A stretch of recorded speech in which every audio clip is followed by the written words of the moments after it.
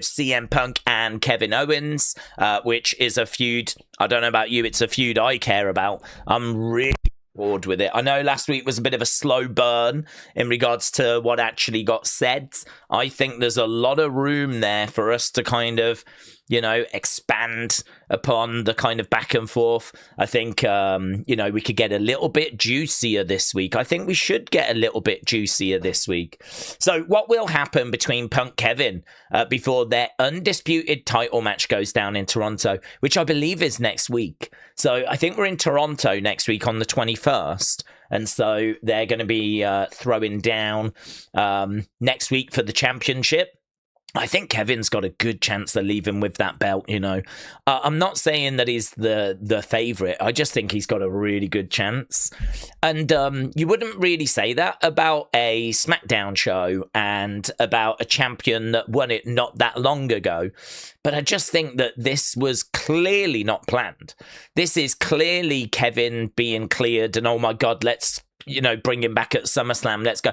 So because it's such a weird situation, it's very hard to read. It makes it very difficult to know which way they're going to go with it. I think you could, you could bang his back, look like he might be done.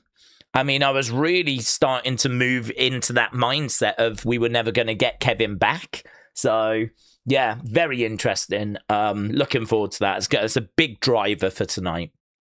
Will Cody finally get his hands on Randy Orton? So we're going to do a little bit more with Randy and Cody. We kind of touched on why Randy did what he did after their match. And, I like the answer. The answer is it's your fault. You told me that I had to get to this dark place. You told me that you wanted the best version of me. You wanted to face the proper me. And so that's what I gave you. And I can't just turn that off. I mean, it might not excuse what he did, but I think it's understandable. I think when you're getting in there with a killer like Randy, who was a killer, the legend killer, and you want that version of him, you want that darkness, you can understand that he's not going to be able to just turn that off as soon as the match ends. So I think we've touched on that. I would like to go a little bit more into their relationship. I'd like to go a little bit deeper. I'd like to hear about Randy's thoughts about Cody and his career and, maybe some stories from back in the day around legacy.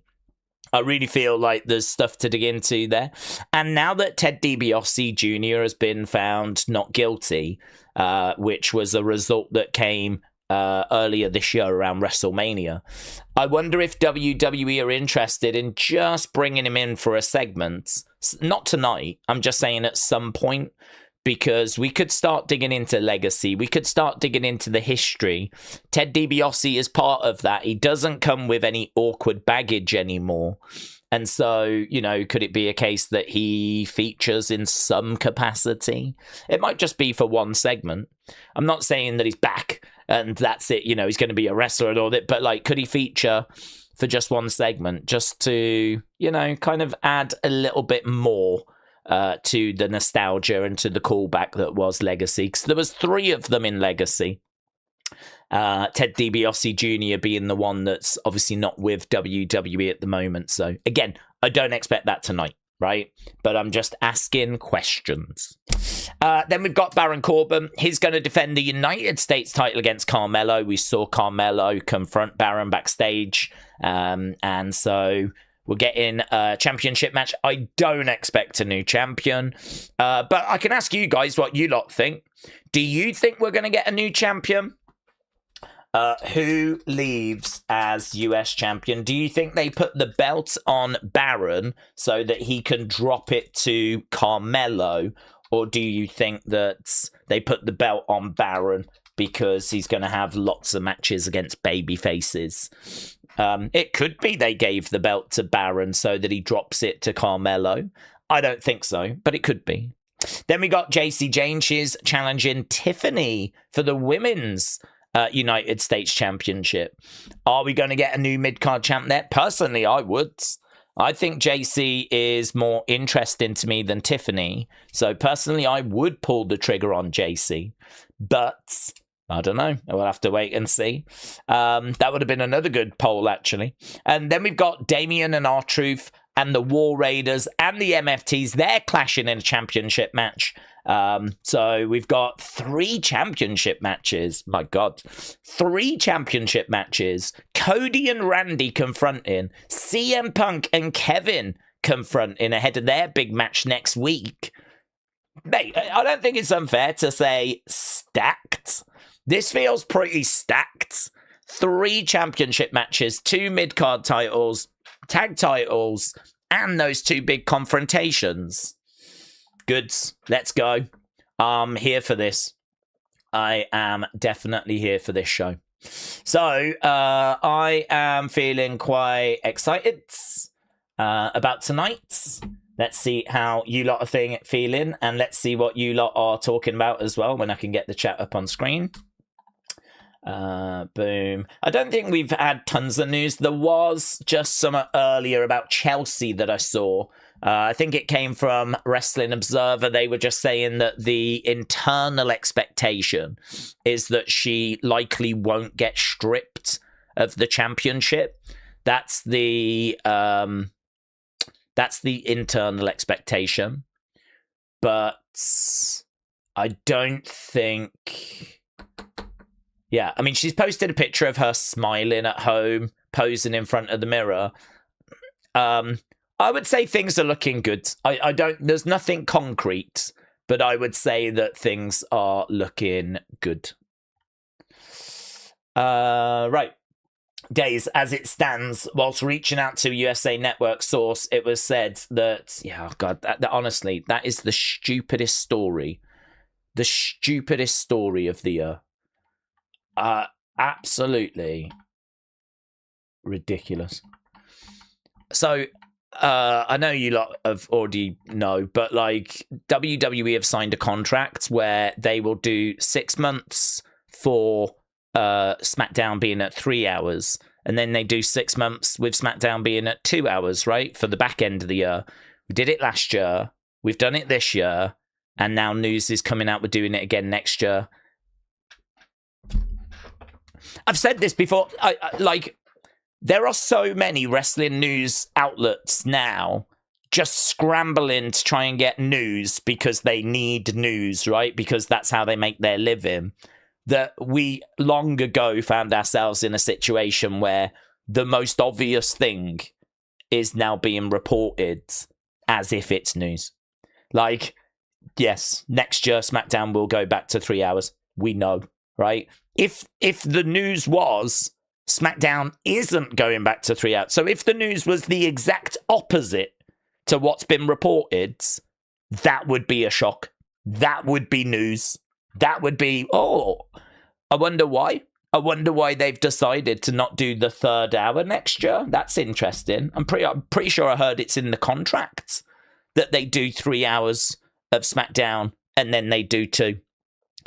So that would have been more interesting. So we are now in a situation where news is being reported that is the obvious, we all know kind of news, as if it's like, guys, breaking news, we've just found this out. We've just found this out. Next year, SmackDown. You know SmackDown next year, not this year, next year, it's going to go back to 3 hours, yeah, for 6 months, just like it did this year, just like it did last year, just like we all knew it was going to anyway. Oh my God. I do not need my feed filled with obvious stuff, you know? I don't need, like, that's just not even news. It's not even news. That's just not news. I should start a company where I just literally report stuff that we already know. Because apparently you can do that these days. Apparently you can just report stuff we already know. Guys, breaking news. I'm hearing that Triple H is expected to stay in his role as head of creative. At the moment, there are no plans for Triple H to be replaced as head of creative. Yeah. That's come from Wrestling Daze News. That's Wrestling Daze News that's reporting that right now. Yeah. Wrestling Daze News report. Guys, I'm hearing word that, like, Kevin Owens and CM Punk are both expected to be on SmackDown tonight. That is coming straight from Wrestling Daze news. That's straight from Wrestling Daze news. It is expected both of them wrestlers will be on the show tonight. Big news. Feel free to share it around. Clip this if you need to. Feel free to share it. We're at the point now where, like, these outlets, these wrestling outlets, will just report the stuff we already know and pass it off as if it's flipping news. What a flipping waste of your time, my time, everyone's flipping time. So, yeah, I thought that was the stupidest thing I'd seen this year. And I've seen a lot of stupid things this year. King Gamer says, Roman is the face of WWE during the most profitable period in history. Is it fair for a conversation to be had about how overrated he is? Could anyone else in his spot has been as big? I don't think anyone else could be as big. I think that we've seen in the past examples where people have tried to replace other people and they failed. So, I think it's a really good question. The whole is Roman overrated, I think, is subjective.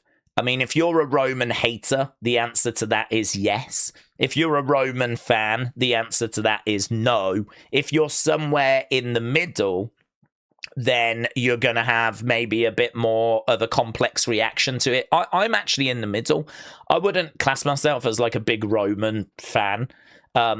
I wouldn't call myself a Roman hater either. Like, I think he has been brilliant for the company. I think that he's had a brilliant career. I think he's been absolutely a positive for WWE. But equally, yeah, the whole big dog thing, I didn't kind of feel. I think that, like, when WWE were trying to push him instead of Daniel Bryan, I found that quite frustrating. Obviously, 2019 was a pretty bad year, and like a lot of the stuff Roman was doing with the dog food and some of that stuff was like, there's moments that I'm like, I'm just not feeling this. I mean, the Bloodline stuff was really good. You did still have people complaining about the amount of outside interference and that Roman can't do it on his own. And that's actually kind of leaning into where Roman is now, where Roman is trying to do it on his own, right? I mean, he got the win over CM Punk at WrestleMania. He got the win against Seth at SummerSlam. Don't believe there was any outside interference in those. Don't think there was in one of the Jacob matches as well. So, I think Roman is trying to kind of right that slight wrong. But, there's just a couple of bits there where, yeah, I can understand some of the criticism against Roman.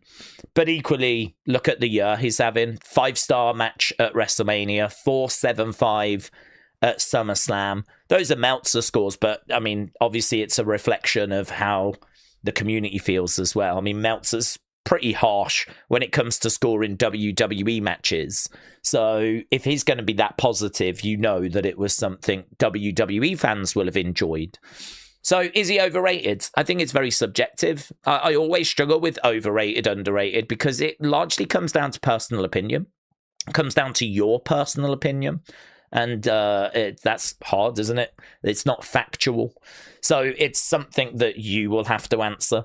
Could someone else be as successful? I would say, again, it's a mixed answer because, yes, someone else could have been as successful as Roman because Roman's not the only big star we've ever had.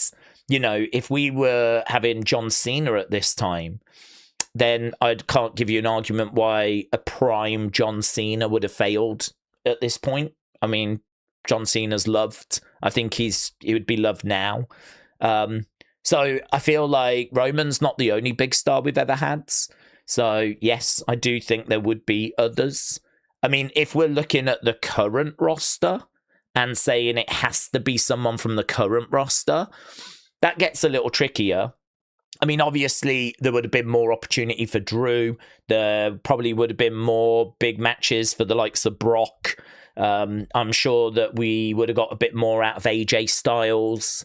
So, there's definitely people that would have benefited if Roman wasn't around. And most notably, that one person that would have benefited the most probably would have been Seth. Seth would have benefited. I'm not sure I could make an argument that Seth would have been as successful as Roman if he was in that position. But Roman definitely isn't the only person that could have succeeded. Like, it was just him. But I think he was the right person at the right time. And if we look back at history, when Hulkamania ended, we really struggled. You know, we tried Lex Luger, we tried Bret Hart, we tried Shawn Michaels, we tried Undertaker, we tried a few different people. Undertaker's amazing in the role that he had, which is just being that aura. You know, you kind of want Undertaker on a card along with a champion, really, because people love Undertaker. And if he's got the belt and he's at the top of the card, you're sort of putting all your eggs in one basket to a degree. Do you know what I mean? Like, Undertaker is just such a big presence. He's kind of larger than the belt in many ways, that if you actually put him in the main events, like, I don't know, it just felt better when he was separate and you had your champion and you had Undertaker and you had two things on the card. And of course your mid-card titles as well, your tag titles and everything, and then you could fill your card out, right? So I feel like we tried Undertaker, and Undertaker might have worked, but it was just always better when he was the attraction, you know? It just didn't work as well, him being champion, I never found.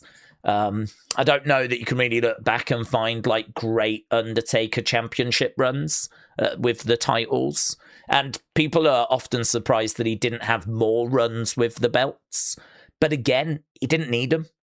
He had the streak. I mean, the streak was bigger than the championship. There was many years at WrestleMania where I was more excited about the Undertaker streak match than I was anything else. Which, I mean, more than the championship, more than whoever was main eventing, I cared about the Undertaker. And I was not alone. That was normal, that people cared about the Undertaker's match and the streak, and would this be the year that it would end? Because you get championship matches all the time. The WrestleMania streak was once a year, and it was special. So that kind of, you know, sums up the Undertaker character. It was an attraction. It was special. So we struggled to replace Hogan. And, you know, we've seen it as well, where when Bruno stopped being champion, we struggled to replace Bruno. We went with Pedro Morales and it wasn't as successful. So I think replacing Roman is going to be very difficult. And we could be going through a period where it's going to be a little bit bumpy. I think Oba's interesting. Oba feels like he could be that next big face for the company. Doesn't mean it's going to quite work out that way, though, because who knows what's going to happen? You know, I don't know. You know, Brock Lesnar kind of felt that way when he came along, as we were like moving out of the Attitude Era. You know, he was known as the next big thing. And of course, you know, he'd end up leaving after a couple of years and he'd go off to do UFC. And I don't know. Who can say what's going to happen with Oba? Who's going to say, you know, maybe Hollywood grabs Oba and we don't get him as much as what we would like to get him. And perhaps he becomes more of an attraction like Undertaker or like Brock. You know, he kind of is around, but he's not around all the time. And so we sort of need another face of the company whilst he's not around, you know. So, yeah, I think it's an interesting one. I think the is he overrated is always hard to answer. That's subjective. That comes down to personal opinion. When it comes down to could someone else have done the role, answer yes. I think finding that person on the roster throughout the late 2010s going into 2020s would have been a little bit tricky, but I think you would have tried a few different people. You would have found someone. Seth being the most likely, Brock being the most likely.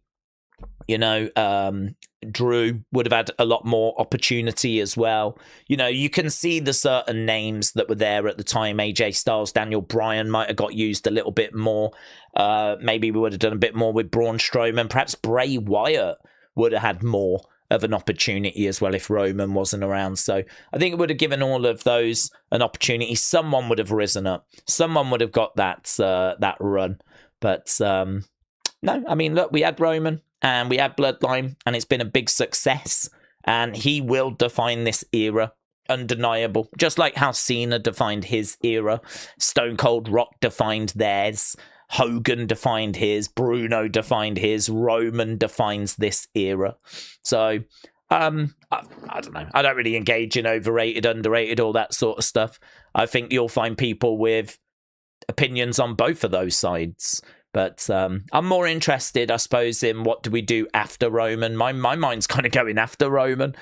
It might be a bit early to be saying that, but I don't know. I feel like he's pretty much done a lot of what he can do. I think the only thing Roman's missing now is big matches, seriously big matches. You know, his match with Oba could be a real defining match in Roman's career.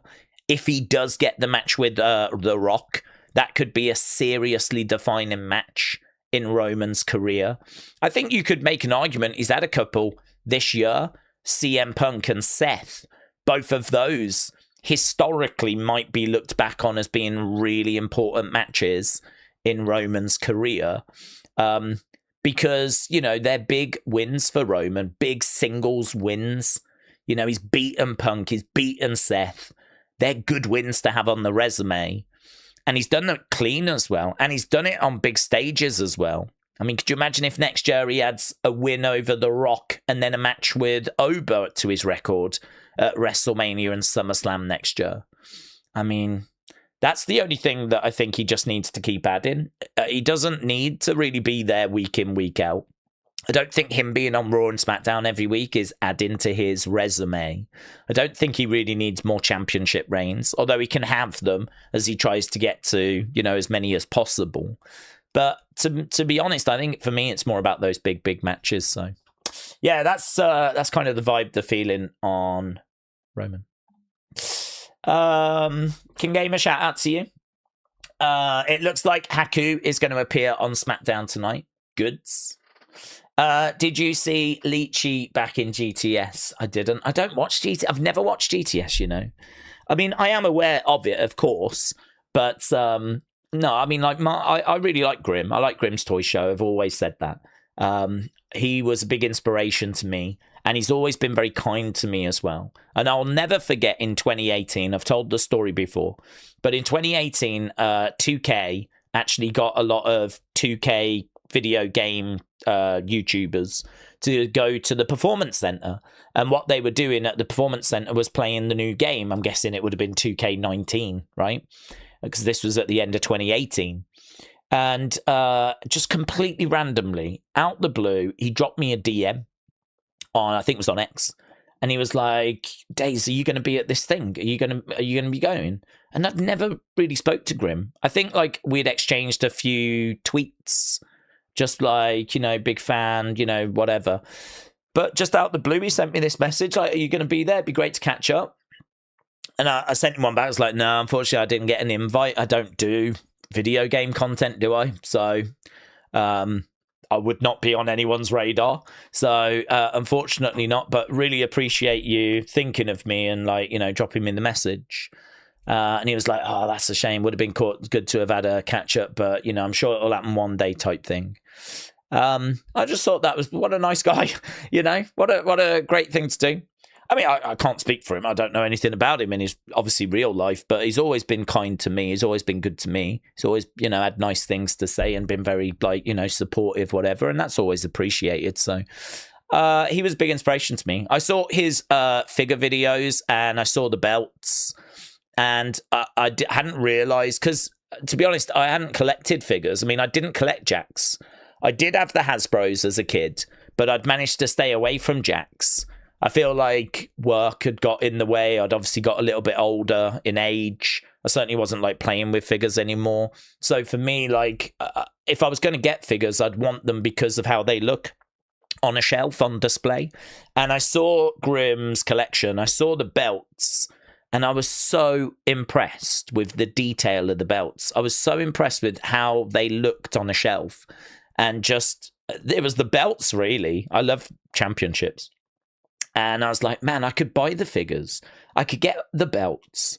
And I not only would have like a nice figure collection, but imagine them all with belts. A whole glass cabinet just with belts. Wrestlers with different belts. You know, there's Winged Eagle, there's Big Gold, there's the Oval Intercontinental Championship. There's the tag titles. There's the first Intercontinental, and just like that in it. And I was like, I'm gonna do that, and that is what inspired me to go out and start getting figures, which then inspired me to start doing toy hunts, figure reviews, which, you know, took the channel from nothing to, you know, where it is now.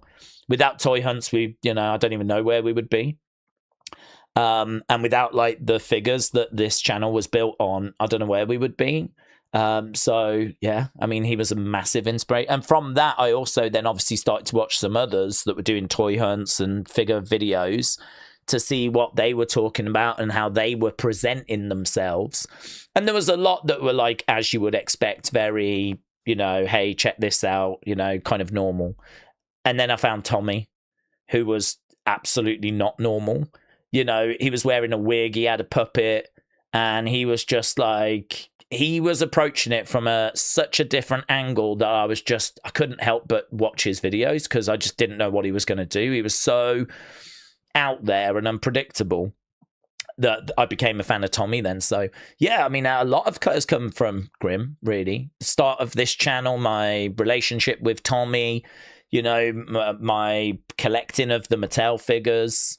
I owe him a lot. I mean, so I got nothing but love for Grandpa Grim, as I like to call him.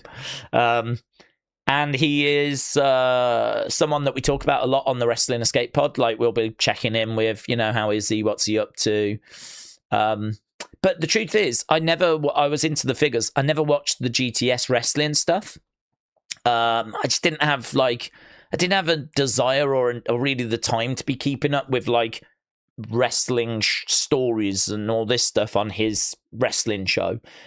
I think it's different jumping in and just looking at a figure review or looking at a collection video where it's a lot more like less committed. So yeah, that's kind of how I watch Grim. So yeah, I wish him all the best. I hope that GTS is going to be continue to be a success. We found out yesterday that they're asking for old GTS people to go back. Tommy was one. He was in an old GTS. I was encouraging him to go back. So I might keep putting that pressure on, actually. So yeah, get in touch with Grim. Mention Tommy Toy Travel. I was never on GTS. I'm not in America. So I mean, it's not really any good for me, but Tommy is. Tommy's in America. I don't think he's that far away. He was on the show before. I think it'd be really fun if Tommy popped up again on GTS. It'd be great for our community. But yeah, good. I hope he's good. I hope he's well. Nothing but good things to say about Grim. Harry said, Daze, could this be the time that we do the Punk heel turn? Could be. Kevin has returned, and it seems like he's the crowd favourite. That's probably understandable, isn't it? Because he was so close to losing his career that I think it's probably understandable that he's going to be the fan favourite. It could be just a pulling of a trigger. Yeah, I think that we are looking at potentially a CM Punk turn. I mean, we've got a lot of baby faces. I know that we've got Randy back now, which is obviously really good. We're missing Drew. Kevin's come back, but he's come back as babyface. I don't think he's going to turn. Yeah, I think there is room there for CM Punk to turn. I think there's definitely room. I think that would actually be really interesting. And we know that Punk doesn't really give a damn about, like, you know, the fans, whatever. He cares about his fans, but I'm not saying he doesn't care about his fans. But we know that, as he said, he's back for money. He's not back to make friends. He's back for, you know, adding to his legacy, his resume, and making money. And he's an excellent heel. He's been a heel before. He's been an excellent heel. I think he'd be very believable if he went back to that. So, yeah, Harry, I think it's possible. I can't say it's going to happen because, you know, I'm not the one in charge of making the decision. But could we do it? I can't give you a reason as to why we wouldn't. Matteo said, Daze, big Smackdown tonight. 3 title matches with Cody, Randy, Punk, KO. What do we think we get from Tatum and Alexa Bliss tonight? Well, I mean, there's no word of anything in regards to a preview. I don't need a match or anything. I just need a bit of information. That's all I need tonight. I would just like to know what the relationship is, because I can't be the only one that finds the relationship a little bit strange, in the sense of, I get Tatum with Alexa, but I need to know what their relationship is. I mean, Tatum and Alexa both being like, you know, darker characters, you can sort of understand them having something in common, and you could sort of understand them being friends. But I've not seen any evidence of a friendship. I'm sure there are things that have played out on social media or away from NXT. I'm sure there are things, right? If you are like a diehard fan of them. But 99.9% of us don't know how we've got here, right? So I would like that. That's not too hard to understand. I just need, you know, how long have you been friends for? What has kind of drawn you two together? Are you kind of, what's the plan? Is there a plan? Like, I need that. Charlotte's really interesting because, I mean, Alexa with Charlotte has not been dark. They've just been friends. You know, they've just been like normal, really, you know. I can't say that Alexa's really shown any darkness. Now that Tatum's here, I think she's going to show darkness. And Tatum's definitely going to show a darkness.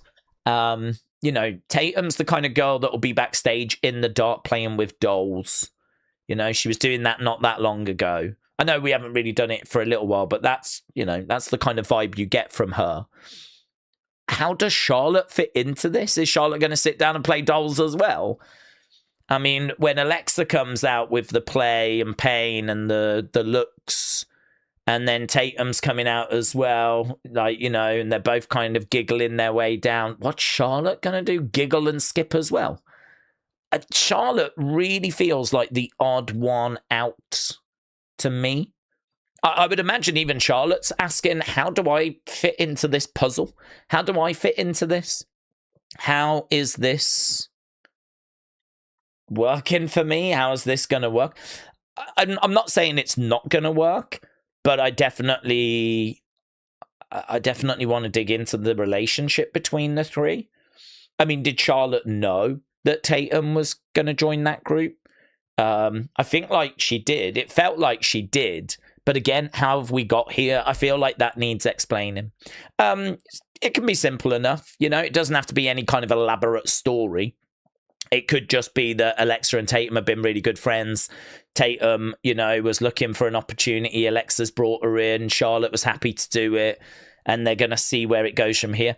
It's a bit of a dull answer if that's what we get, but that's the kind of, I need to just flesh that out. I need to understand how the relationship is between the three of them, you know. I need that a bit more than just a match, really, now, because is this a faction? Have they got a faction name? What if there is a faction name? Like, what is it? And what's the vibe of the group? And how does Charlotte fit into that vibe? These are the questions that I've got. So, I mean, it's something I'm really looking forward to getting some answers on, actually. So, but I think a lot of people could understand Tatum joining up with Alexa. That's not like a big mind blower, is it? But how does Charlotte fit in? Hannah said Daze with GTS. I think Grimm's on a roll. He's had the most world title reigns at 100. But then again, he has booked it himself. In WWE, should wrestlers who book themselves to win WWE titles count? Yeah, but who's booking themselves? No one's booking themselves. The only person that was booking themselves was Vince. I mean, when Vince was in charge, there ain't no one telling Vince what to book. I mean, you know, he was having big falling outs with all of his top stars over creative. You know, if Vince was very power hungry and very controlling. And I mean, don't forget, Vince bought the company from his dad in, what was it, 83? And so from that moment, he then brings in everyone. You know, Hogan got brought in, Undertaker was brought in, Roddy Piper was brought in. You know, the actual people that he inherited wasn't really that long of a list of people. You know, his champion when he took over was Bob Backlund. And, you know, quite quickly he makes the decision, I'm not carrying on with Bob. I'm going to change to Hogan. And so the belt goes on Hogan in like January of 84. So a lot of people get brought in, and it's all to be within Vince's vision. Vince has got this plan, this vision of what he wants. And, you know, he knows he wants to build to WrestleMania, and he knows that he wants to build from there. So I really don't know who is going up to Vince and telling Vince that they're having a title run and all this, because Vince would just tell them where to go. Vince was the old man that had the final say. So yeah, I with Vince's run, I mean, you could say like Vince booked himself to get the win. Should that count? I don't think it really matters, does it? Because I mean, he didn't win the championship that much. So for him, like, yeah, you're gonna get that. You're gonna get that in all companies. Someone's got to book every company, and so I don't think it's worth getting into the weeds of saying, oh, the Vince one doesn't count because he booked it himself, to put it on himself. I mean, I would say if Vince had booked himself to win the world title 20 times and he was the current, I think there would be people that would have a problem with that. But because that's not where we are, I just don't think it's even a talking point. In regards to Triple H, I think Triple H has got a little bit more of a open door policy where he's going to listen to the talent and kind of work with them a little bit more, but still at the end of the day he's going to have a final say as to what he wants to do. You know, every person that wins means that someone loses, and they're obviously not going to be happy about it. So no, I would struggle to find loads of examples, or even, you know, a handful of examples where someone is booking themselves to get wins in WWE. I mean, it would happen a fair bit in WCW where they had that sort of creative control. But I don't think that you're seeing much examples of it in WWE. The machine is just so big. And, you know, there's one person that gets that final say. It was Vince. Now it's Triple H. And as a result, don't think there's anything that needs to be excluded. Connor said, are we looking forward to Solo stepping up to Roman on Raw on Monday? I'm looking forward to the segment, yes. I'm looking forward to the segment because I'm not sure how it's going to play. Again, he could join, and I know there's people worried about it. If he does join, I'm not worried about it because, as I said the other day on one of the streams, I think Bloodline was successful because it had a comedy element. That comedy element was Sammy. I think they have now got Solo in a really fun comedy bit where he's kind of making fun of his brothers, and I think there's humor there. It's not just the pew pew. You know, that's him making fun of the warning shot thing, but I mean, he's also mocked yeeting as well. And really, I think we can all sympathize, like a younger sibling making fun of an older sibling, you know, a younger brother making fun of an older brother, or a younger sister making fun of, you know, kind of brothers, sisters, that relationship, and the kind of mocking that goes on in that relationship. I think there's a lot of humor that can be extracted there with Solo being around Jimmy and Jay and making fun of them. There is a really good argument that actually it would be in his best interest to go into Bloodline because that keeps him around them more, and that is where the humor can be found. I mean, he can mock other people as well. It doesn't just have to be Jimmy and Jay, but I think the fact that they're brothers and relatives is just giving it a very relatable aspect for any of us that have got brothers and sisters. I've got a brother, and I can see, you know, recognize moments where he's made fun of me, I've made fun of him. So I think Bloodline is missing a little bit of comedy. I think the aggression in Bloodline doesn't have anything to contrast against. If you're in Bloodline and you're just being aggressive all the time, you need a bit of light with the shade. You need something to sort of contrast against it, and that's what Sammy brought, the humor, and it worked. And we don't have that right now, and Solo could be that, and he would be around Jimmy and Jay, and he would stay babyface. He'd still be goofing around doing the stuff we love him, but it might just make Bloodline feel a bit better.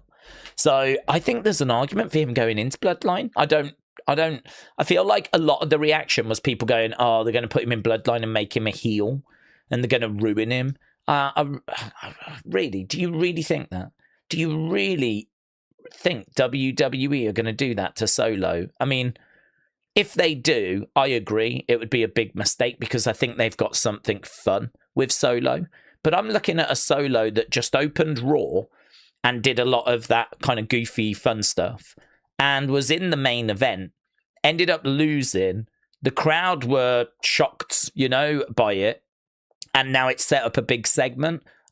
Everything is saying to me that WWE know what they've got with Solo. You don't have him open and close an episode of Raw if you don't know what you've got with him. So I feel really comfortable that they have got a plan and they know what they've got with Solo. They know how he's managed to get over in these past few weeks in particular.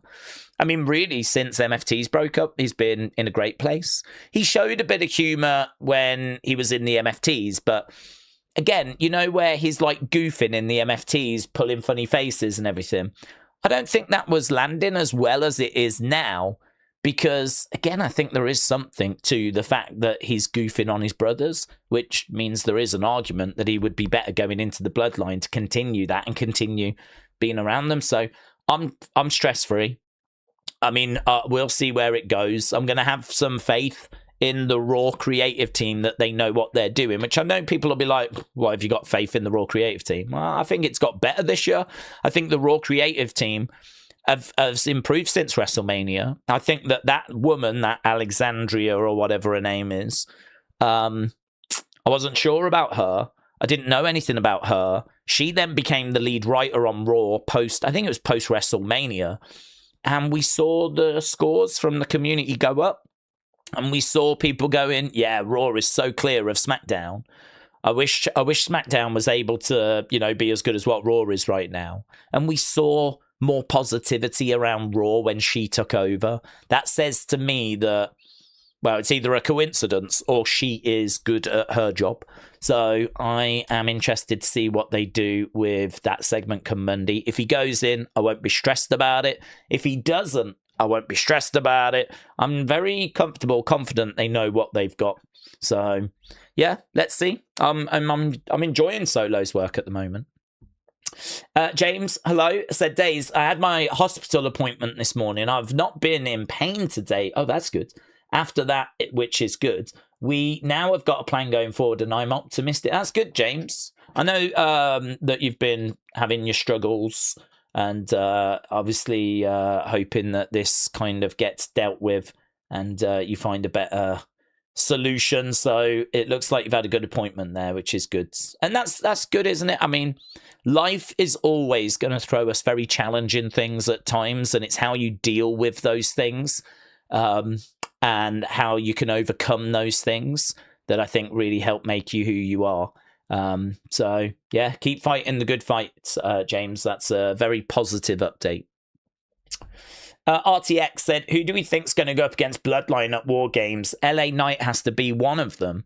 Yeah, I mean, a lot is going to depend if Solo goes into Bloodline, isn't it? If Solo goes into Bloodline, then that gives them the 5, because it would be Roman, Solo, Jacob, Usos. That would be the 5. So, I mean, it would make sense in that regard.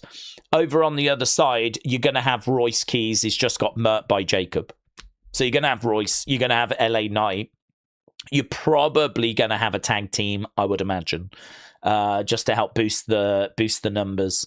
But yeah, you're just looking at baby faces, aren't you? I mean, it's probably just going to be a gathering of baby faces. I wouldn't be shocked, if it turns out to be like LA Knight, Royce Keys. Then we get someone like, say, I don't know if MFTs are going to be baby faces or not. I'm not sure, right? But like, because of their history with Solo, if they're baby faces, that could be interesting. Or Street Profits would be good, because I think they're, just a great tag team. And I think very likable. I think they could definitely get into it with the Usos. And then as a result, find themselves joining up with LA Knight and Royce Keys. Not too worried about the tag team element. I think the big thing is Oba. I think Oba's in. I think Ober's the fifth man. And I think that you are planting the seed for Roman Ober. I mean, what you want at Survivor Series is you want it to feel like a can't miss show. And I think one of the ways that you can do that is by having a fifth person, a fifth member, a mystery person sort of lined up by LA Knight. LA Knight being the leader of the opposition at War Games. And I think that, you know, he's got 4 people. He's a man down. He needs a fifth member. On that final go-home show, I can see him announcing his fifth member, and out comes Obafemi. Out comes the ruler. Comes down, stands alongside, stares, glares at Roman Reigns, who's stood in the middle of the ring. And all of a sudden, then you've got less than a week of people going, oh my God, we're going to get Roman Ober finally going at it, locked inside War Games. That is going to be unmissable. Granted, it's not for the title. It's just an appetizer, just to get the juices flowing. But we're actually going to see these two going at it. We're going to see, you know, who comes out on top. Is Ober going to be throwing Roman around, getting the better of him? Or is Roman going to be able to stand up and actually take what Ober's throwing at him and throw some back? And, you know, is Ober down thanks to some spears and Superman punches? Is Roman down thanks to the fall from grace and getting chucked around by the ruler? Just kind of sets a few things up there. So I think the big one for me will be Ober. I can't really give you a reason as to why we wouldn't put him in. I know there are people that have said they don't want Ober in. I don't really feel that way. I feel like I'd put him in. I'd put him in because I think the biggest thing that you can do next year, if we don't have the Rock match, is Roman Ober. Obviously, we don't really have the show to do it this year now. You know, you're not going to do it at Money. I don't think you're doing it at Survivor Series, because really Survivor Series is about the War Games matches. There's 2 of them, and then there's only another couple of matches in between. I mean, it tends to be that we do women's War Games, then we do a couple of singles matches, normally for mid-card belts, maybe a world title match in there, like, you know, of maybe the champ that's not in the War Games match. But if it's going to be Bloodline, and I think it is, that says Roman is going to be in War Games. So you're not going to do Roman Ober at Survivor Series for the championship, right? Because really the War Games matches are going to take the focus. So it could be that it's, I don't know, flipping Tiffany defending her belt against someone if she's a mid-card champ, and then CM Punk defends his belt, right? And then we have the 2 War Games matches. Why not have Roman Ober inside the cage actually just being that little appetizer? I mean, we've done it before. Do you remember when we were building to Ultimate Warrior against Hulk Hogan? And at Royal Rumble 1990, we actually had a little moment where Warrior and Hogan were face-to-face in the Rumble. And they did that because they wanted to see how the crowd would react. And so there was a little moment during the Rumble where we had both of them kind of, you know, face-to-face. And it was, you know, it got decent reaction. And so we end up going to Mania. We end up doing the match. I don't think we necessarily need to do this to gauge the reaction. I think we already know the reaction. But there are examples historically where we will put 2 people that are going to face off at Mania, like in the ring against each other, be it at the Rumble or here, like we could do at Survivor Series, just to sort of get the juices flowing. So, yeah, I think for me, Ober would be the big mystery final person that will join that team. Royce, LA Knight, and then, well, you know, another couple of names that you can chuck in. I mean, it could be an Elia, it could be a Carmelo or a Trick, or, you know, it could be a number of people. But I wouldn't be down on a tag team, because I think the Usos could get into a little feud with a team. They are a tag team after all. So, I mean, they could get into it with a tag team. That tag team can then find their way onto LA Knight's side. So, I don't know. Something in there. Connor said, apparently WWE have announced a dark match on SmackDown, Cody and Ober against Braun and Theory for the World Tag titles. Yeah, I mean, it's not important, is it? We're not going to see those belts change. It's just a dark match thing. So, It's just like a house show match. Ronnie said, I hope all is well. What's the point of Oba winning King of the Ring so that he can have a title match when he wants? But he keeps being dragged in like it's Money in the Bank. It's just been wasted, said Ronnie. Yeah, it's a good question that about Oba seemingly forfeiting his championship opportunity. I think that they wanted, I mean, I suppose in a way they were caught between a rock and a hard place, because I think they want to give Oba momentum and they want him to have wins and big wins, and they want him to show his dominance. So, for example, you put him in King of the Ring. Personally, I think it would have made sense for him to have been eliminated by Brock rather than win King of the Ring. I don't think he necessarily needed to win it. I don't think by winning it, it's really given him any sort of boost. You know, he's the winner of King of the Ring, but as you said, he hasn't really claimed the prize, and the prize is that you fight for the title at SummerSlam. And obviously he decided to forfeit that. I mean, we weren't sure if he had just abandoned it or to face Brock, or if they were going to just allow him to, you know, go after the title further down the road. It seems now like it's been abandoned, doesn't it? It doesn't, there's been no conversation of him going up to Adam Pearce saying, can I have my championship opportunity now? And I'm in agreement. Look, I think it's stupid. I'm in agreement because I think WWE have a winner there of a tournament, and the prize is they get the shot at SummerSlam. Instead, he's gone, let's not worry about that now. There's another big match that we can do instead.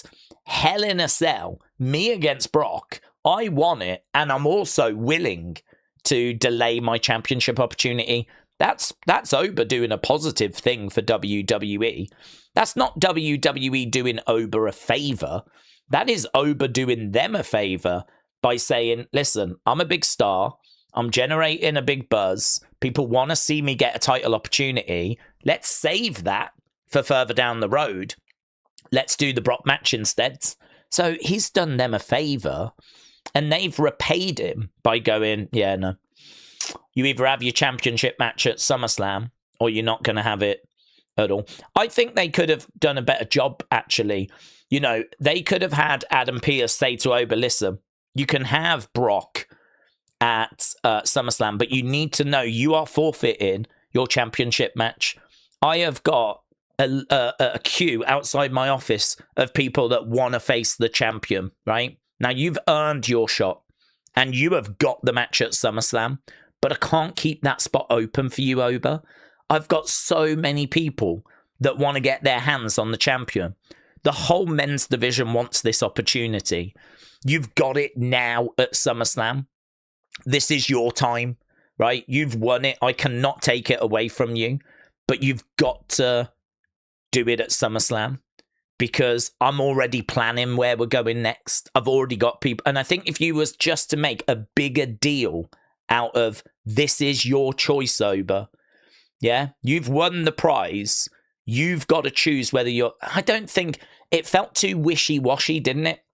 I did not come away from those conversations with a very clear impression as to whether Oba had actually forfeited the title opportunity or not. I still was unsure if after SummerSlam he was going to get his title shot.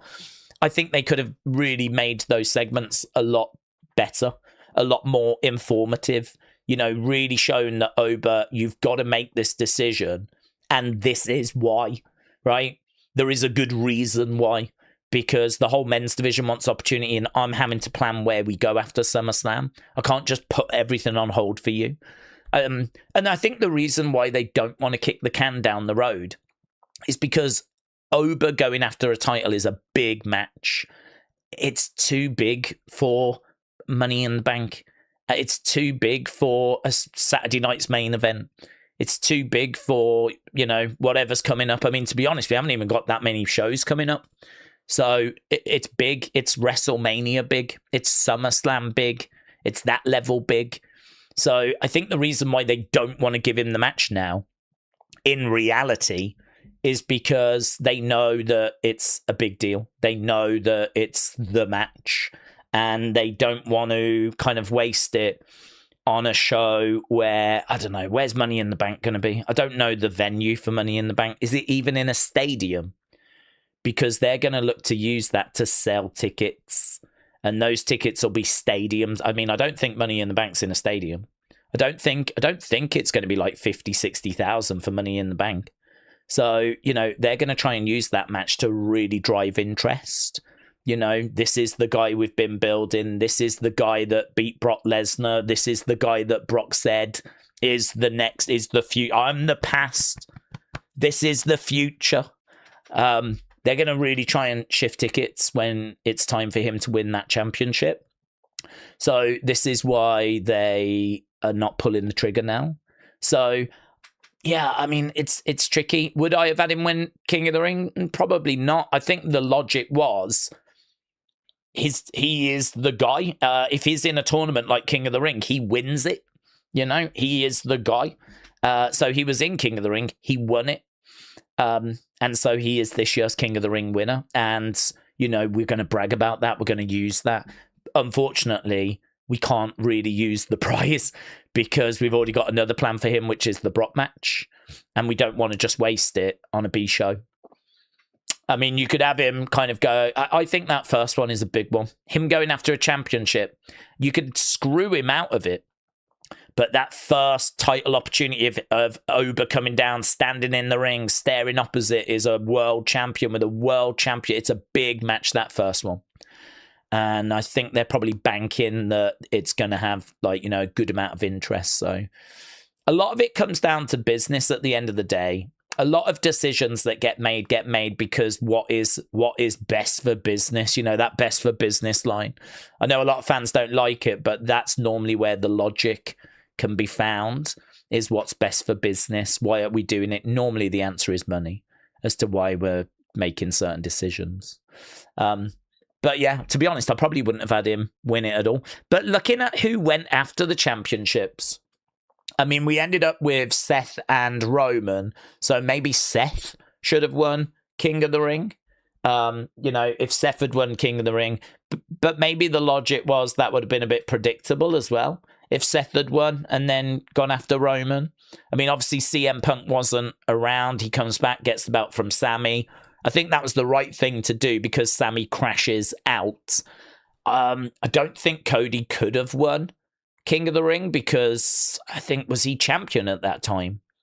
So he wouldn't have even been in the tournament to have won the tournament. So I think the only person, if you wanted the same match card, that could have been in it, and I think was in it actually, would have been Seth. So I think if Oba hadn't won, I think Seth would have had to have won. That would have then got him to the match with Roman.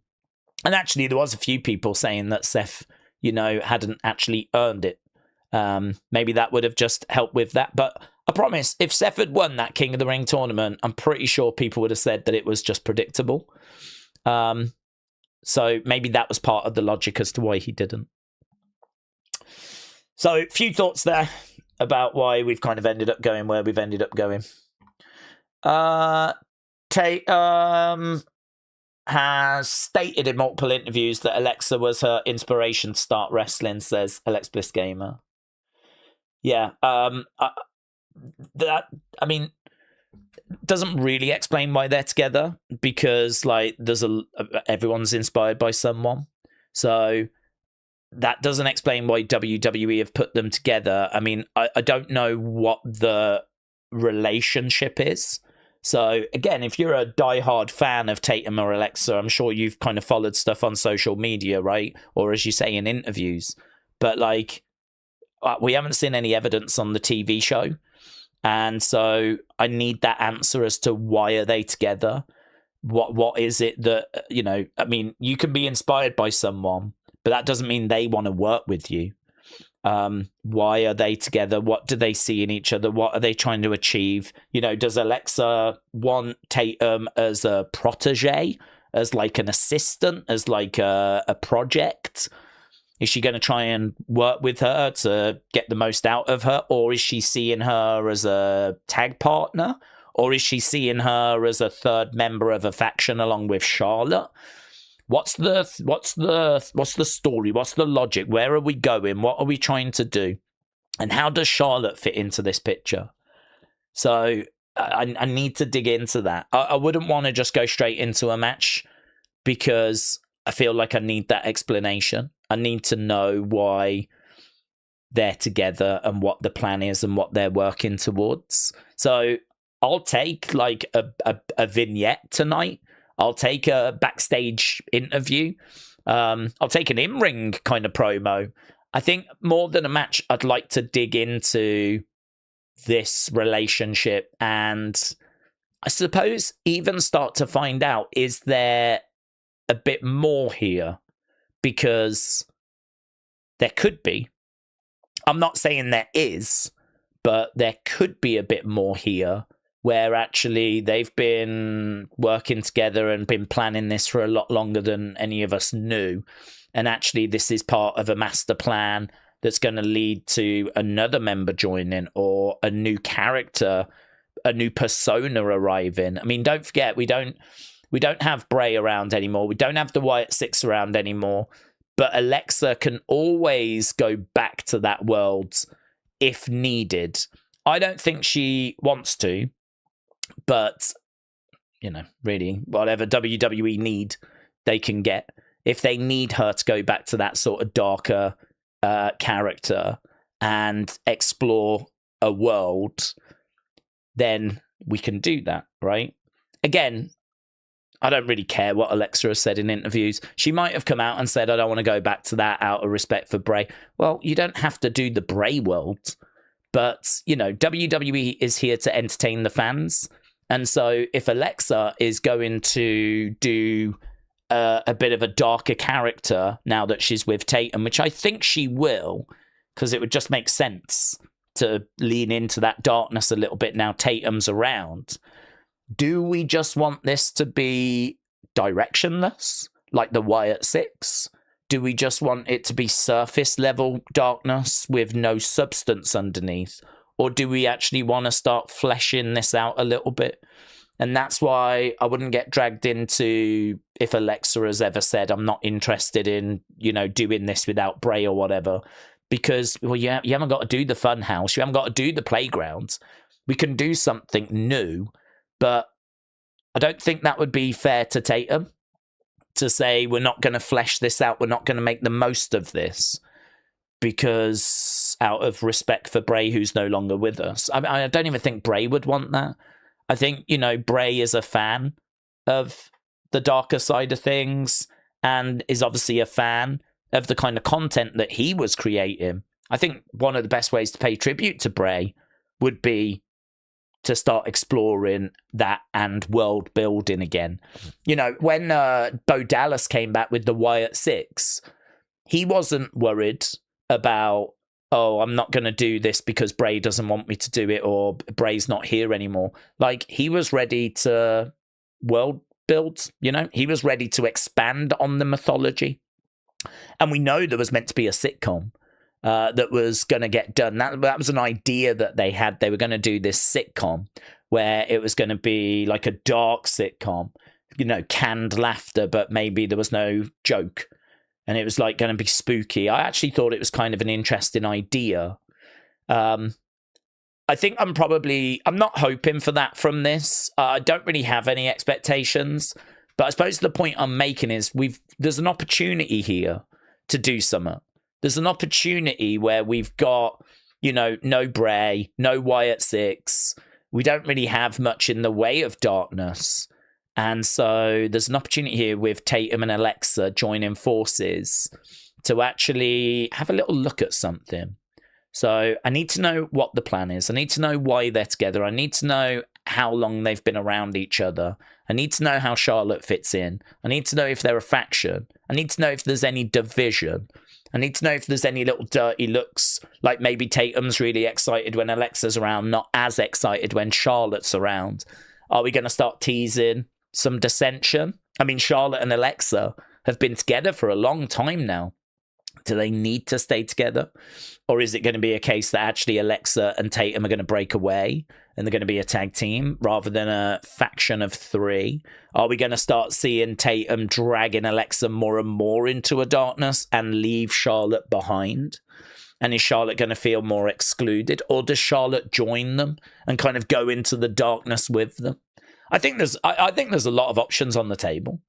I would, if I was like booking them or producing them or working with them, I would really want them to keep an open mind to as much as possible, because I think there's a real opportunity there to do something that's maybe not being provided at the moment, because there just isn't really much in the way of darkness, and this could be what ticks that box.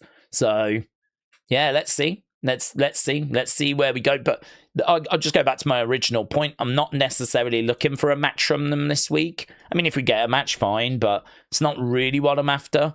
I think there's a lot of questions. There's a lot of stuff that I think we could get answers to.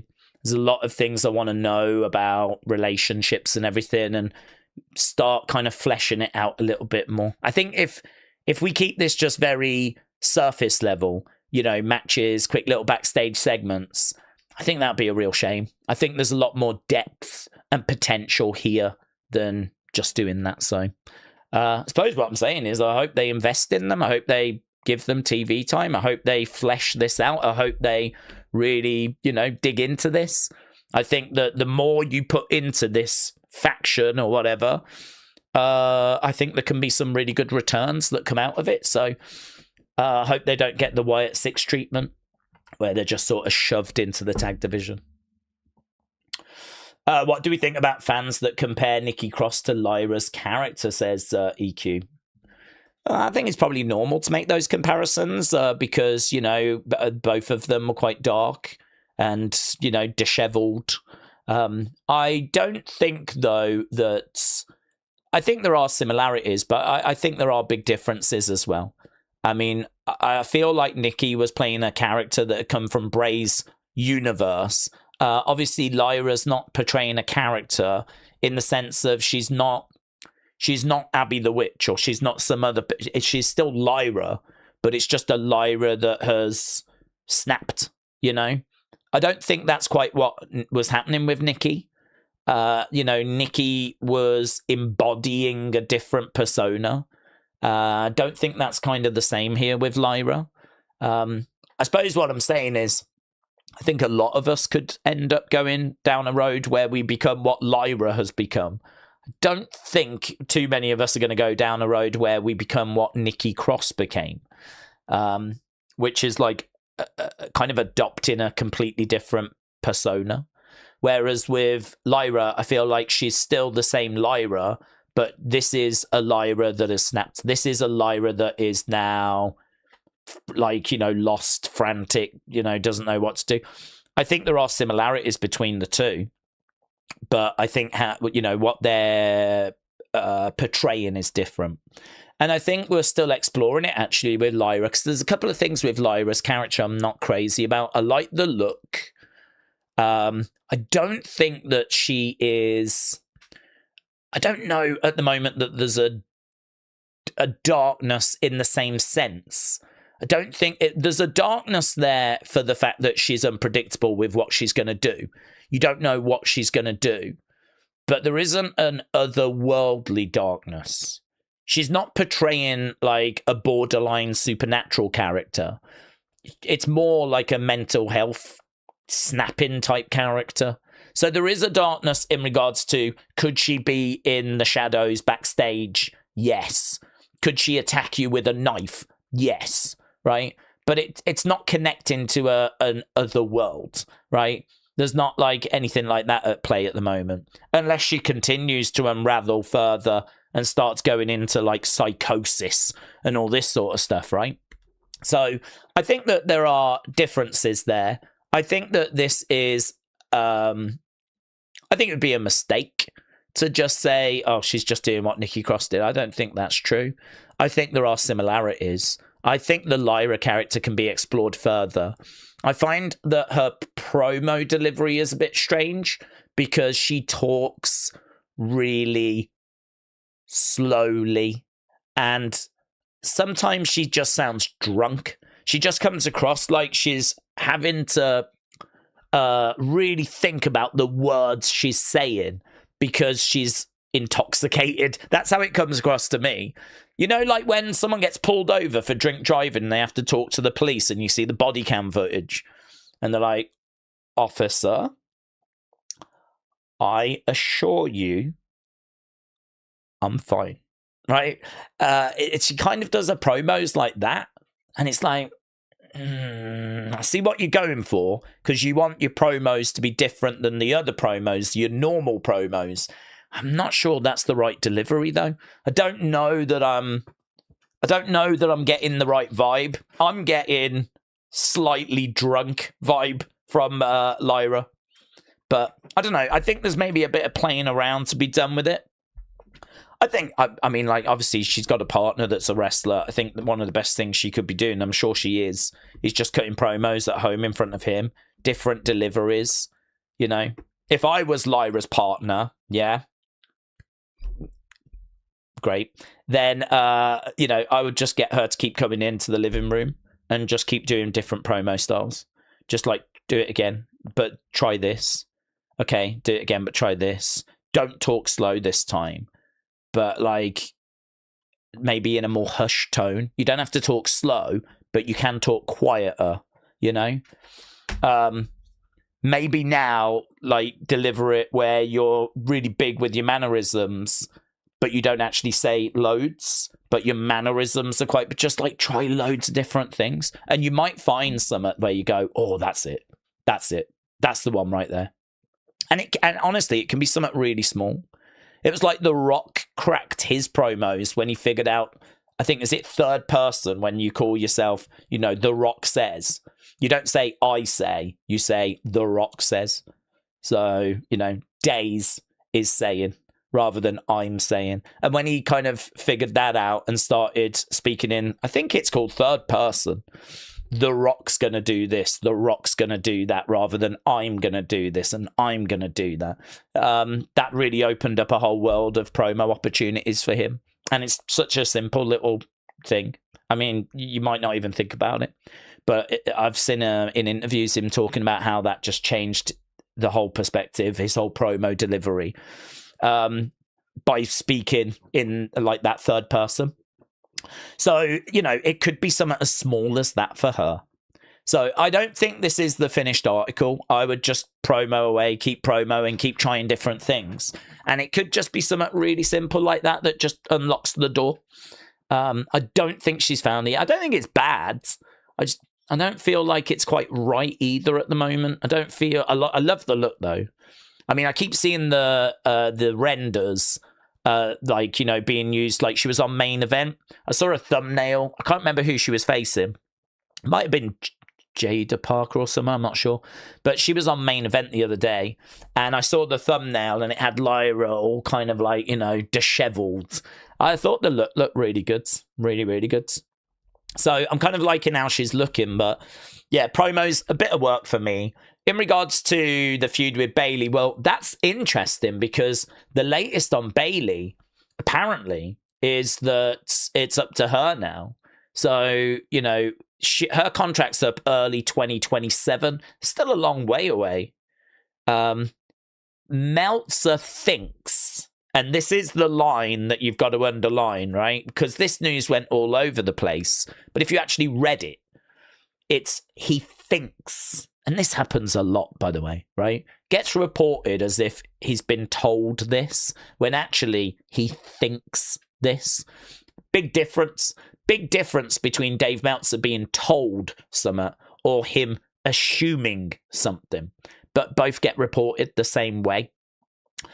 So he said he thinks that Bayley is in a situation where she's written off TV now. And if she signs a deal, she'll be back. And if she doesn't, then obviously she won't be back. I don't know that's true. I have absolutely no idea.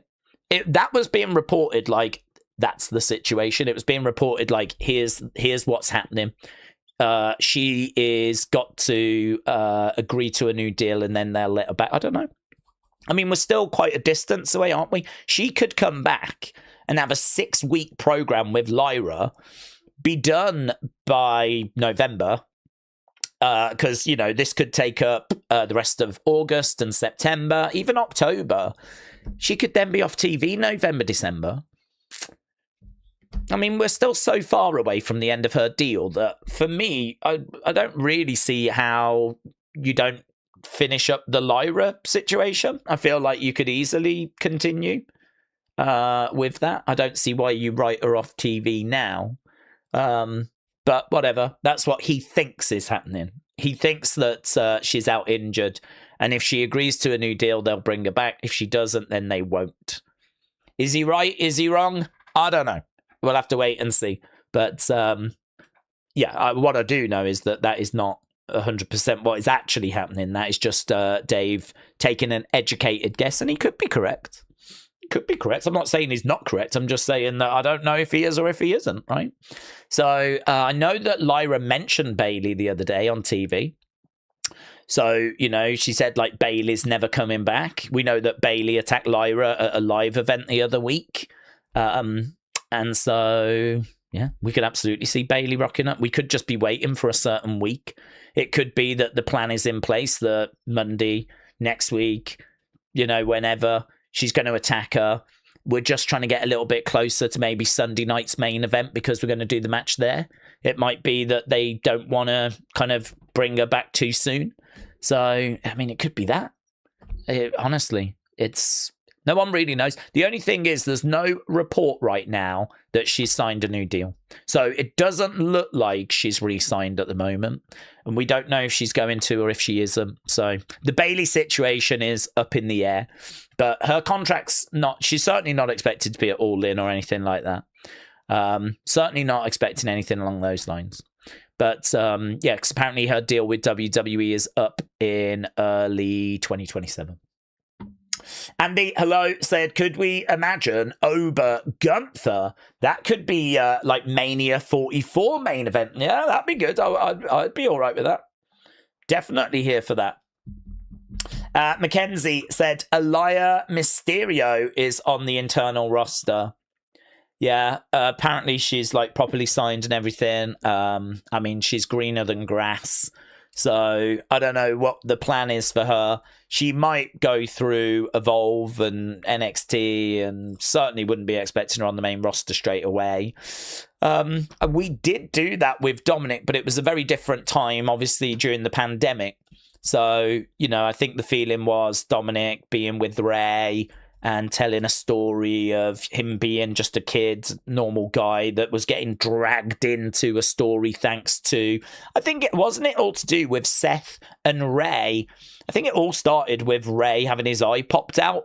Do you remember all of that? And then ultimately we get to Dominic's first match, which was him and Seth at SummerSlam in 2020. So a very different time, and obviously he could then team with his dad and all this kind of stuff. Obviously a little bit different now with Aliyah, and the fact that, well, she's a girl. It's going to be harder for her to team with the dad. We could do mixed tag matches, of course, but we don't do them that often, do we? We do have those AAA titles. Ray being the GM as well.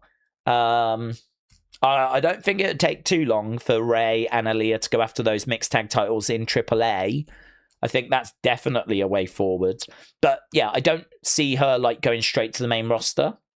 I could see her being like Evolve, NXT, AAA, certainly working with the dad in AAA. I could absolutely see that.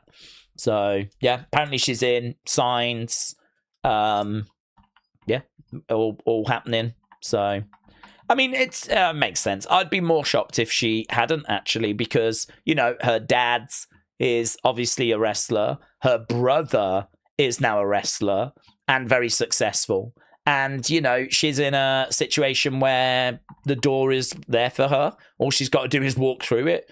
I mean, so easy to say, I'll give this a go. Doesn't mean that it's going to work. Doesn't mean that she's going to stick with it. But, you know, she absolutely could at least give it a go. So yeah, I think wishing her the best. And it's going to be difficult, isn't it? The women's division is sick. I mean, she is going to have to try and compete against, you know, Kendall Gray, La Catalina. You know, you've got those fantastic women on the main roster. That's, you know, your Rhea Ripley's, your Stephanies, your Julias. You know, I mean, when Jordan Grace and Julia and people like that are struggling to get TV time on the main roster because it's stacked. And then you look down in NXT, you got Callie Armstrong, you got Kendall Gray, Lola Vice is around, you know, Kalani Jordan. Obviously, we've got new women that have come in, Raina Volcan, who has got people excited. Micah as well, strong, powerful. I haven't seen her wrestle yet, but, you know, she's definitely bringing size. They've already positioned her as being someone that can chuck the guys around. So I think they're really positioning her as, like, you know, a monster. So, I mean, it's going to be hard for Aaliyah to stand out. She is the daughter of Rey Mysterio. That's obviously going to be a big helping hand. But, yeah, this is why I push back on the criticism of Charlotte, because I've seen a lot of great Charlotte matches. A lot, certainly at WrestleMania, where she's faced Rhea and she's faced Becky and Ronda and just, you know, various different people at, like, big shows. And, you know, she had great matches with the likes of Sasha as well. You know, she's got a good resume of really, really good matches against different opponents. Like, she can walk the walk. She is, I know she's been given a lot and she's had a lot of world titles, but she has delivered great matches throughout that time. So being someone's daughter can get you through the door, but you're going to have to walk the walk. And I think Charlotte has. I think Charlotte gave Ronda her best matches. I think the match with Becky at that first Evolution was really, really good. Really good.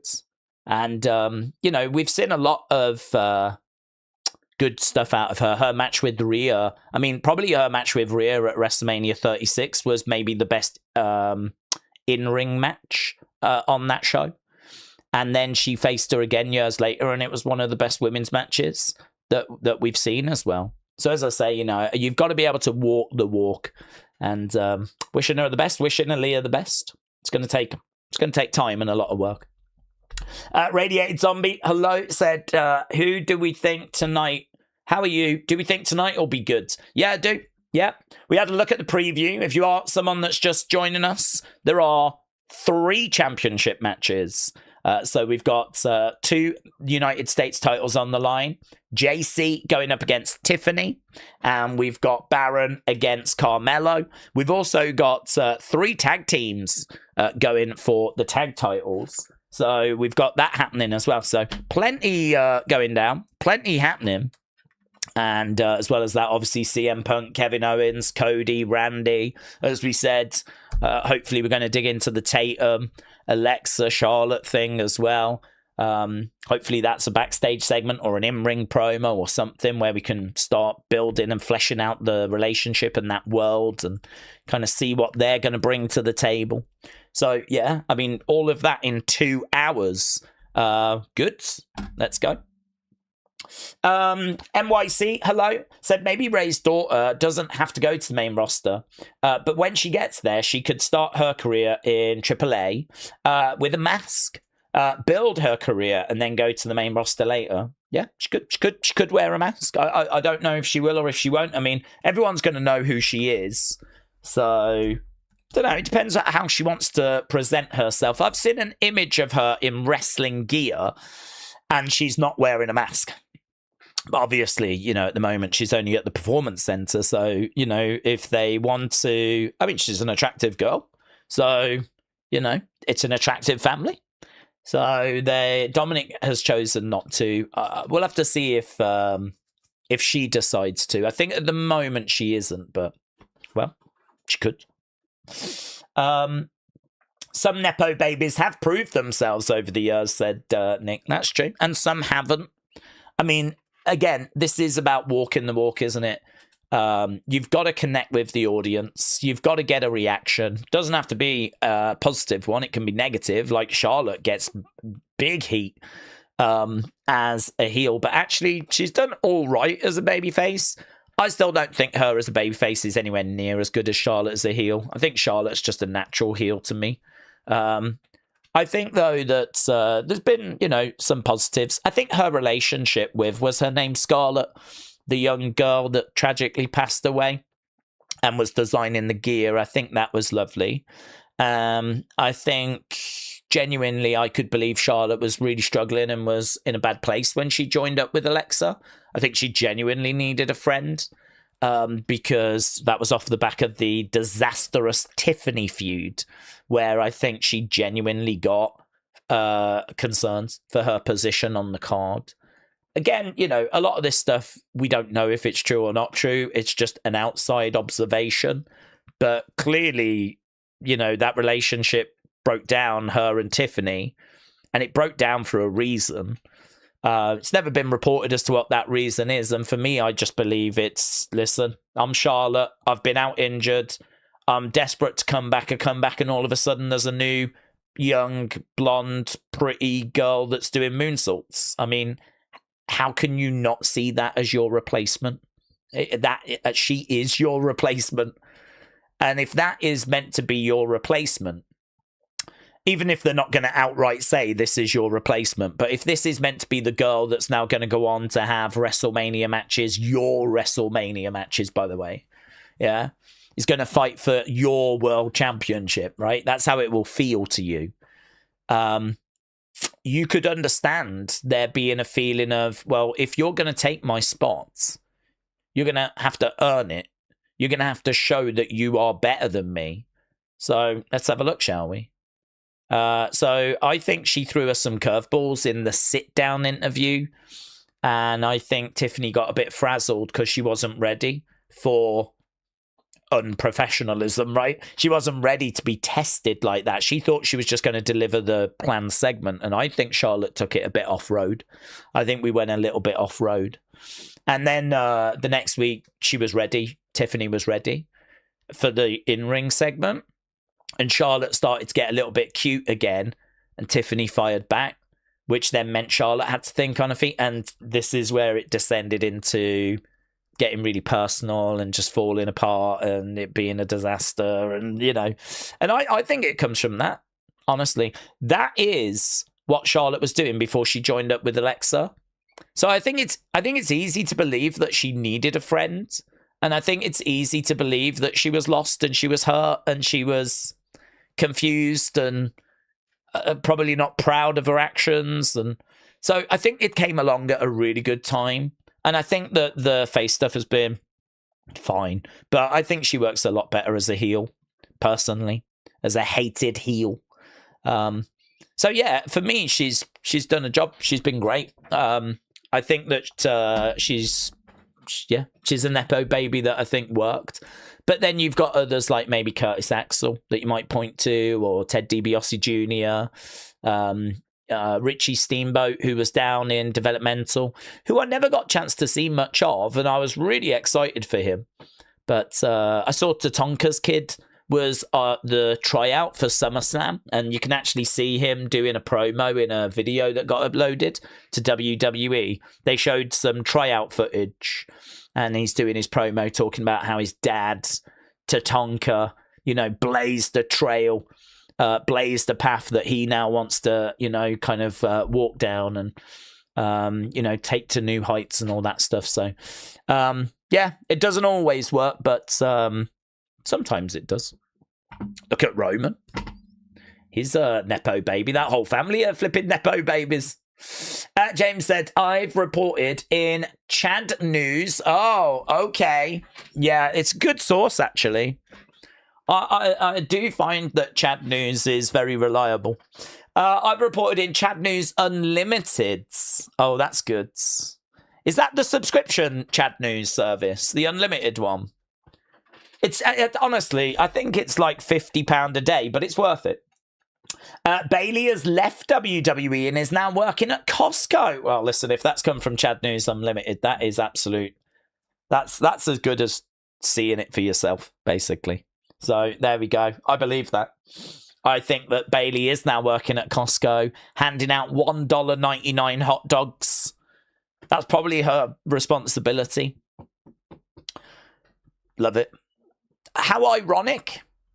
She's now working in catering. The place where a lot of wrestlers find themselves at times. Now she's working in catering for Costco. Love that for her. So, Chad News Unlimited. Thank you. NYCJ33 says, we read that one about her wearing the mask. Connor said, who have we got winning the triple threat match tonight for the tag titles? I wouldn't mind if they went MFTs. Well, do you know what? We've got half an hour to go until the show starts. So why don't we ask people? Let's go. Miss Clown said, the Unlimited does also come with free nudes. Yeah, a lot of people ask me if I can get James Chadwick nudes for them, and it is good, actually, that now I can just point them to Chad News Unlimited. Get them yourself. That's what I can say now, yeah? I've got my own collection, but you get yours now. So, who leaves as champion? Baron Corbin. It's basically 60-40. So, you lot are thinking Baron is going to leave as champion, but you think there's a good chance that actually Carmelo Hayes could be getting that championship. But let's ask the question about the tag titles. Do you think it's going to be MFTs? Do you think it's going to be Damien and R-Truth? Or do you think it's going to be the War Raiders? I don't believe the War Raiders titles are on the line. I think it is just for the Damian Priest R-Truth belts. Pretty sure I remember Damien saying, you know, how their belts are on the line, but actually the War Raiders ones weren't. So, yeah, after a backstage altercation, Priest and R-Truth are going to defend their WWE Tag Team titles in a triple threat.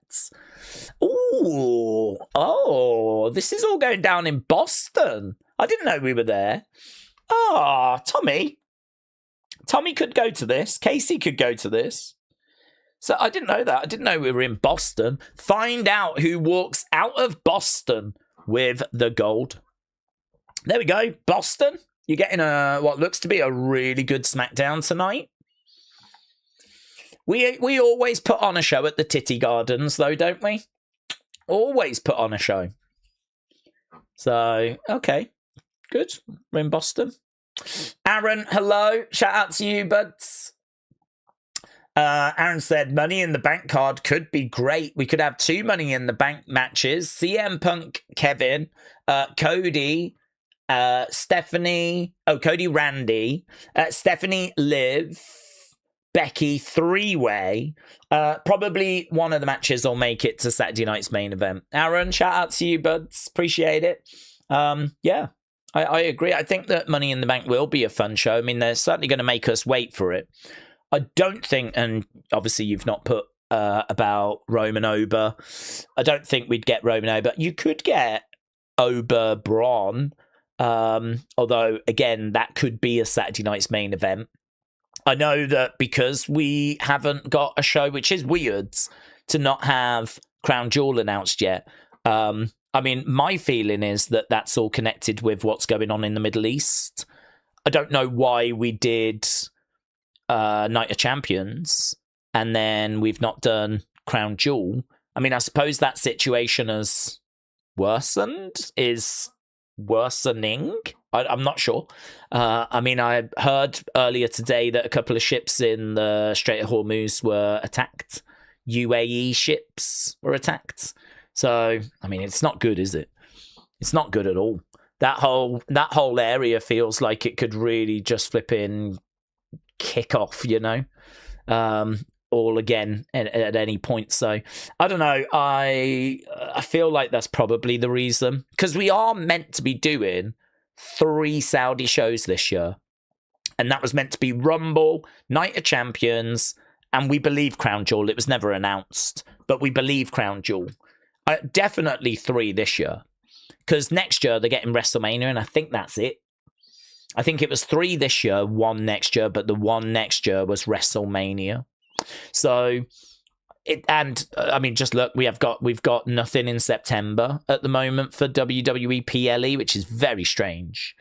Obviously, August was SummerSlam right at the beginning, first and seconds. So, I mean, that's a hell of a gap now to not have a PLE, and then we haven't got anything. So, yeah, I don't know. You've got a Sunday night's main event you can go really big with. We're making a much bigger deal out of that Raw that's coming up in Mexico.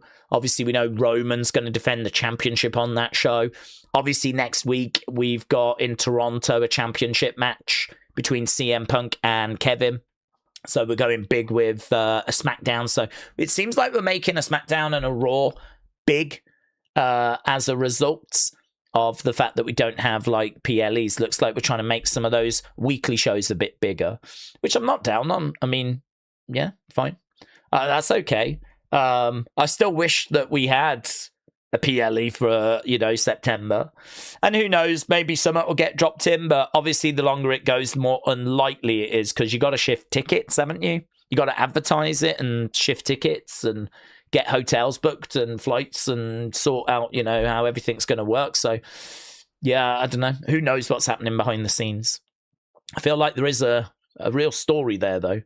And it might just be that it's because of what's happening in the Middle East, But imagine if it comes out that all the wrestlers have refused to go because they just don't think it's safe, or something along those lines, The majority of wrestlers are just refusing to go.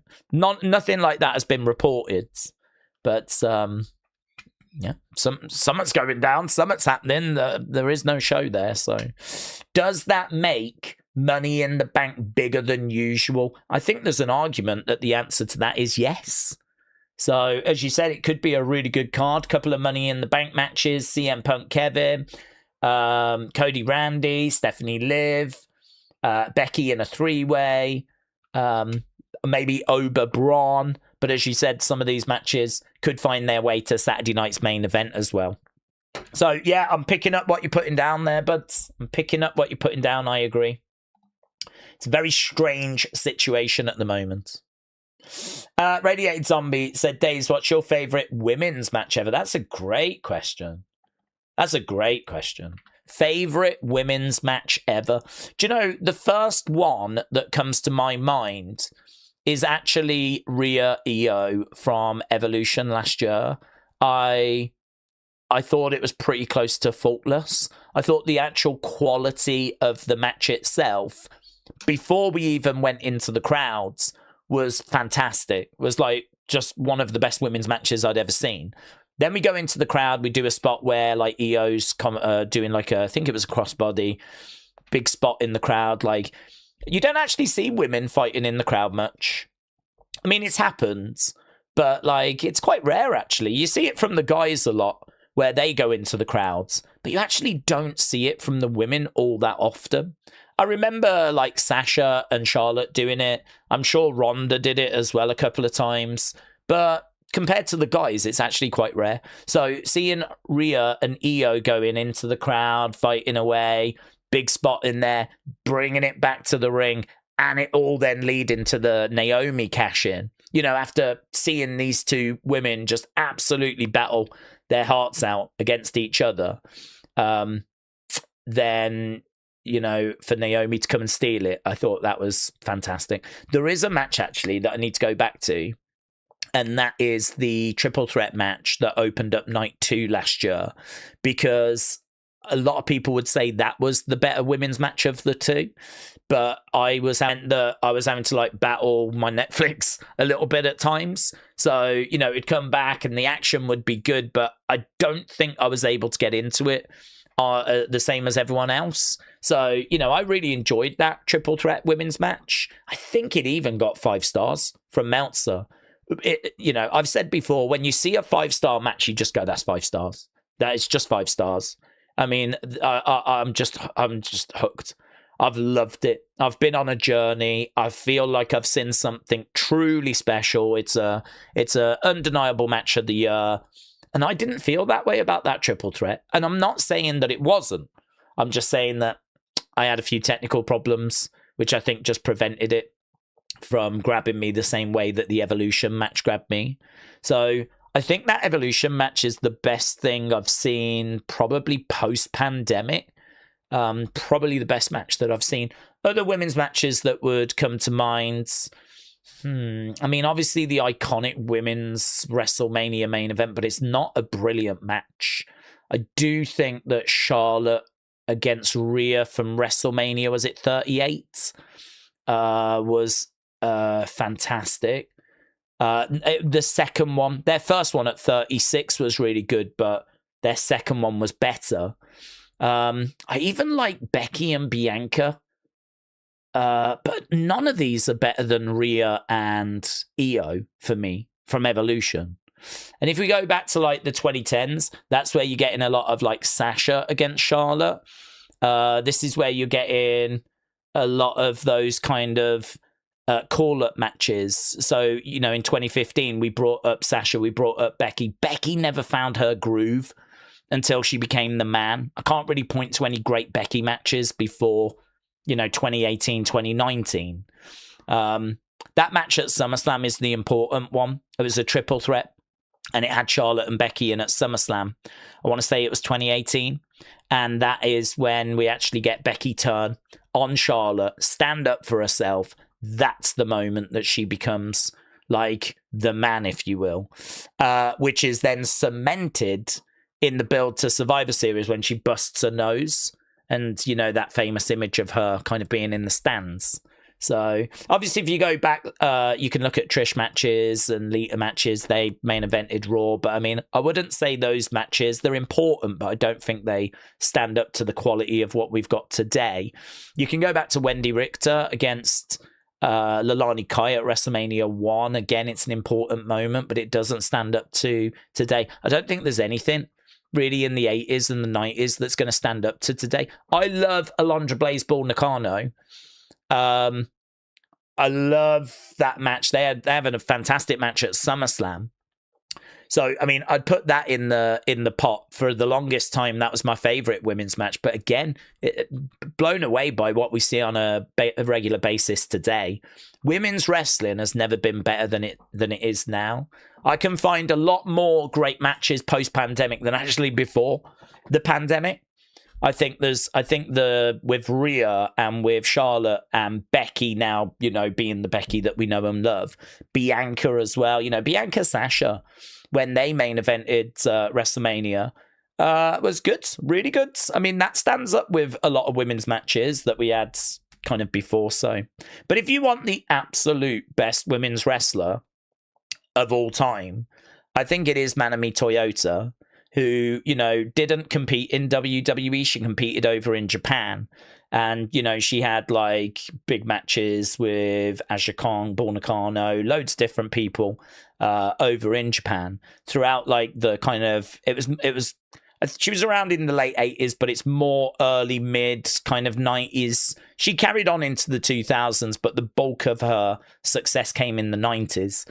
And she, I believe, has got 15 5-star match ratings from Dave Meltzer, which puts her like up there with some of the biggest names of all time. To you know, she's up there with, you know, your Ricardas and people like that. And you can watch clips of her. I've seen obviously matches from her, but not like, haven't dug into stories and feuds and things. I've just watched like matches from YouTube and clips off YouTube. And if you look at her and think that she is doing what she is doing in the 90s, I mean, it's like taking an EO from today, or it's like taking, you know, a Japanese female wrestler, you know, like an Asuka or someone. The strong style, the hard hitting is there, but so is the agility. And if you actually think she's doing this in the mid-early 90s, and then compare it with what we're seeing in WCW and WWE, it's so more advanced and technical, and there's a lot more skill involved with kind of what she's doing compared to what the average WWF match looks at the time, you know? We were watching Papa Shango and Skinner and Barbarian and, you know, people like this, and then she's out here doing springboard stuff and leaping off the corner to the outside and doing like, you know, different destroyers and drivers and quick moves, you know, changing direction. And Yeah, I mean, she was so ahead of her time. Manami Toyota is definitely, like, in my opinion, the number one when it comes to women's wrestling. What's really interesting is, though, women's wrestling is definitely at a point now in WWE where, you know, Io is right up there with the best workers in the whole company.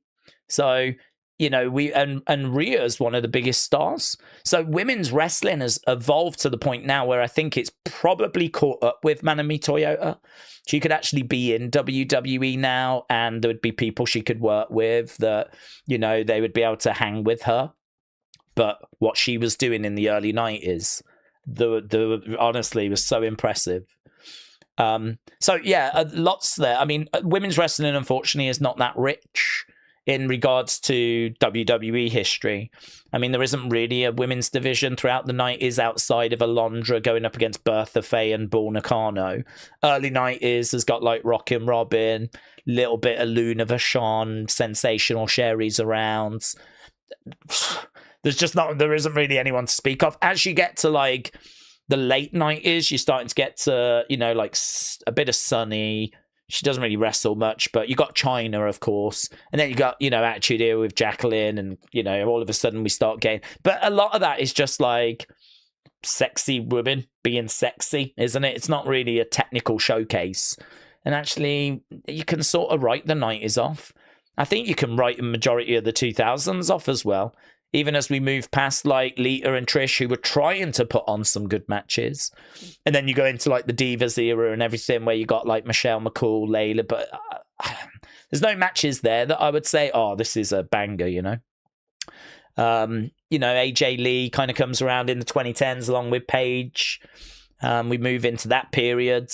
But really, I can't make an argument for any period being better than what we've got right now, which is why it's a bit of a dull answer to say the bulk of the best women's matches, I think, have happened post-pandemic, with the one that comes to my mind, first of all, being Rhea against Io at Evolution. But, yeah, I mean, there's others that can be up there, like that triple threat from WrestleMania. I think that would be up there for a lot of people. So, boom. Right, where are we? 10 minutes. Feel free to put in your favourite women's match. James said, who do we think we're going to see with Nakamura tonight? Oh, yeah, we got that mystery. I forgot about that. Who's going to be with Shinsuke? I'd forgot about that. I think that Shinsuke is going to be with Naraku. I just can't shake that. I absolutely could be wrong. I have not heard anything. I am not saying that that is guaranteed to be the person, but I've just heard before that they were meant to be together, not in a sexual way, but I heard they were meant to be together, and I heard that in his promo he used the word getting ready for war, and war is... Do you remember when Naraku came in and he had that box... and it was handed to Tony, and it had like kanji written on it. I believe that translated as war. So, you know, Shinsuke using the word war kind of stood out to some people as being maybe a clue. So yeah, I'm just struggling to shake Naraku. I think the reason why people don't think Naraku is probably because they think that he's just gone to NXT and he's going to stay there now. But I heard that WWE didn't really want him going to NXT. They had plans for him to go to the main roster and be with Shinsuke. But he wanted to go to NXT. So that's why he went to NXT. But now that he's faced Tony and he's done a few things down there, who's to say that they haven't now decided, right, well, you've done that now.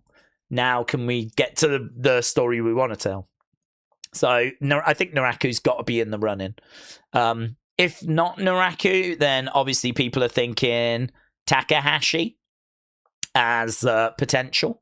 I think there's a chance. We know that he's meant to be coming in, but I haven't heard word that he's actually at the Performance Center or been at the Performance Center or anything along those lines. So, yeah, again, there's a chance of it being Takahashi. But I don't know. I think there's just as much of a chance that it is Naraku. So I think it feels like it's between those two for me. Maximi, 21. Days, long time no see. Enjoyed the show. Shout out to you, my friends. Yeah, well, we will. I'm very excited. It looks to be a very good episode tonight. We're in Boston, which is very much a WWE town. Of course, when it was a territory, it was all in the northeast with New Jersey, New York, Boston. You know, it did all of those areas. So this has always been WWE territory. I think whenever we're in this part of America, we always go a little bit bigger. And certainly when we're in Madison Square Garden, of course. But looks like they've put on a big, juicy show for the Boston faithful tonight. So should be good. Looking forward to it. Hope you're well as well, Maximi. Word Live Cena fans said, what rating would we give Becky if when she beat Ronda Charlotte to become 2 belts? Yeah, I mean, I think it's a real shame, that match, because you've got to mention it when you talk about women's wrestling because of the importance. It's probably still the most important women's match in WWE history, but it's hard to not say that it underwhelmed. I mean, this is what women's wrestling had built to. This was the moment. This was the spotlight. This was the go and kill it. Yeah, this is it. We're giving you the ball. And I think for me, I'm probably like 3 stars, 3.25 type range. I think the finish is really poor. They have said that they've kind of implied it was meant to be that way. I saw an interview with Ronda and Chris Van Vliet, I think it was. And like, she didn't make out that it was botched. She was like, she said she liked the finish. I mean, at the time, you might remember that Charlotte got added by Vince quite late. And it really felt like going in. I mean, I don't quite remember my prediction, but I'm pretty sure I had Becky winning because she was the biggest star. You know, she was the man, right? And she was, you know, big, right? I'm pretty sure Becky winning was most people's pick. And I think the feeling was she won't pin Ronda. She'll pin Charlotte.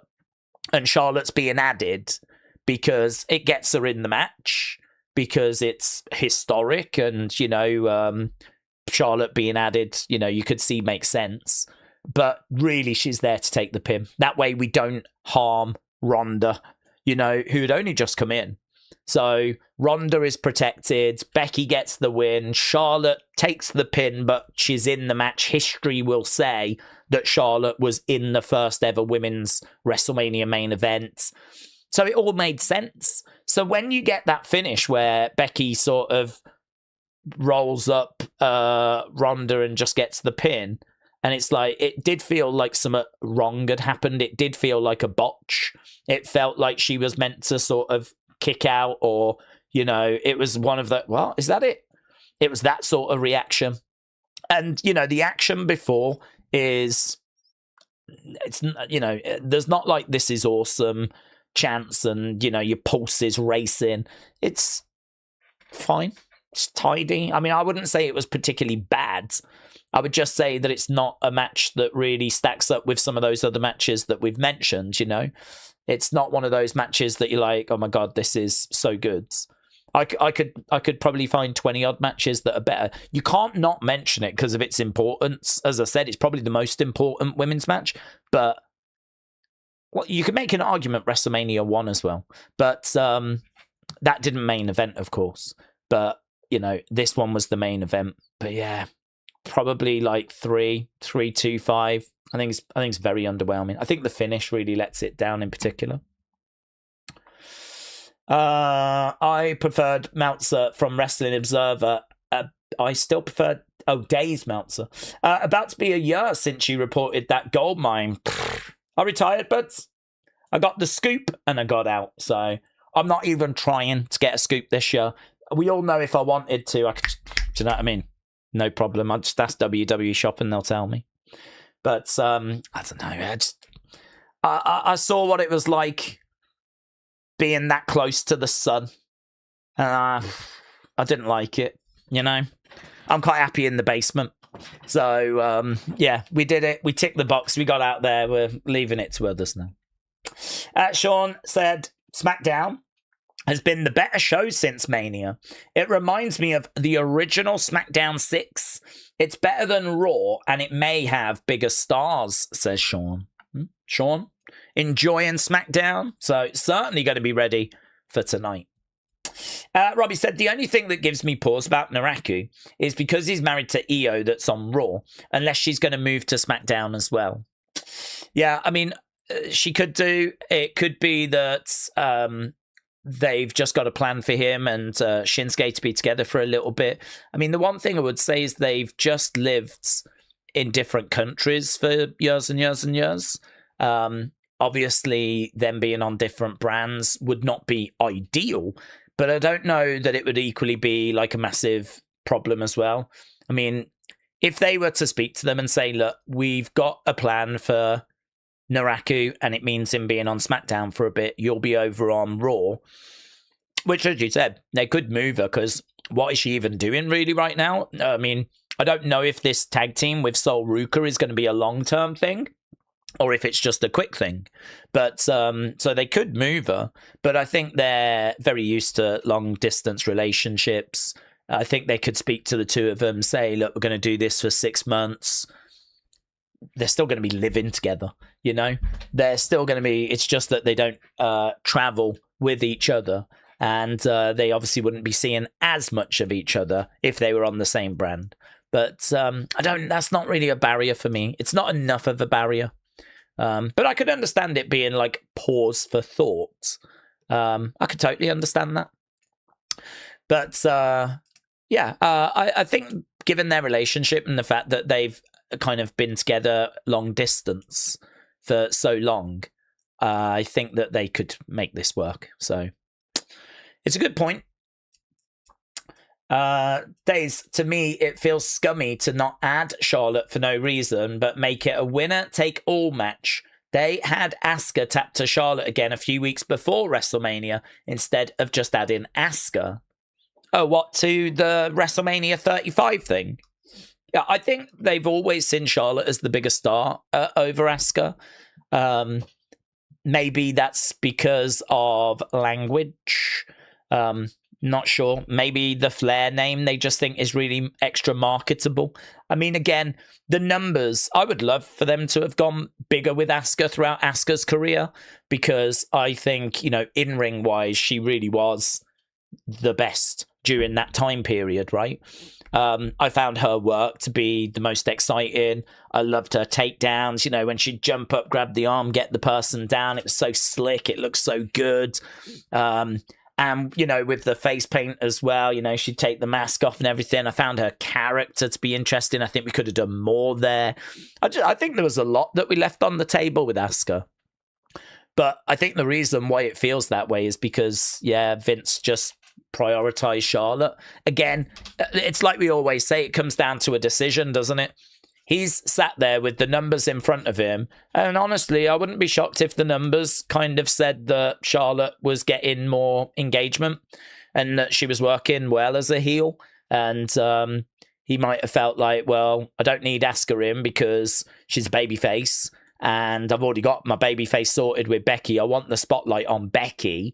I've got Ronda, who's getting sort of mixed reactions, and I've got Charlotte that's a heel. Kind of covered. So, do you know what I mean? It could have been just something along those lines. But, you know, throughout WWE history, I'm sure there's lots of things we would have done different to what Vince did or what Triple H is doing. But yeah, I love Asuka. I wish we'd have done more with her. I was okay with her not being in that.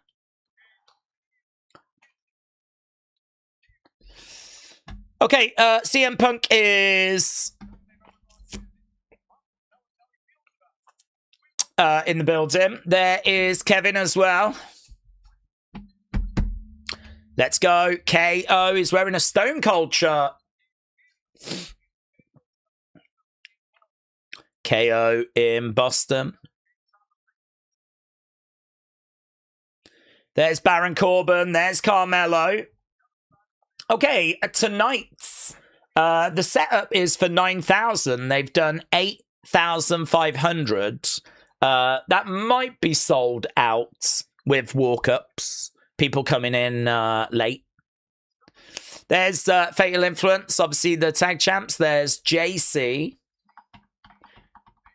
So they're just previewing this match that's coming up tonight. I don't know what we're opening with. Looks like someone's in the ring. So opening segment coming up. Oh. Okay, it's Nick Aldis that's in the ring. Nick Aldis is in the ring. See what Nick Aldis has got to say.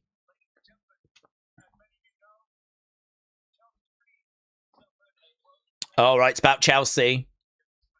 We're going to get an update for Chelsea. Here we go. Yep. A decision has been made. This is... Okay, well, this probably isn't good, is it? I mean, this probably isn't good. Chelsea being brought out at the start of the show. And you know what? There was only word earlier today. She was not expected to forfeit the belt. Not expected. So I don't know if this is going to be a swerve, but she was not expected to have to forfeit the belt. The eye doesn't look good, though. The eye doesn't look good, but we're going to be starting with a Chelsea situation here. I'd take it off her. I'd take it off her. That's going to build lots of sympathy for Chelsea if she has to forfeit this. It's going to allow her to heal properly. It's going to give us another big match where we crown a new champion. I'd take it off her. She might not love it, but... Let's have a look, shall we? Let's see where we go. There's Chelsea chant. She looks emotional. Big talking point to open up the show. Here we go.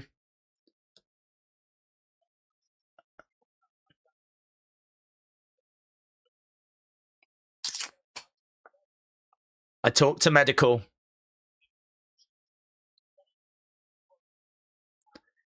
Okay. Chelsea's like, stop. So he is looking to take that title away. Don't say it.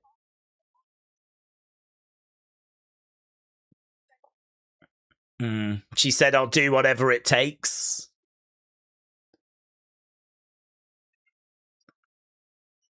Crowd are booing.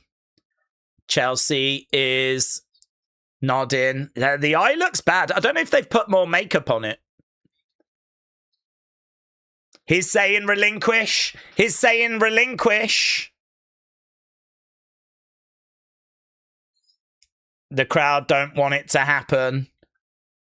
There were reports earlier that she was not going to, but the crowd definitely don't want it.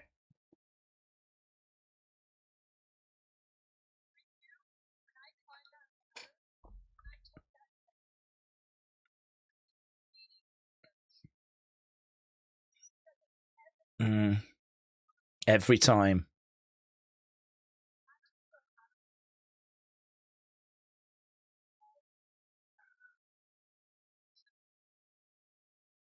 That's just my story, she says. So he says you're going to have to relinquish it. She hasn't given the belt over yet, though. I'm never the QB one. You deserve it. She looks very emotional here.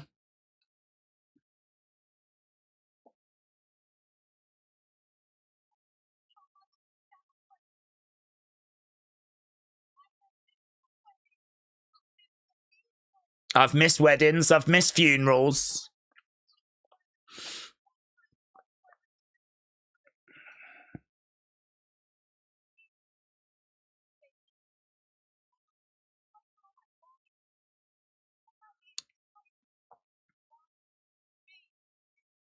I've had the whole world laugh in my face.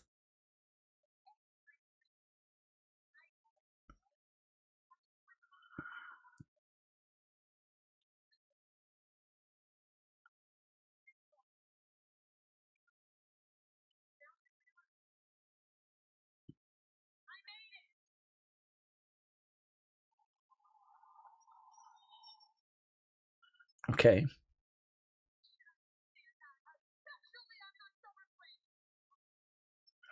I still can't tell where this is going. I still can't tell if she's going to relinquish.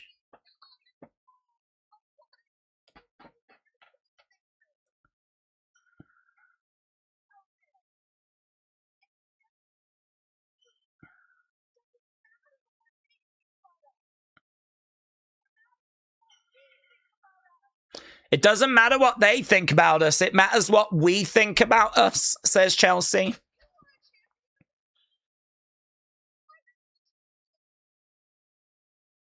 So she's pleading with him here.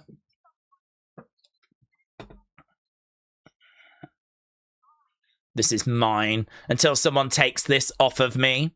So it was reported earlier she wasn't going to relinquish it. But is she about to relinquish it? Because she's took it off. Until someone takes it off of me, this is mine. Chelsea has given it to Nick. So Chelsea just said, until someone takes this off of me, it's mine. But she has handed it over. Nick doesn't look comfortable, though. Yeah. Nick didn't look comfortable there. I think what Chelsea has just said has really resonated. Is he going to give it her back?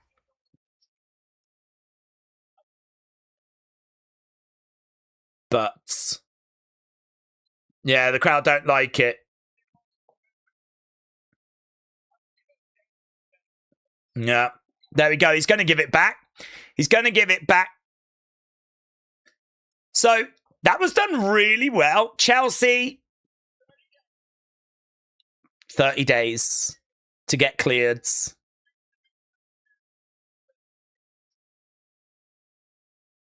And he gives it back. Oh, it's a good segment. It's a really good segment. And the crowd love it. The crowd absolutely love it. Yeah, she's got the belt back. She holds it up. Oh, no. This is going to be a hell of a challenge for Chelsea. Gunther making his way out. Well, I hope you enjoyed being champ whilst it lasted, Chelsea, because it's definitely ending now if he's stepping up. Definitely ending now. The ring general is making his way down to the ring. Chelsea's screwed. Well, to be honest, he couldn't win the men's version, could he? He struggled to get the men's. This is a great career move by Gunther. Where's Mosey? Mosey, are you happy about this?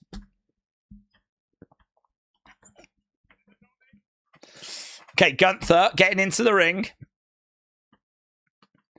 Chelsea chants. They believe in her. They believe she can get this job done. I know Hunter's got you on a short leash. Why did you pull that stunt on me at SummerSlam?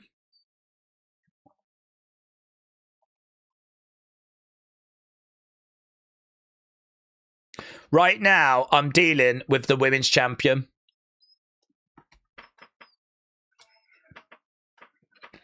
Let's be honest, Chelsea.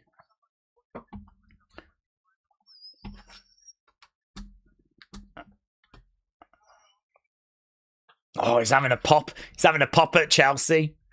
You climbed a ladder. You bumped into a door frame. Now you're crying about it.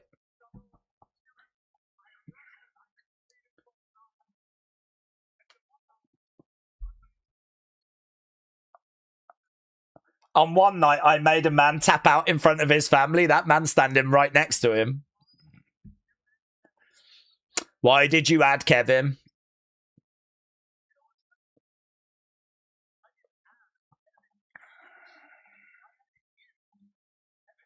I added you to Kevin's match.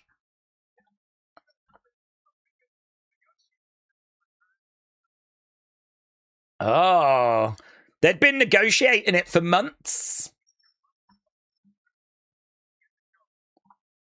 Sorry, you couldn't get the job done. Still a little bit of heat here.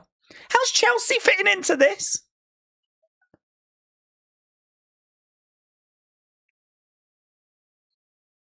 Shut up. Gunther tells Chelsea to shut up. Is Matt Cardona coming out?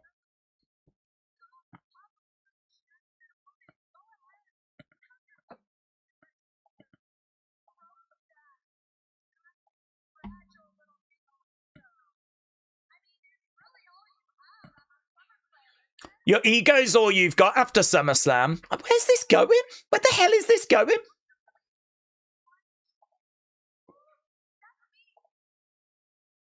I only see one champion in this ring, and that's me. Yeah, okay, Matt Cardona has come down.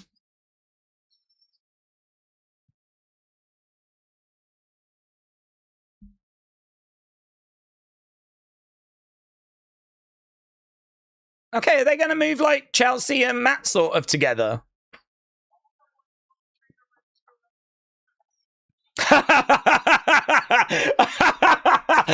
All the way from catering to the rescue. That's a savage line. That's a savage. Catering to the rescue. There's nothing you can do to me. Is not worth it, says Chelsea. This is a very interesting open where how it's just kind of like gone from one thing into another. It's probably going to set up Matt Cardona Gunther tonight, I'd imagine, but like a dog that listens to his owner. Matt with a shot there. Gunther goes down. So it does feel like maybe this is going to set up a match. Gunther goes to the outsides.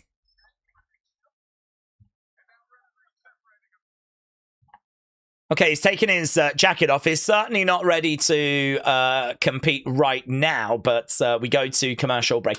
Right, I thought it was good. I thought it was different. I honestly was enjoying the twists and the turns. Word had come out earlier that she was not going to relinquish, but then it looked like she was going to relinquish. I think Matt coming out, it was all logical, actually. I mean, we've gone from a Chelsea, you've got to relinquish the belt, to Gunther interrupting because he wanted to speak to Nick, to Matt Cardona coming out because Chelsea was obviously, you know, taking some verbals.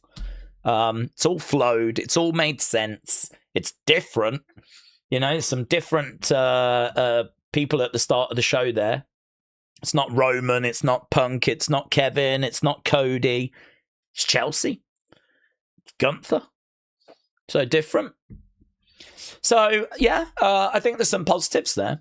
I don't know how much you enjoyed it, like, but I think it was good. OTMKE said Chelsea has got a better chance of beating Gunther than Matt. That catering line really tickled me. I think the reason why it tickled me is because, like, obviously Chelsea is like the one that's over, and it sort of feels like Matt coming down makes sense. But like, he has not really done much as he has been in catering. It does feel like the logical thing to say. So yeah, I kind of like that. So yeah, Matt coming down, getting in the face of Gunther, and as we said, I'm sure that's going to set up a match. When we're going to start talking about the downfall of Gunther, said Brony, from retiring legends to feuding with an indie guy that's been in catering. I wouldn't frame it that way. I think that you've gone too small with your frame. I think you need to go bigger. I mean, you could just point out that Gunther's had a match at SummerSlam against Nick, which was one of the most anticipated matches at SummerSlam. Before that, he was, you know, competing for the championship and was kind of getting screwed over a little bit. I mean, don't forget he lost to Cody when he put his foot under the rope and the referee didn't see it. Then Sammy managed to get into the triple threat rematch, which I believe that was the one that Sammy won. And so Gunther again, livid. This is why he was upset at Nick Aldis. That's how we get to the Nick Aldis match at SummerSlam. So, you know, he's just done this big program where he's competing for the championship. This is just a SmackDown where, you know, he's going to have a match with Matt Cardona. I mean, this is not Gunther has now fallen to the point where he's now feuding with someone in catering. This is just something that we're doing for this show. So I think Gunther's future still looks very bright. I think he's still got world championships in his future. It's just that at the moment we don't need him with the title because we've obviously got CM Punk Kevin, which I don't think anyone would change that. I wouldn't change that just to have the belt on Gunther. I mean, it makes sense. You could have put the belt on Gunther, but if you knew Kevin was coming back, which we didn't at the time, you knew that Kevin was coming back, it makes sense that you want to get to CM Punk Kevin. So, again, I can't really make an argument for Gunther being champ right now. I think that Kevin, CM Punk is absolutely the right thing to be doing. So, if we're in agreement that is the right thing to be doing, then you've got to just find other things for Gunther to do. They found a very interesting match against Nick Aldis at SummerSlam. Not down on that. Obviously, the question is now, what do you do with him moving forwards? I don't think this is going to be a feud with Matt. I think this is just a match for this week. But it does still raise the question, what do we do with him whilst, we're kind of playing out the Kevin, CM Punk stuff? But I think he'll find himself in around that world title soon enough. Connor said, do we think that it's best that Chelsea wear a mask? She's going to have to wear a mask. Although I don't think she'll wrestle within the next 30 days. I think she's going to have to prove in 30 days that she is healed and ready to come back to work. So she's going to have 30 days to show that she is healed, and then she'll have to start competing with a mask.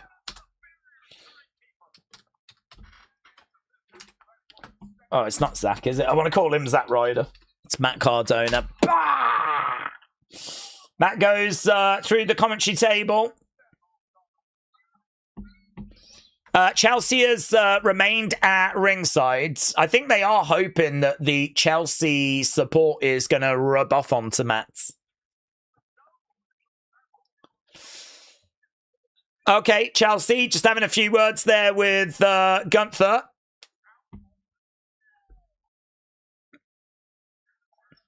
Okay, right now we've got Matt on the outside. Referee is counting away. Chelsea coming round, having a word there with Matt, trying to encourage him to get back into the ring. Referee continuing to count. Right now, looking for a... Ooh! Gunther wrestling in jeans and trainers here.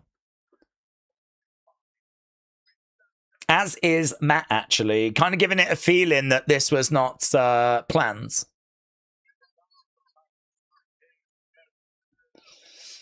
Gunther standing over Matt right now. Grabbing Matt.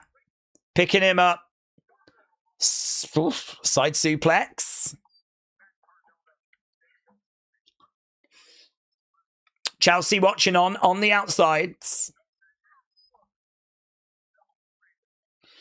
Gunther taking his time right now.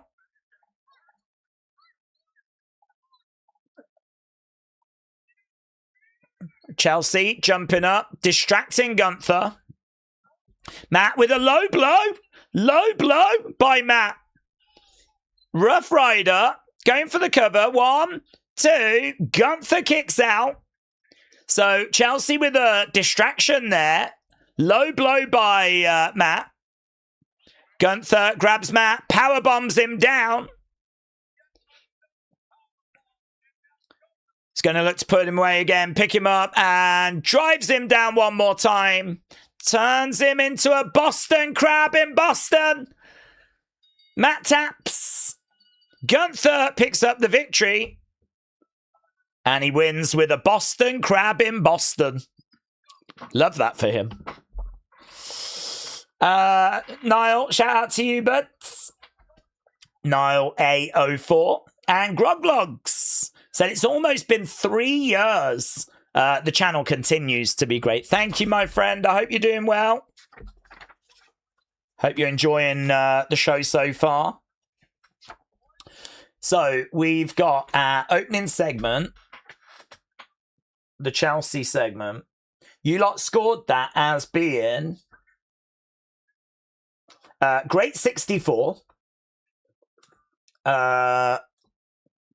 What's this? I don't even recognize the music. Dude, I had no idea who was walking out then. Great 74 for that open. Okay, it's Nia and it is Lash. It's the Irresistible Forces that are now coming down.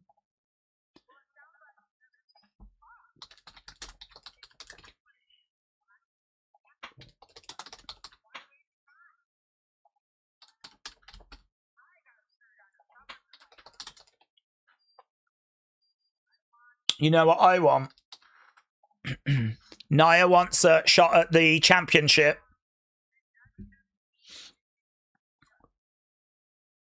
Okay. Nia wants a shot at the championship.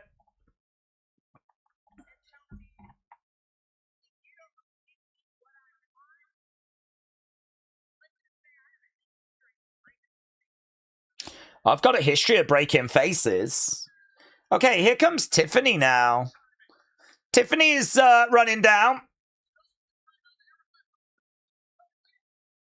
Tiffany's in there brawling away with Nia. Lash has grabbed Tiffany. They're grabbing Tiffany. Headbutt there, Tiffany. Someone help. Who's she even talking to? Chelsea was looking at the crowd going, someone help. Nia with a leg drop. Help us. Somebody, anybody, someone help.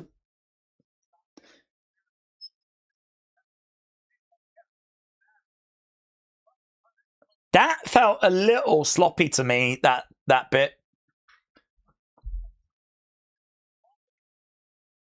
Tiffany's just been murked by Nia. Tiffany tried to come and help Chelsea. Okay, that might be the end of the Chelsea bit now. If this is hinting at Chelsea and Gunther for the women's title, Gunther could make history. He could. He absolutely could. Okay, last week we are looking at... Okay, looks like we're going to the Tatum, Alexa, Charlotte stuff now. This is what we want to see. Or it's what I want to see.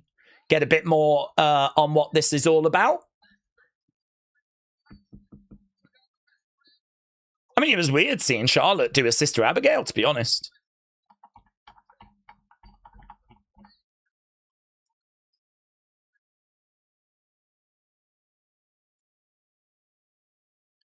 Okay, here we are.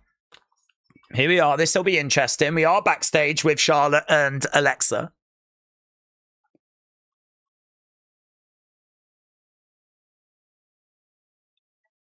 Oh.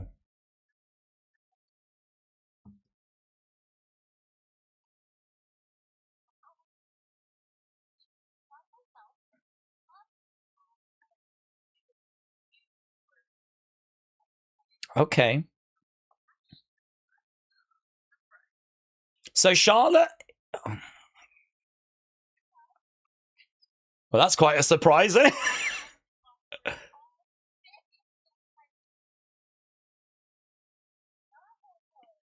I mean, it's not the biggest locker room in the world.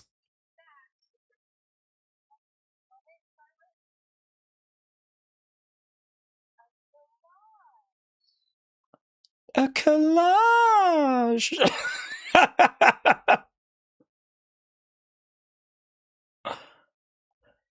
Yeah. I kind of like the dynamic.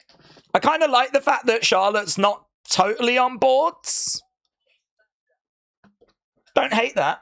I think you could have some fun with that. Charlotte was saying, like, I like you. I'll be nice to Tatum, but, like, yeah, I think there could be some humor there with Charlotte not totally being on board with Tatum as the new member. Means that Tatum can do some weird stuff, and Charlotte's, like, gonna have to go with it for the sake of her friendship with Alexa. I wonder if that ultimately leads, though, to, you know, Charlotte having enough at some point, maybe turning on Tatum. I mean, I feel like we're a long way from that, but I think there's something we've learnt there.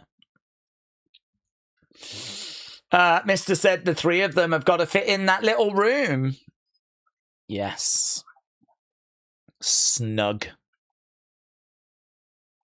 Okay. Where are we time-wise? Half an hour, quarter of the show gone already. Tatum's a great wrestler, said Serene, with moves that most women on SmackDown don't do. Brony said it's time for MFQB1, aka the greatest babyface, my guy Cody. What a journey he's been on. He deserves another run as champ. Cody against Roman 3 at Mania with Cody winning, says Brony. Well, I don't think that's what most people are going to be looking for. But I'm expecting it to be a case where it'll be... I don't think it'll be him and Roman next year. I think if they don't have The Rock, it'll be the Oba match.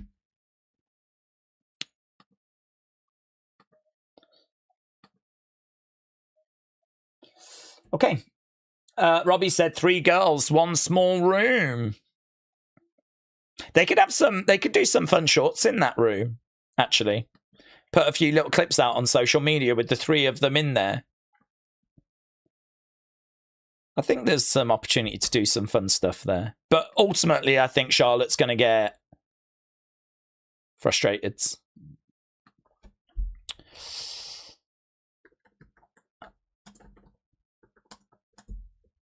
Alexa Bliss and Charlotte receive a surprise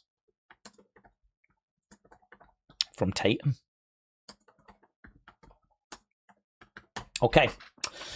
Let's end the poll for the match, shall we? I think you guys have had long enough, and the match wasn't that long, was it? So we don't need to spend too long on it. So you lot have scored the match as being good 90. I mean, yeah, I don't disagree. There really wasn't anything to it, was there? So, I mean, we couldn't really get too excited by it. I mean, it was like 5 minutes long.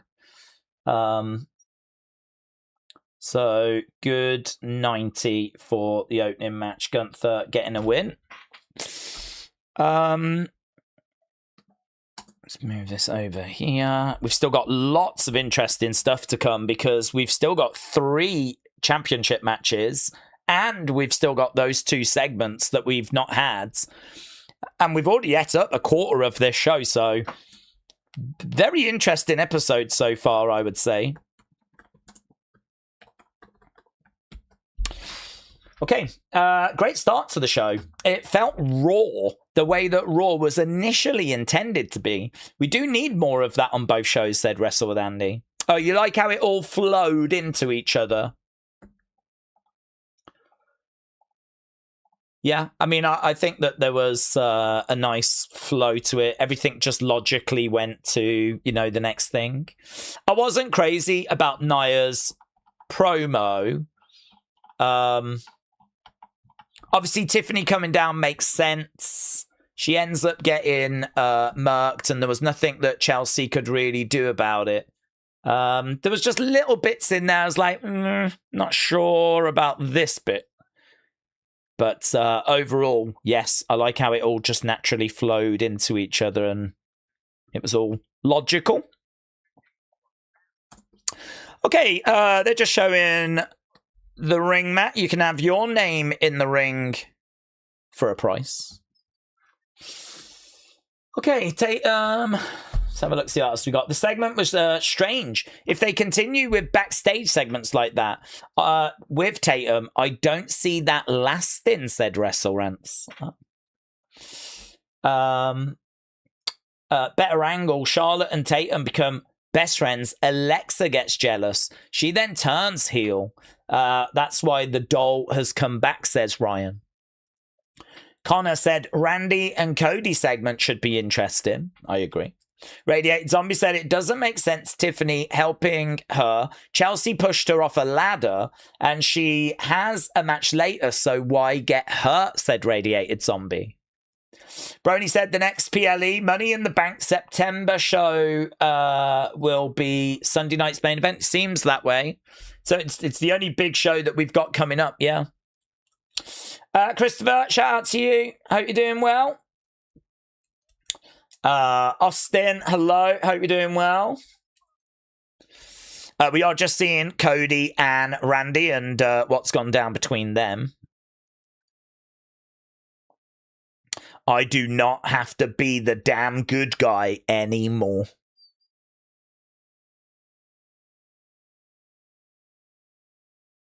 You're the last legend left in WWE. So my question is, who kills you? Okay, we're backstage with Nick. Here's Cody. Get the match on paper, says Cody.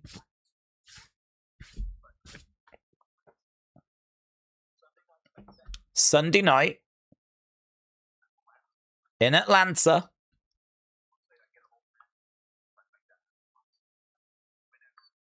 Cody's like, don't care. Whenever. Here's Sammy. Here's Sammy.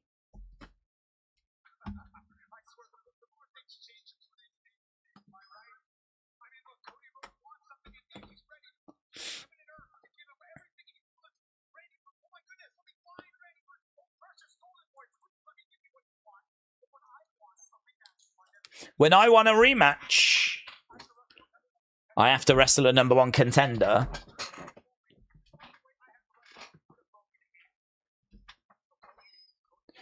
Yeah, but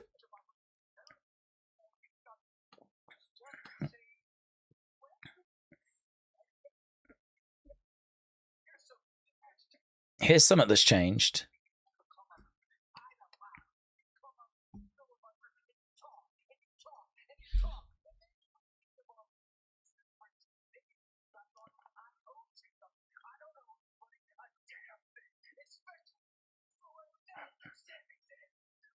I don't owe anyone a damn thing.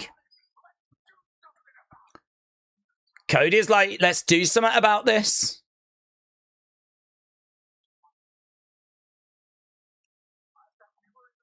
He's fired up.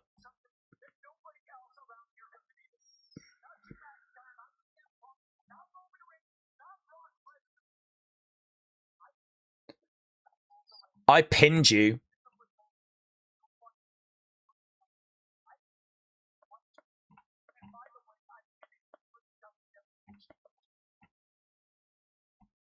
Okay.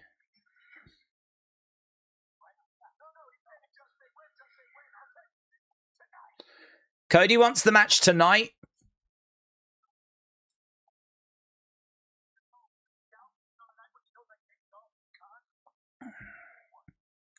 Can't or won't. Okay, so it looks like we're going to get that match tonight, doesn't it?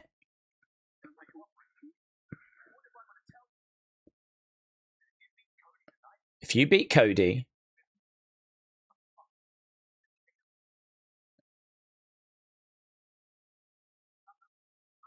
I'm hurt.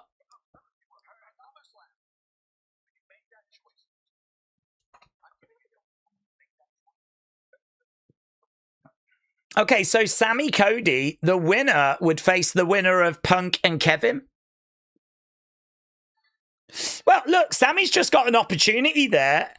Everything's a problem for Sammy at the moment, isn't it? Everything's an issue. Everything's like... he's just moaning about everything, which, you know, you can sort of see his point of view, but I don't know, it's a great opportunity. Here's Carmelo. We know he's going to be in a title match next. Ellis Stubb said this is the second week in a row where the material for the roster is actually kind of creative, but also enhanced by the fact that the talent believe in what they're saying and what they're doing, says Ellis Stubb. Yeah, bit of positivity around. People seemingly enjoying what we've had on this show so far. Carmelo at ringside. About to get in the ring for his title match, and we're just going to commercial break.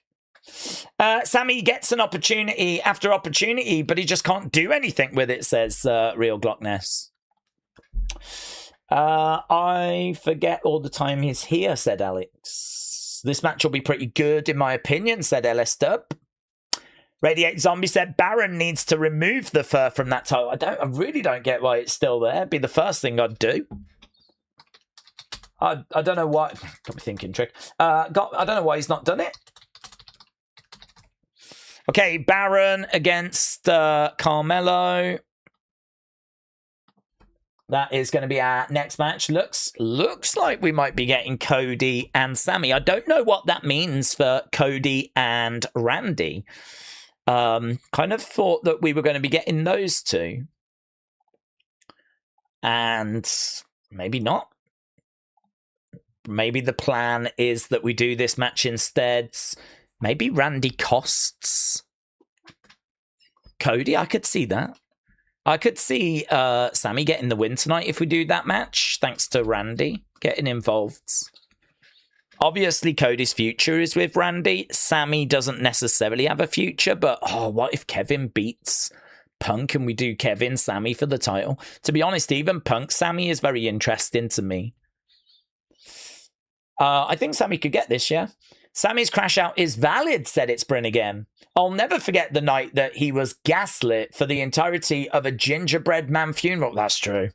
That's true. Dude had to go through that flipping nonsense, didn't he? I believe the next feud for Baron, he will remove the fur. Usually WWE Logic, said Brooklyn Owens, is that every segment a champ reveals a new belt, we get a new feud, so a new belt, new feud. So you think next feud Baron will take the... What if he doesn't get in a feud, though? What if, like, he's going to just sort of face different baby faces for a while? Because I feel like there is quite a few that he can go up against. So either way, I think we're all in agreement. Need to get the fur off the flipping belt. But I don't know, is this going to be a feud with Carmelo?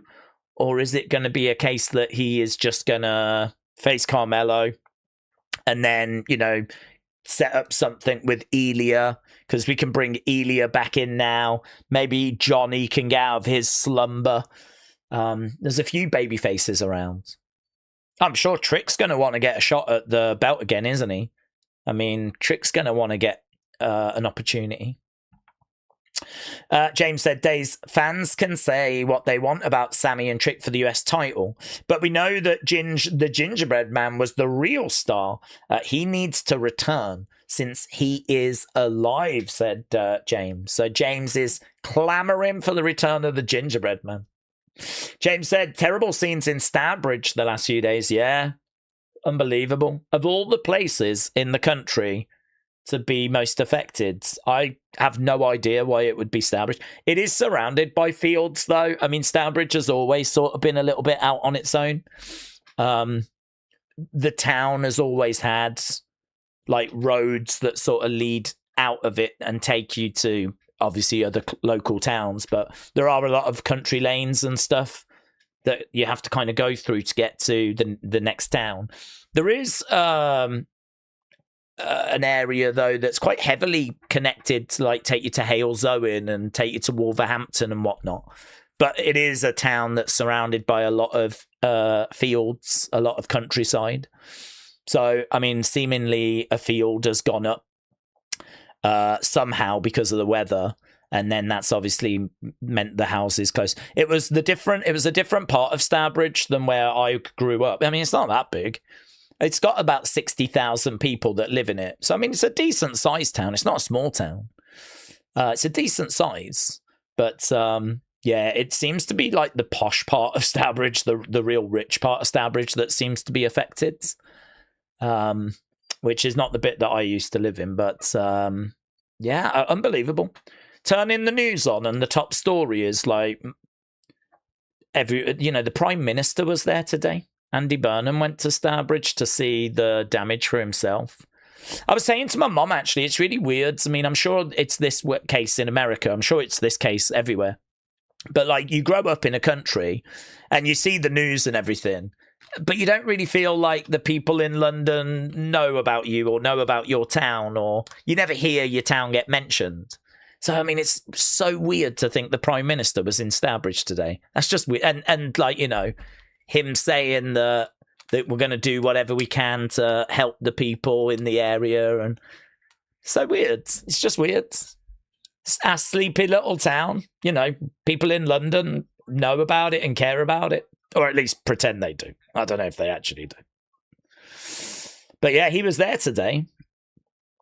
So, terrible. I wish it was for better reasons. I wish it was because Stourbridge had won the Premier League.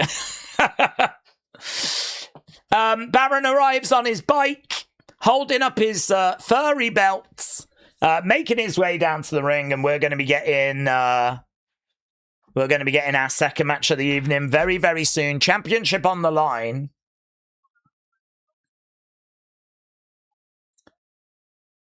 Okay, Carmelo over the top. Comes crashing down on Baron. Shots coming in there by Carmelo. Back in the ring goes Baron. Carmelo getting in. Looking to come over.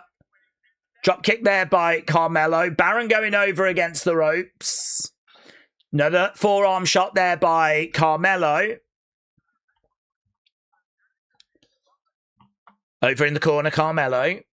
Baron looking to come in, charging in. Chop coming in there by Carmelo. And again, unloading on Baron.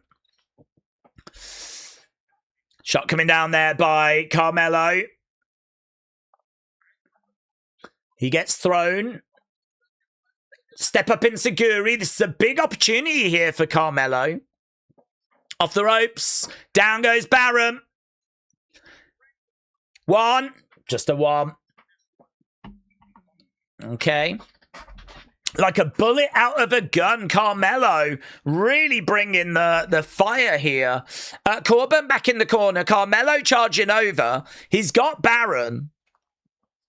Baron has got Carmelo to the outsides. Forearm smash coming in there by Carmelo. Carmelo going up. Perch. Baron Corbin, middle of the ring. Gets caught. He's going to go for a big choke slam. No joy. Carmelo pulling that top rope down. Corbin going to the outsides. Jumping back up. Carmelo getting in. Big boot coming in. Looking to springboard. That was nice. Drives Baron's head down into the mat. Carmelo looking good here. Carmelo in control. He's looking to go over against the ropes. He's back up on his feet against the ropes. Duck underneath. Double knees. No joy. Ah! Power bombed. Power bombed.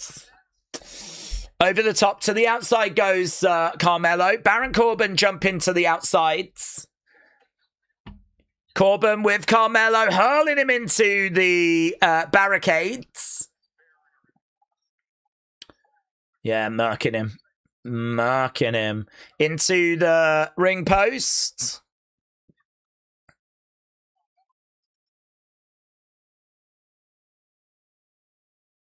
Oh, into the timekeeper's area goes Carmelo. I don't know what number are we up to. What was the referee up to? Well, we're going to commercial break. He's telling the referee to keep counting. Is he going to start from one again? Corbin's broken the count. Okay.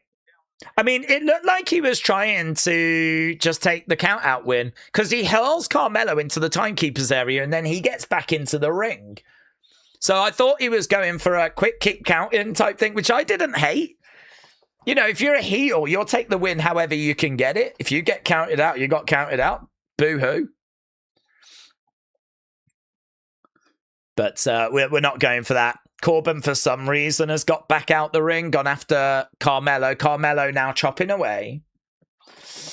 Daze, the Nomad, Baron Corbin has been impressive. I could see him as a world champion by the end of 2027. Do we agree? I feel like we're a little bit off from that. We've only seen him a couple of times. His match at SummerSlam didn't get a great review. I think there's something to work with there, but it's hard to say world championship, you know. Well, hard for me to say world championship. But he's getting some big reactions here from the crowd. He'll love that. Corbin just looking at the crowd, and they were just booing him hard there. Mayor Pete, hello, said, did we notice that over the last month, they've been having images of the wrestlers on the side of the entrances? They do this in NXT too.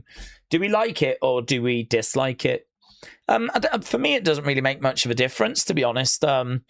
It's not something that we tend to focus on. I think that it's probably fine for people that are actually there. So if you're a casual fan and, you know, maybe you've gone along with the kids or you've started getting into wrestling, and because there's people obviously watching wrestling for the first time all the time. So, I mean, for us, obviously, we know who these people are. I wonder if there's a bit of logic of, for those in the crowds, or even like now, I can sort of see it briefly, but it's not, it's in the background, you know? It's just a reminder as to who these people are. I don't need it. We've never had it before. We've never needed it before. I don't think it really serves much of a purpose. But I suppose it's just something to put on the screens, isn't it?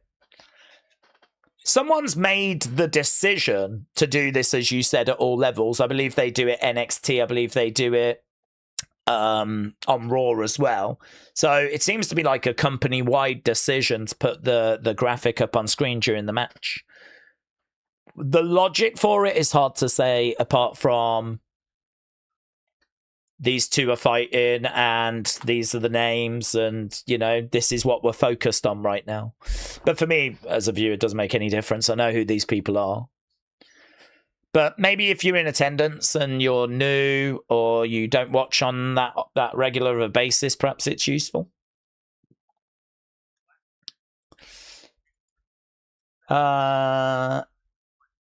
It makes sense from an information point of view, said Video Watcher.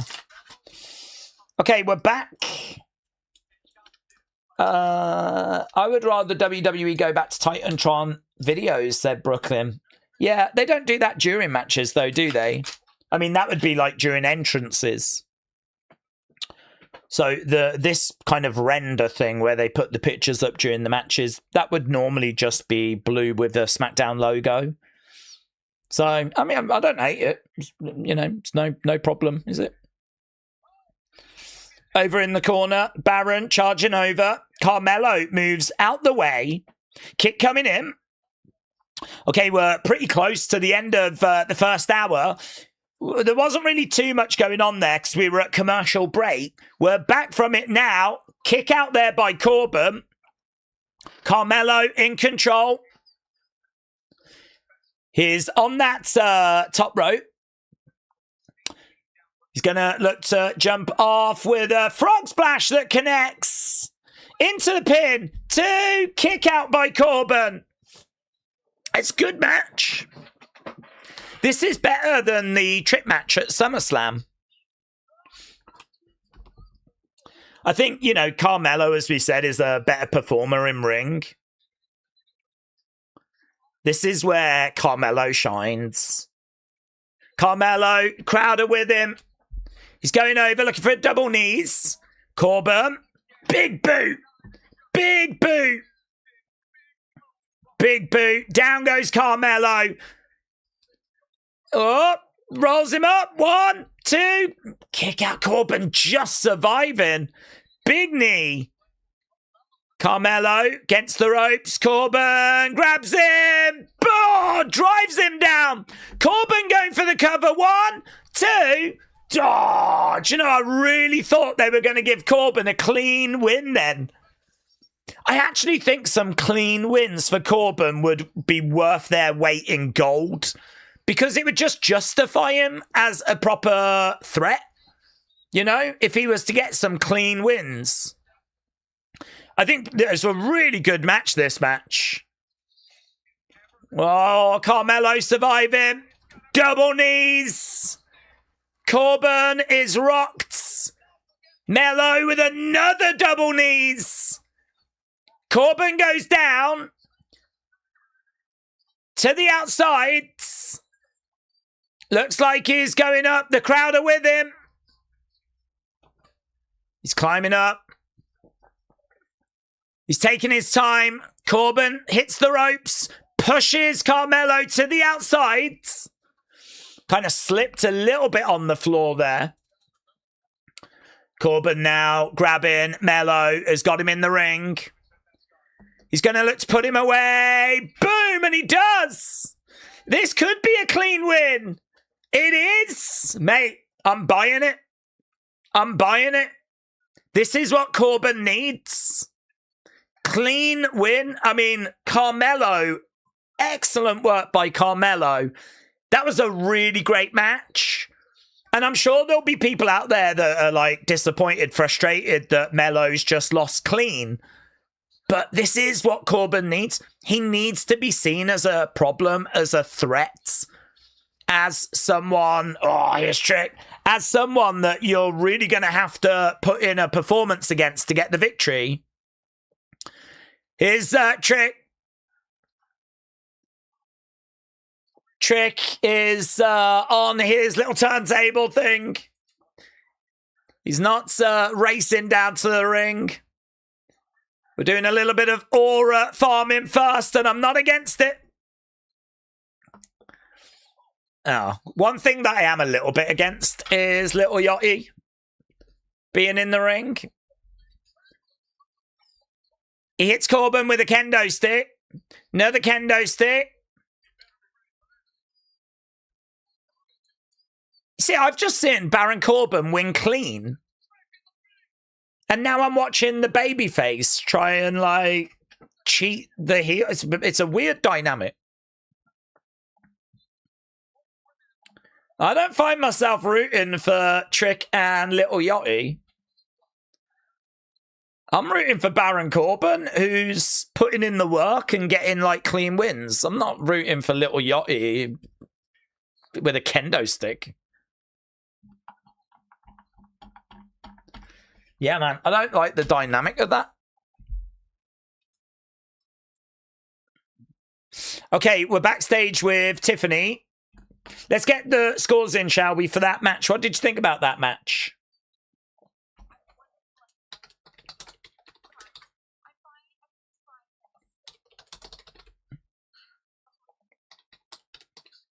Are you sure?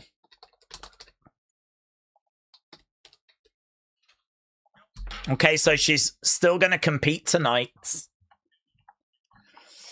Right. Trick is heel until he loses Yachty. Ever since that pair, I've been against Trick. Even with Sammy, said Austin. I feel the same, Austin. I can't root for Trick when Yachty is with him. Brony not feeling it. Austin not feeling it. This is why they've not changed the belt, said Man with Red Face. You think it's just going to go back? I think that would be such a shame. I think there's such a need to build up heels. And we've actually got Baron Corbin, who's come back, has got a little bit of interest because he's been away for a while, right? So he's got that kind of freshness about him. He's the only one that's coming out in a vehicle, right? He's obviously coming out on a bike, which looks kind of fun. Now he's picking up like a clean win against a credible opponent in Carmelo. I sort of feel like, do you know what I mean? You've got a heel here that could actually be a problem in the mid cards. Are we about to just drop the belt back to Trick now? And that's why we've not took the fur off the belt. I think that would be such a shame, honestly. I think that would be a shame. But you absolutely could be right. It would explain why we've not took the fur off the belt. You could be right. Melo doesn't need to leave the company. Baron is a perfect heel for these guys. Some of you are ridiculous, said life is often disappointing. Yeah, I agree. I think we're in desperate need for heels. Desperate. We're desperate for heels. Everywhere you look, we're struggling for good, credible heels. You know, if we've got a, you know, Carmelo's just had a banger of a match. Really, really good match. That shouldn't result in like chatter about Carmelo needs to leave or anything like this. He's in the mid card. He's got a fight on his hands. Hopefully he gets used on a regular basis. Yeah. I'm really not down on it. Not down on it. Daze, when does WWE remove the interim from Chelsea? Well, it doesn't seem like they are, does it? I think what they're doing is she's going to have to prove, first of all, that she can get medically cleared within the next 30 days. So it just feels like that is the focus right now. And then she'll, you know, when she's medically cleared, perhaps then we'll kind of have a look at it. But I think right now they're kind of a bit focused on something else instead. And that is her getting medically cleared. Let Mello take it from Corbin, but do a Mello Trick feud when Trick drops stupid Yachty, said Austin. This time I have not took 2 new stars that are coming up apart from Oba. I'm not a fan of Ethan or Trick. Soul is just there, and the women's faction's not interesting. I'm not too sure why, said Mad Jason. Okay. I mean, I would just say, like, give it time. You know, a lot of these talents were good in NXT, and it's just going to take them a minute to find their footing and, you know, kind of get going on the main roster. So we haven't really done a great deal with Ethan. We haven't done a great deal with Fatal Influence. Oba, obviously, I think has grabbed attention. Trick, for me, is not being helped by Little Yachty at the moment. So, yeah, I would say, like, if they're not grabbing you right now, that's okay. I think, like, we've seen a lot of them in NXT. They're good. They've got a lot to offer. JC is a really good wrestler. You know, you put her in there with some good talent, she can give you great matches. So, probably just going to take a little bit longer to see what they can do. I don't think we've shown much yet for some of them. Dean said, I enjoyed that match. I think it was the best one. I would agree. Yeah, well. It's a low bar, isn't it? At the moment, it's only got to beat Gunther Matt, and that was only like 5 minutes long. But I think it was definitely better than the Trick one at SummerSlam as well. Okay. Cody Rhodes, Sami Zayn has been made tonight.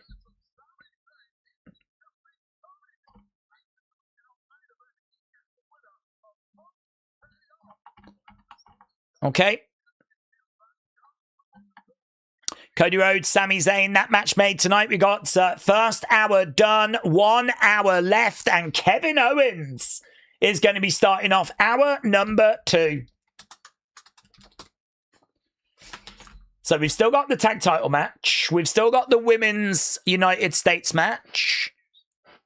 We've got Sami and Cody, and we've got this Kevin segment right here. This could be tasty. Here's Kevin then, making his way down to the ring. Let's end the poll, shall we? Here we go, said Jason.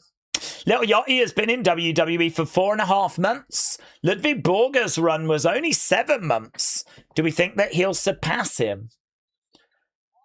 Yeah, I think he probably will. There's no word, is there, that it's going to end anytime soon. So I think he could. Mark Woods said, might just be me, but Trick on the turntable. He looks like a right melt. Or whoever is with, it just doesn't help either, says Mark. It did look a bit silly, actually, because he was kind of facing the front as if, like, you're going to have to just wait for... It was a little bit Austin Powers, wasn't it? You're going to have to wait for me a second, you know? I'm just doing this right now. Give me a second. I'll be back with you in a moment. Thankfully, it was a distraction for Little Yachty, who then used the kendo stick. But I do agree, it had shades of Austin Powers about it. Okay, Punk's come out. So Kevin was in the ring. He was about to, kick things off, but CM Punk is making his way down. This is going to be tasty. It's crazy to think that Borga got a Hasbro in only 7 months, said Andy. I think they were quite excited by him. I was excited by him. I mean, I had feelings about Ludwig Borga, like, Brock. I mean, I thought this was going to be the monster. I thought this was going to be the guy that was going to murk everyone. And, he kind of had that Rocky Dolph Lundgren vibe, He kind of felt like this. He felt like a problem. So, yeah, I was quite excited about him. I think WWE were as well. CM Punk's made his way down. You're muted. No, I don't think I am. Am I? Can't hear you. Should be able to hear me. Is it saying that it's muted? If you refresh the stream, it's not muted. It's a YouTube problem. Oh, right. That's weird, isn't it? Yeah, no. Doesn't say I'm muted. Doesn't say I've ever been muted. Let's refresh it. Let's all say refresh. Hi, everyone. You might be having mic issues. Try refreshing. I hear it works. Thank you for your time.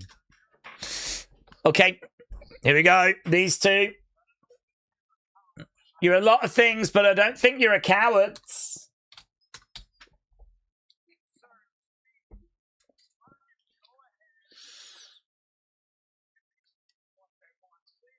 Say it to my face. The floor is yours. Give these people what they want. Oh. That's cheeky, innit? Kevin was about to speak. CM Punk cuts him off. Is it great to be alive?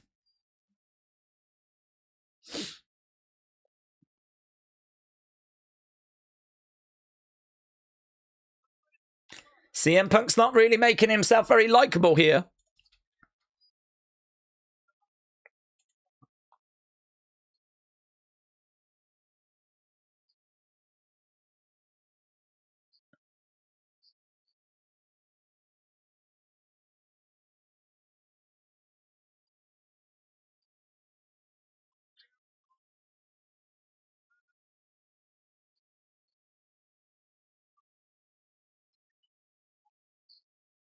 You think I won't say that to your face?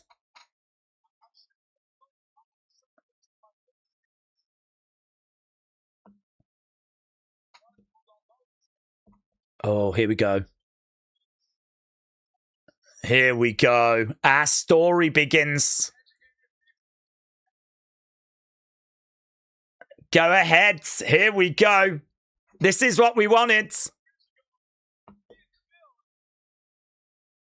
He's doing it.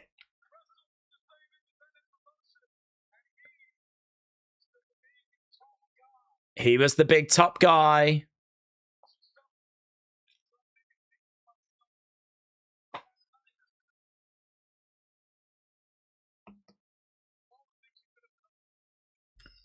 On that night,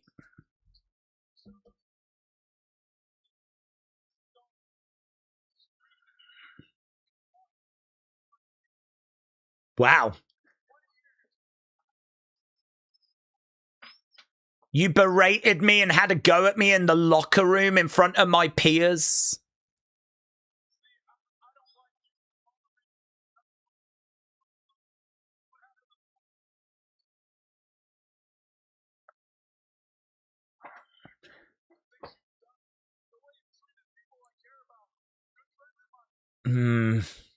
Which ones? Yeah, this is interesting.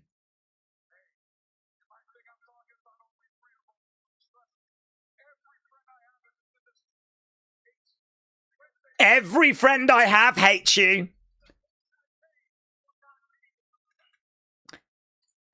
So was he hinting at the Bucks? It felt like he was.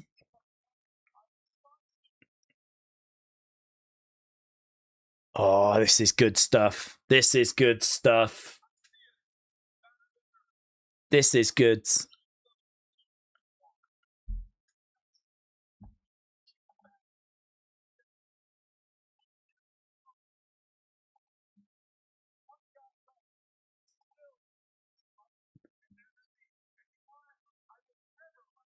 I'll never like you.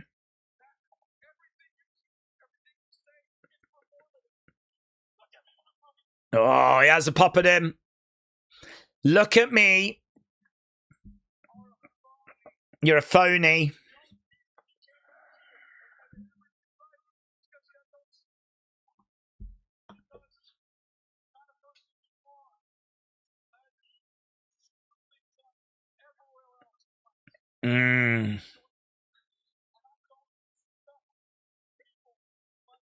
I don't respect people like you.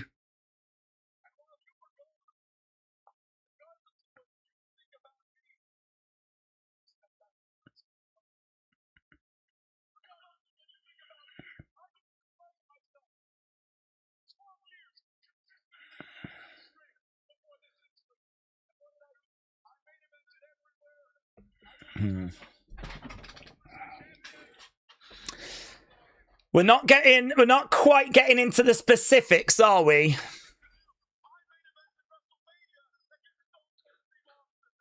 I main evented WrestleMania against Stone Colds. You did?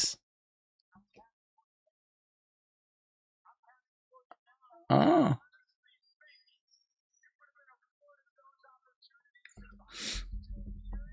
CM Punk's like, do you think you would have got those opportunities if I'd still been here?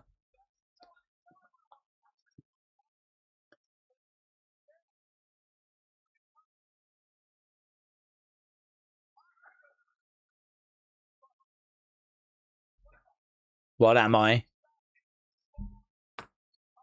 Am I just some fat indie slob? Say it to my face. Here we go. Say it to my face.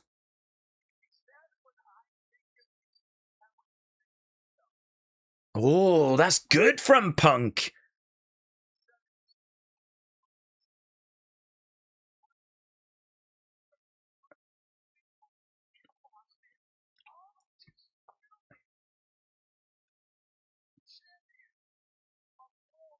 Kevin's like, why don't you just say it to my face that you think I'm a fat indie slob? Punk's like, do I think that, or do you think that of yourself?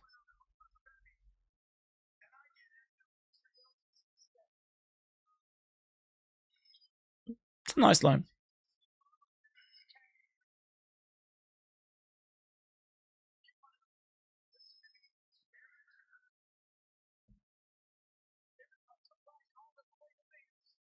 Little bit of talking over each other.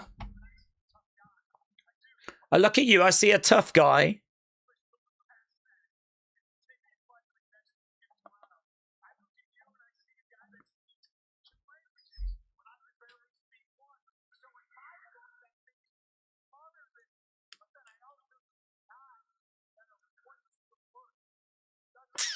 I don't believe that. I see a guy that avoids the work. I think that's... I don't see that.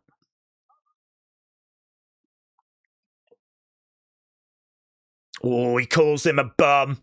He calls Kevin a bum. He said he saw someone that avoided the hard work.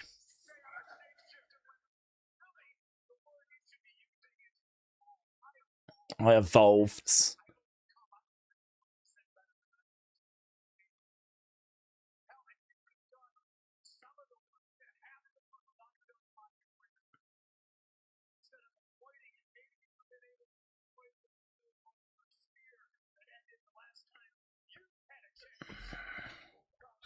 Oh, a Goldberg reference. KO chant.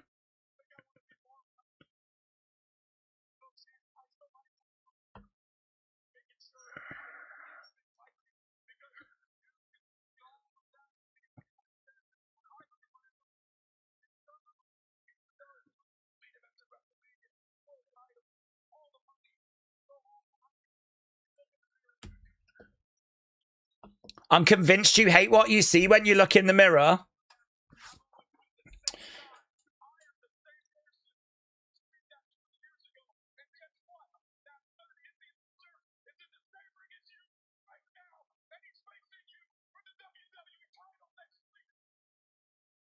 Okay.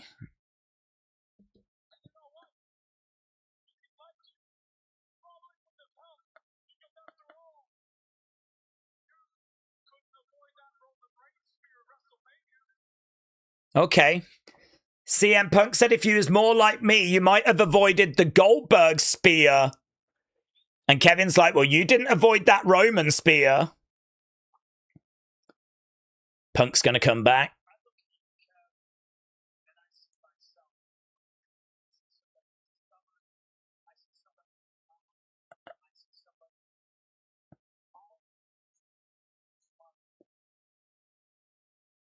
Punk said he sees himself.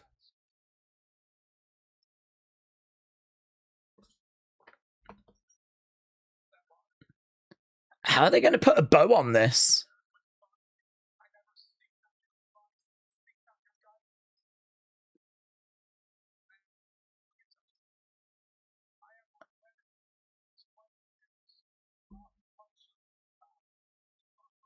I've regretted for 20 years not punching you in the mouth.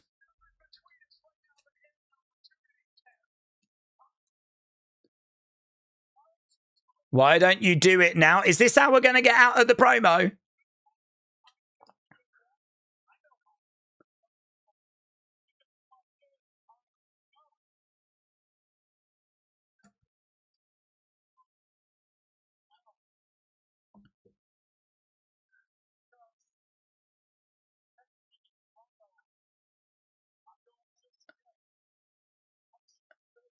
Oh, oh, oh.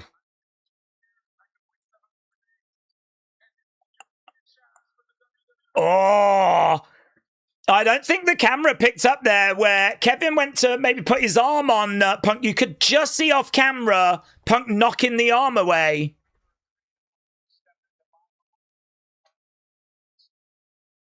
This feels really tense. It's set up next week beautifully, though.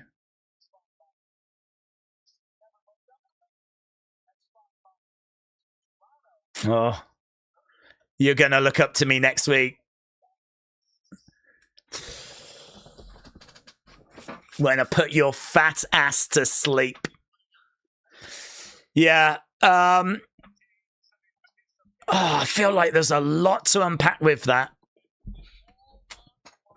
I actually felt like that was like a really realistic promo in the sense of I think there was a lot of stuff being said there that has come from a very real place, or at least that's how it feels. That's not really a promo that's full of kill shots like, wow, that's mental. Wow, did you hear that? Well, it's a lot more like this happened in the locker room and I've hated you for it ever since. And I've always wanted to punch you in the face and I could never bring myself to do it. And this is, do you know what I mean? Like, I think it was quite interesting. Let's get the score, shall we, for that? Okay, here's Gunther. You made me wrestle in street clothes.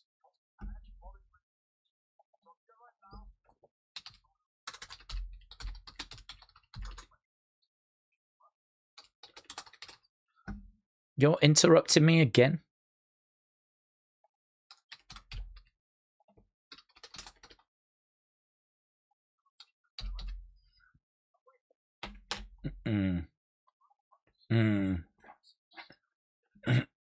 I'm here for a Gunther Finn Balor feuds.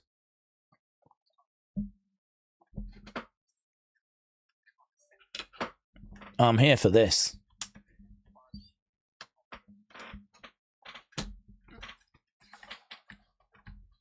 I'm willing to do whatever it takes. Get another title shot.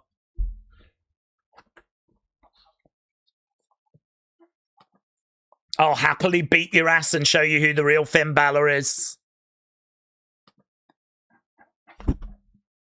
Thank you. I'll have that. I'll flipping take that.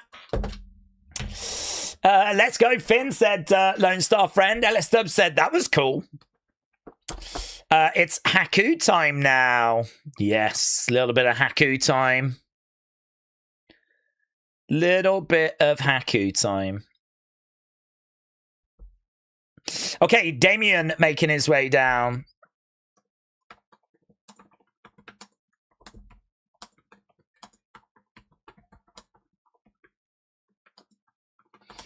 Tiffany is getting handled by Lash and Nia. Is that a sign that JC becomes champion? It could be. I mean, she's been sort of weakened, hasn't she? Chelsea had a word with her, like, you know, you don't have to go through with this. And she's like, I'm a fighting champion, blah, blah, blah. But yeah, I mean, she's weakened. It could be a precursor to her dropping the title and being a bit protected if she does. Gunther, Finn on a PLE, not SmackDown. Triple H, we are owed the NXT TakeOver Dublin that got cancelled. Finn, Gunther was supposed to be the main event of that show, said Alex. I wouldn't mind MFTs winning this one, said Connor. Why aren't they going to mention AEW? Why would they want to give them free promotion? Why would they want to mention them? I think just like hinting towards it makes sense. But yeah, there was a couple of moments in there. I think for me, the lack of kill shots, the lack of like, there wasn't really chess moves in there. There wasn't really like, I'm going to say this, let's see what you come back with. There was a lot of honesty. There was a lot of 20 years ago, this happened and it's bothered me ever since. But it's not just that. All of my friends hate you. Not just the three that you might be thinking of, which I think is probably Young Bucks. And who would the third be? Would the third be, I don't know, is Kevin friends with Jungle Boy? Could it be Hangman? I don't know that it's Kenny. Kenny seems quite chilled. I mean, I've not heard Kenny kind of speak. I feel like Kenny just wants a drama-free life. That's kind of the impression I get from Kenny Omega. But he might have been talking about Kenny. Certainly two of them, I think, were the Bucks, but I'm not sure who the third one was. But it's going to be AEW people, isn't it? So, yeah, I can understand WWE not wanting AEW to get mentioned and get free coverage from their show getting a mention, because you know the IWC would make a big deal out of it. But no, I think I was really impressed with how real it felt. And I love the fact that it all built to that. Do you know why I could punch you now like I should have 20 years ago, but I don't have to, because next week I can punch you and I can get the title at the same time. I'm gonna get it all out next week.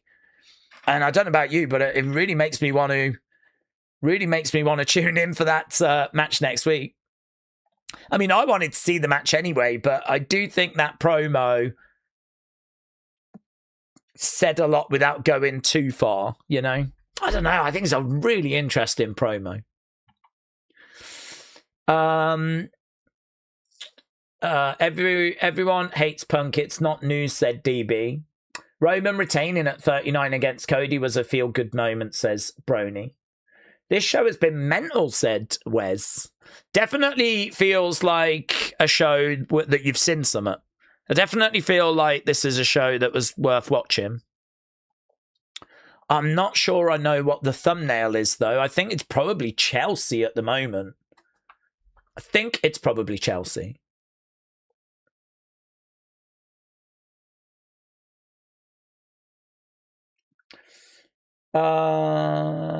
Sammy, Colt Cabana, Young Bucks.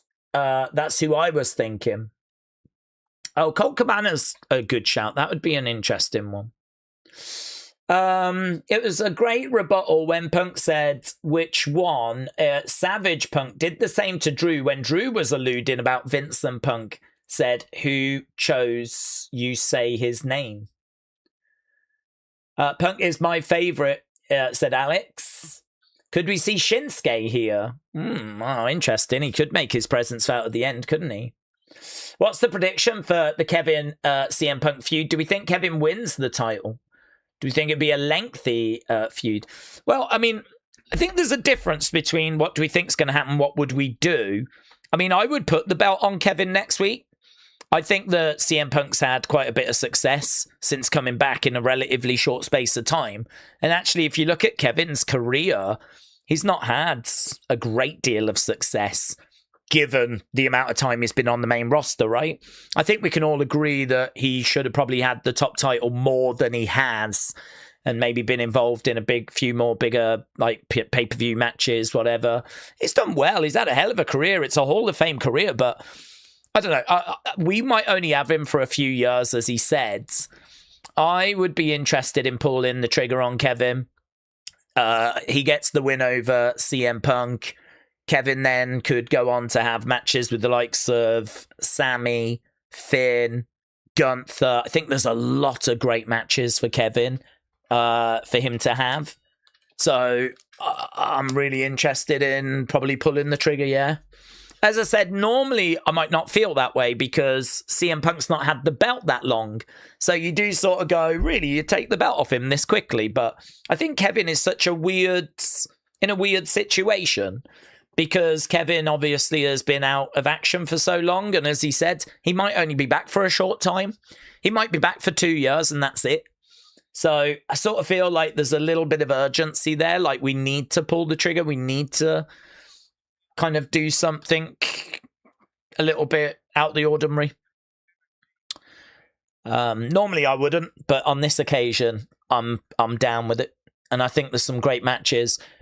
You move CM Punk into a feud. Maybe it's a feud with Sammy or something.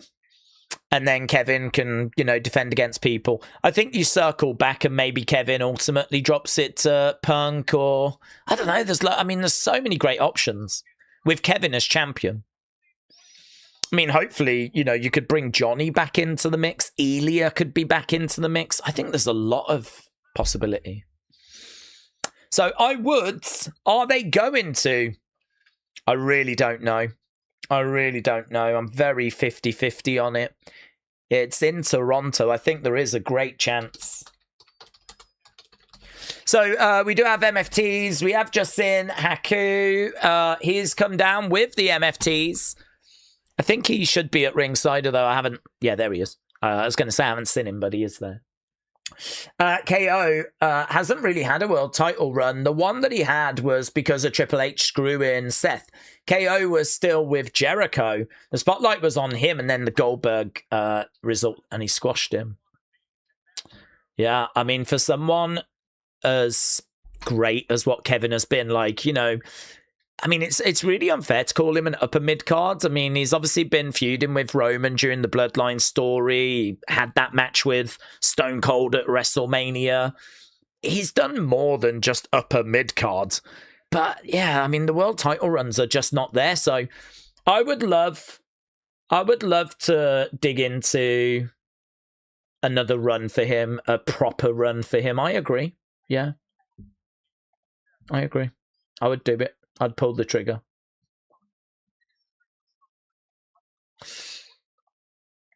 Okay. Right now, this is settling down. It's MFTs in there with R-Truth. When are we going to find out Nakamura's partner, says Ryan? Well, I mean, there's been no word of it this week, has there? Some people wondering, is Shinsuke going to make his presence felt after this? He might even just tease a little bit longer, might he? He might just tease a little bit longer. I don't know that we're going to get the answer this week. Okay, right now, Tala getting tagged in.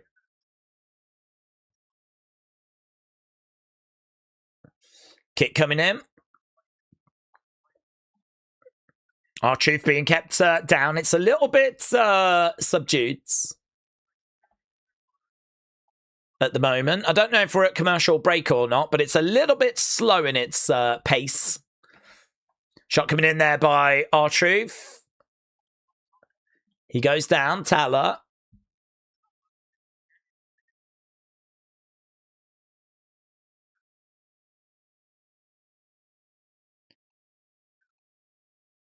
Okay. We are at... Oh, right. That makes sense. I was going to say, I don't think what we're being offered here is that brilliant at the moment. But it makes a lot more sense if we are at commercial break.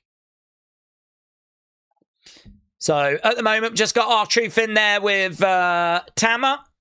And they're just exchanging a few shots back and forth. Duking it out at the moment.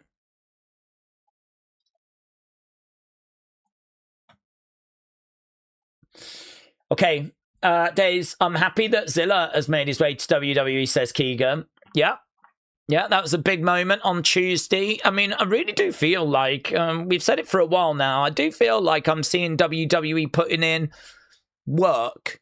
I do feel like I'm seeing them really trying to put their best foot forward. I mean, you can debate whether it's working and whether it's the right, things to be booking, but I can see an effort. I can really see an effort. And that extends down to NXT as well, where, we've had a look at the landscape. We know we don't really have much for Grayson, so he's gone to NXT, where he's been doing some decent work. Certainly that first promo I enjoyed.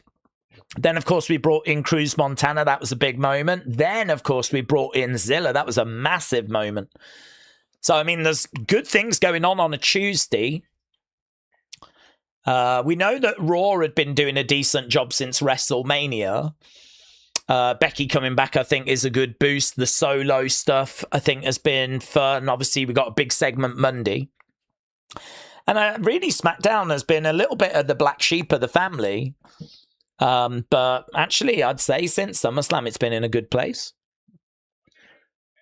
And I think this is going to get pretty good reviews, I would imagine. I think people have been very entertained by this episode. As Damien and R-Truth goes down, El Sausage Rollador said, I'm Shinsuke's partner. We go way back. El Sausage, hope you're well. As that doesn't shock me, to be honest. I believe there is a real history there. Headbutt coming in. Let's end the poll, shall we? What did you think about the CM Punk segment?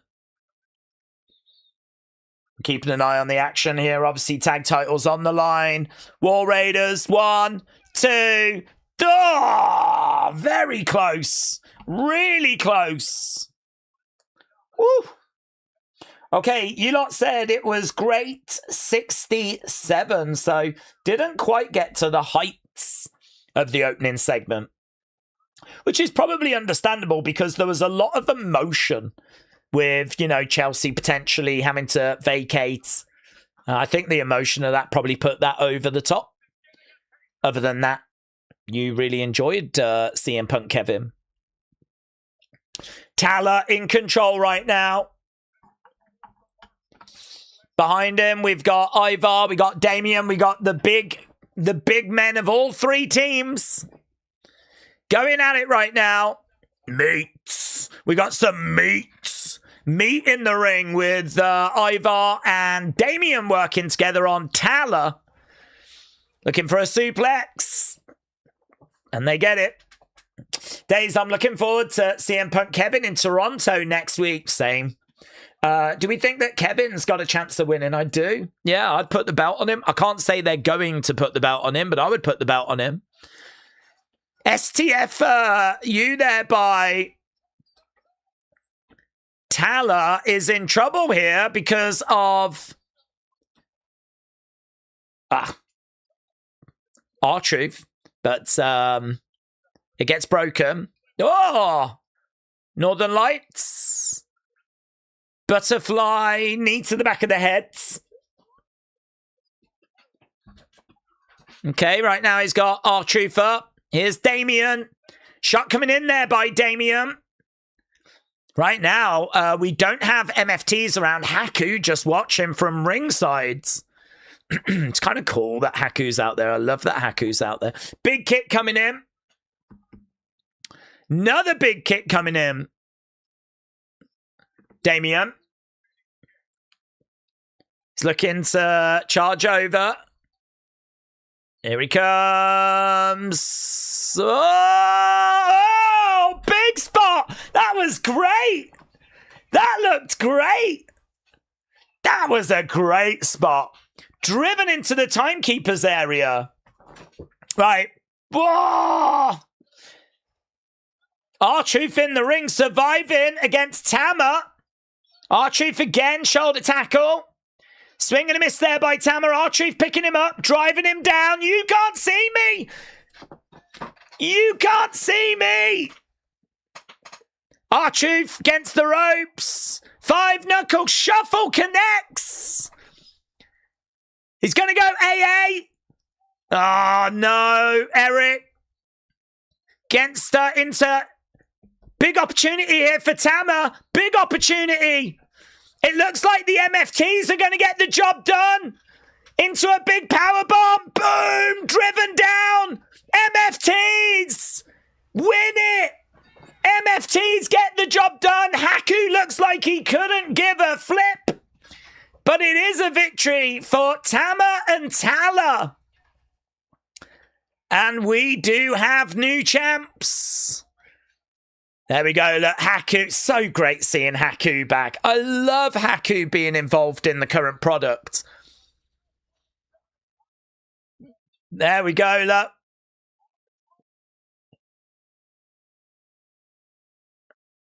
Cool. Yeah, new champs. I think Damien and R-Truth have pretty much done everything they could. Damien doing a lot of AAA work, but cool. New champs. Okay, MFTs get the job done. Tiffany has got to defend against JC next. So we do get a talking point. I don't know that it's quite thumbnail level. I think Chelsea is still my thumbnail, but yeah, not down on that. Okay, let's get a poll, shall we, for that last match. We've got 25 minutes left to go. 25 minutes. MFTs have done it. I'm stunned, says Wrestle Rants. Hello, Sonny. Hope you're well.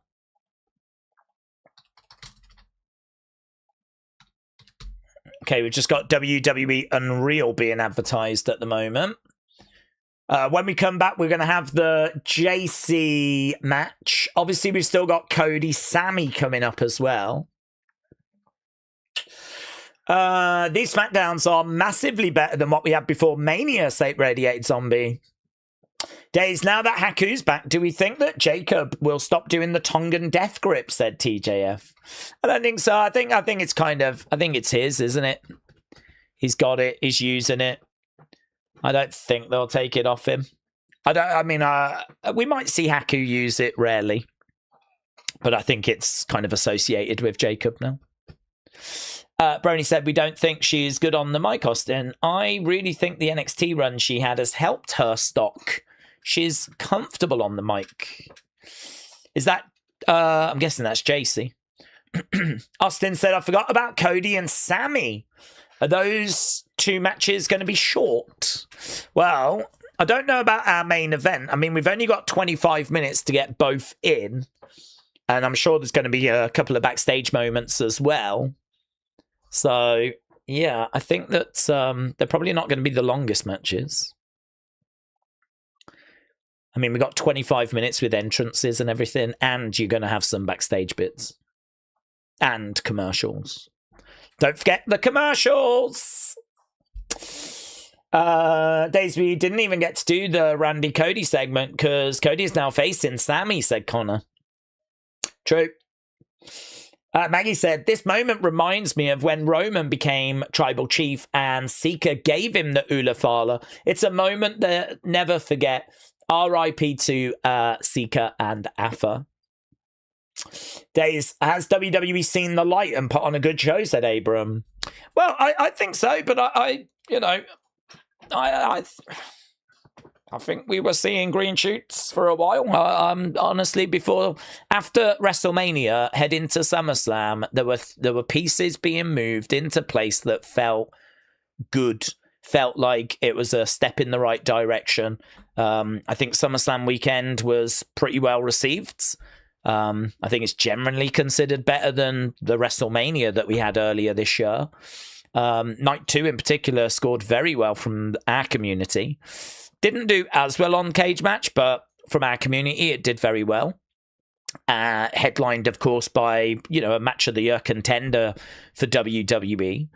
And then after SummerSlam, I know it's only been a couple of weeks, but I think we've just had a couple of really good weeks as well. So, with Becky coming back, Stephanie coming back, some new champs around as well. Some interesting things going on. Solo kind of finding his groove as well around SummerSlam. In the kind of build for that is when he was doing the pew pew stuff. He's kind of clicked with people. So, yeah, I mean, I think that we've been building. I think there's been steps in the right direction. I think we're really starting to see the shows kind of move into a different phase. I don't think you can say we're back, we're going to head towards, 2023 again, but I think we can certainly say we're in a better place. I think we can go that far, yeah. And I also don't think that we should sort of make out that this is lucky. I don't think this is lucky. I think that they've been building. I think they've been doing some good things in recent times. So, good. I'm just thrilled. I'm thrilled that we can watch a show, enjoy it. Still far from perfect. But, yeah. I feel like I've watched something that was worth watching so far. And they got 20 minutes to make sure they don't mess it up. Tiffany making their way down. Get your thoughts in for that last match.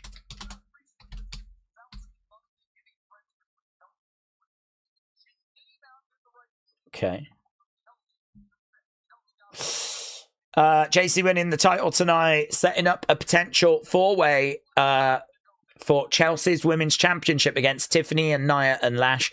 Chelsea will get cleared and wear a protective mask, says Sean. Okay, here we go then. Couple of Tiffy time signs in the crowds.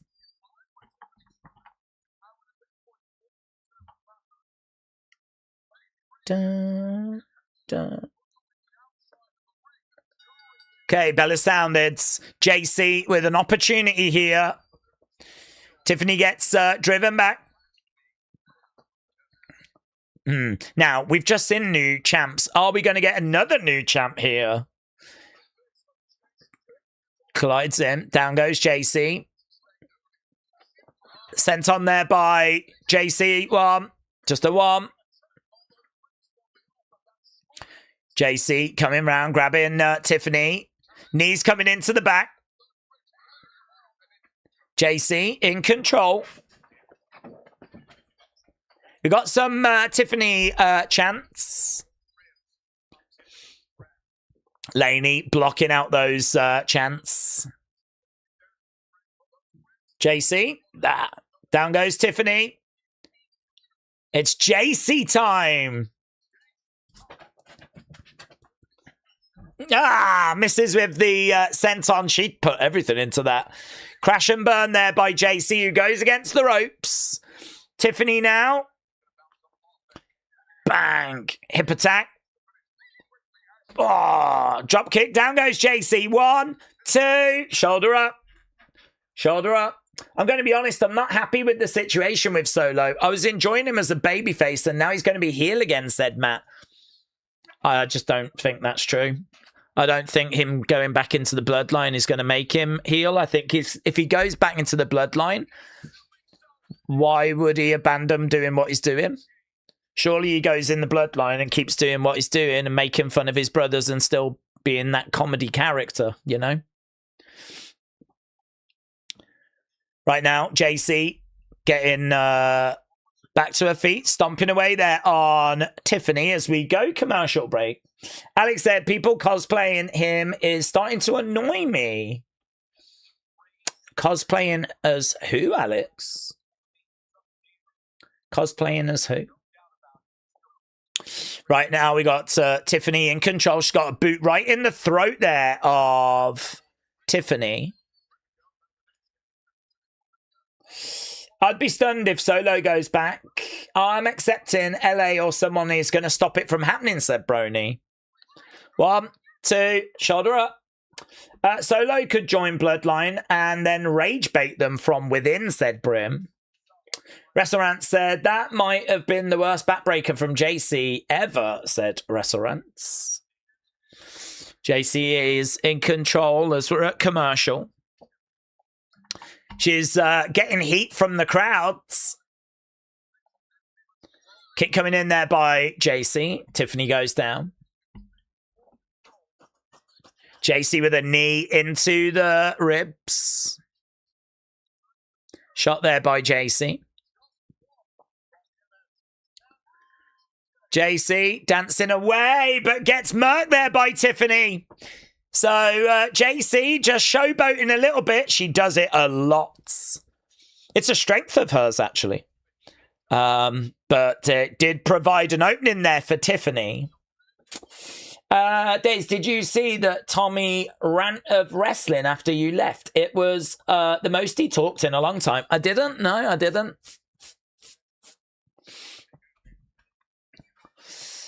I didn't. I don't even think he's put it up, has he? The episodes. I'm so sick of doing these episodes and then them not being live. Like, or not being, like, allowed up after. He loves censoring things. Right now, JC looking at the camera. Keeping Tiffany down. Days back on YouTube for the memberships. I missed the toy hunts. I understand that, Justin. I understand that. It's been too long, hasn't it? I hear you, Justin. I hear you. I hope you're doing well. JC getting driven back in the corner. And again, Tiffany shoved back. Kick coming into the midsection there by JC.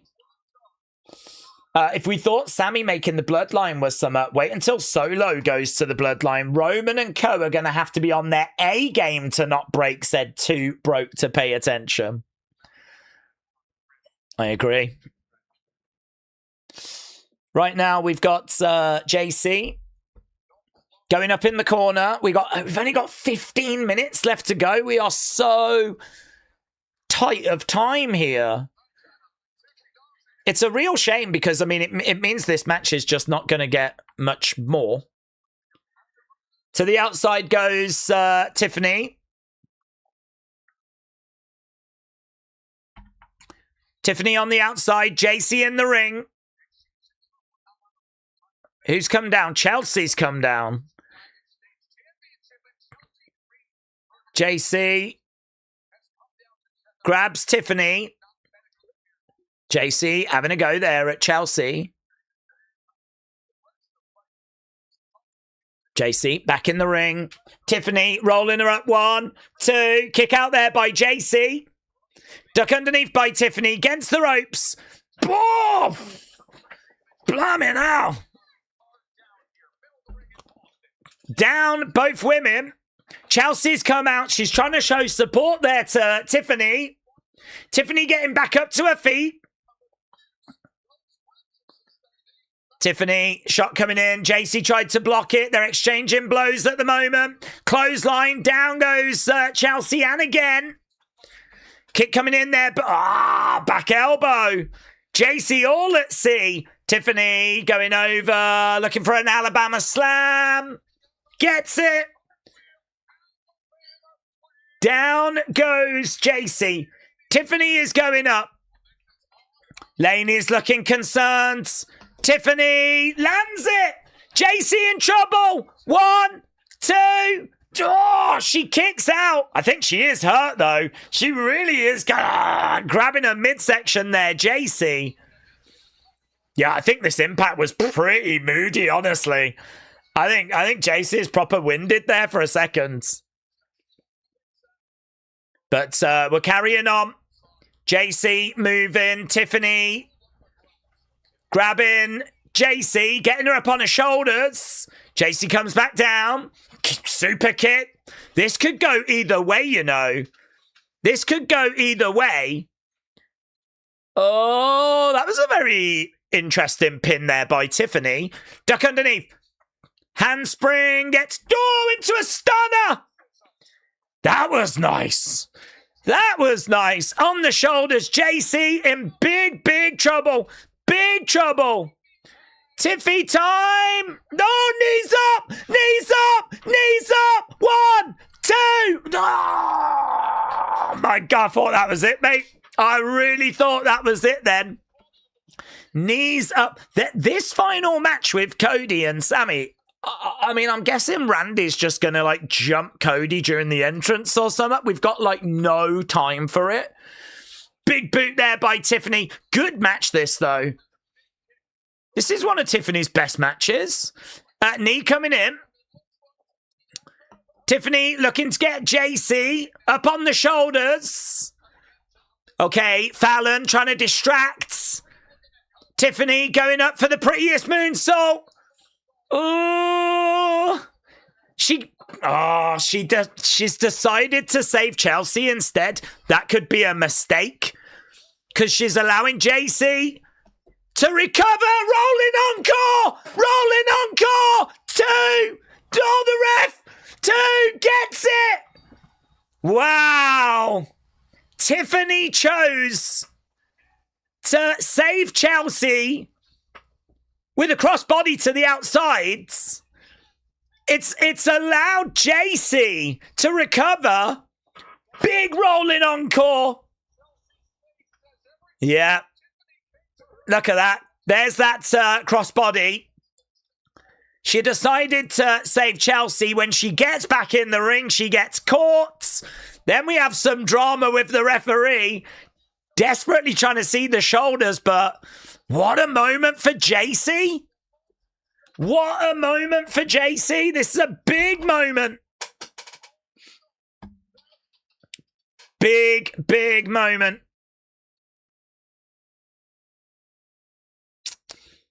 We got Pyro going off.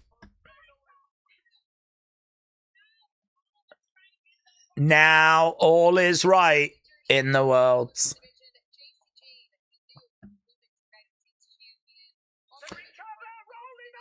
Drama, drama.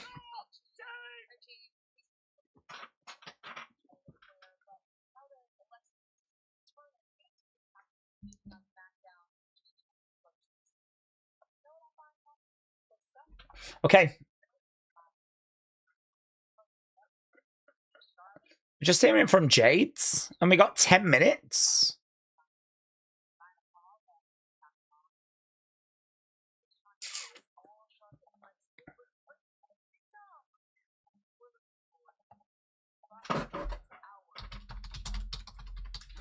We're looking forward to giving Tatum a proper welcome to our show. Okay, so just a few words from those three. Here comes Cody. Gotta think, I mean, we just ain't got much time, have we? We've got 9 minutes and we still haven't had entrances. And because this is on the USA Network, I mean, we can't do overruns or anything.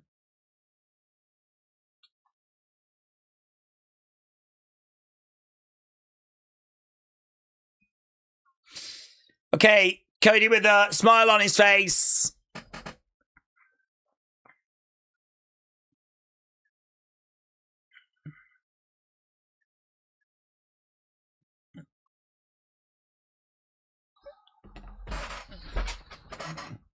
This here feels very rushed, said it's Brim. I would agree. Imagine if Sammy has Johnny fight in his place, said Rapturous.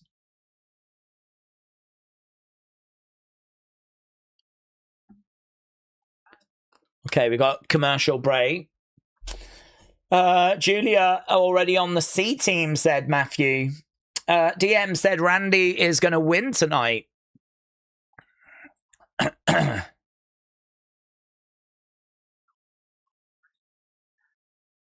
Well, I think Randy is going to make his presence felt. Let's go, Cody, said Ali, Cat Rockstar. Daze, do we see that Jada Lyra on main event? Jada did great, said Word Life Cena fan. I don't watch main event, to be honest. It's never been part of my regular viewing. But if you watched it and you enjoyed it, good. I think it's probably the only show I'm not watching from WWE other than LFG.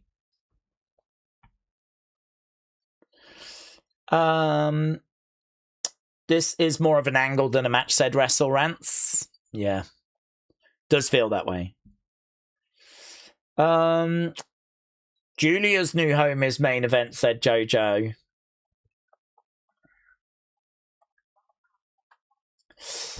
It'd be good if Sammy can beat Cody, clean or not, said Main.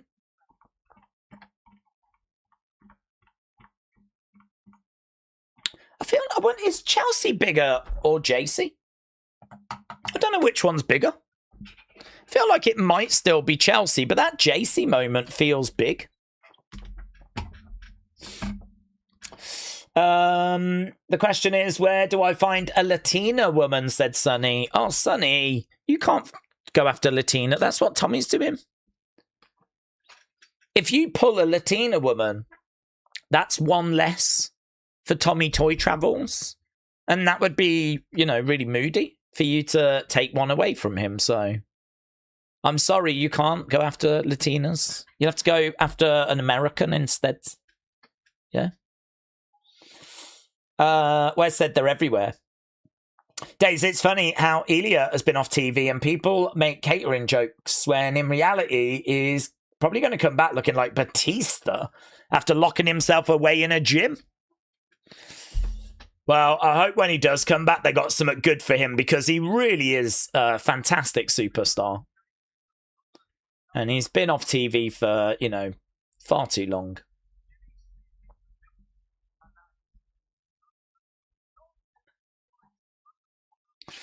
Okay. Here's Sammy then. Tommy said it was okay for me to go and get a Latina. Okay. Well, if you've got his blessing, then that's okay. But I know that's his dream.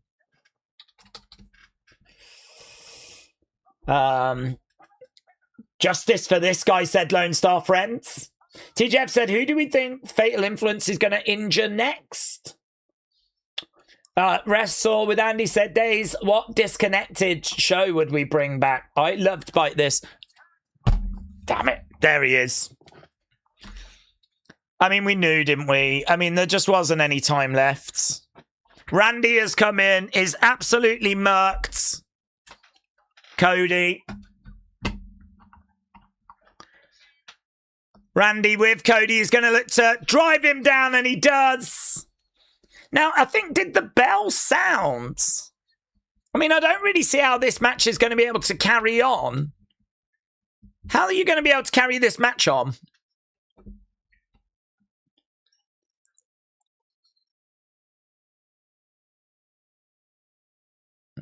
Randy is going to look to RKO Cody. No joy. Cody trying to reverse it. Cody goes through the ropes to the outsides. So Sammy looked a little bit frustrated in the entranceway, like, damn it. You know, I don't think he knew this was going to happen. If anything, he's probably worried this is taking his opportunity away. Randy with those ring steps. Yeah, look, Sammy's not happy. Sammy's like, this is meant to be my match. This is meant to be my match. But instead, Randy's using ring steps and smashing Cody. We got some ring steps being set up by the commentary table. Cody down in the crowd at the moment. Oh, using a drink. Drink just exploding there. A soda, I believe. Cody throwing in some shots there to Randy. Randy getting driven further into the crowds. Another shot coming in there by Cody. Randy going into the barricades. Cody now with a trash can. So they're proper fighting in the crowd right now. We've got Trash Down. Cody with a shot coming into Randy. Again, chucking him into a table. This is like something from a PLE. Like the visual here looks really good.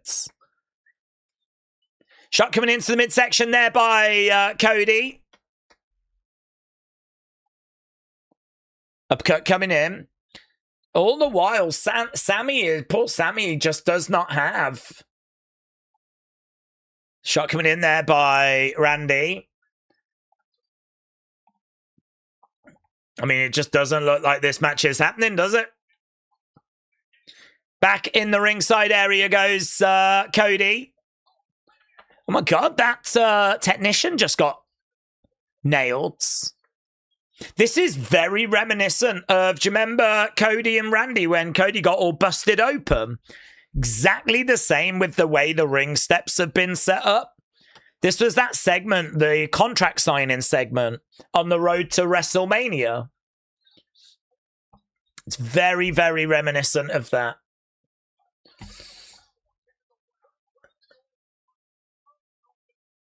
Right now, we've got Randy on the commentary table. We've got the ring steps set up. He's dragging him over. We've been here before. I'm getting some flashbacks, says. Grabbing the chair. Sammy could stop this. He could stop this. We've seen this before. How's it going to play? Randy with the chair. Here we go. Picking up the chair. Low blow this time by Cody. This time there's a low blow. This time Cody grabs the chair.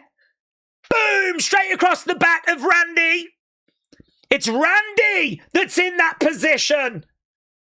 Listen, Cody said, I don't have to be the good guy anymore. That's what Cody said. I don't have to be the good guy.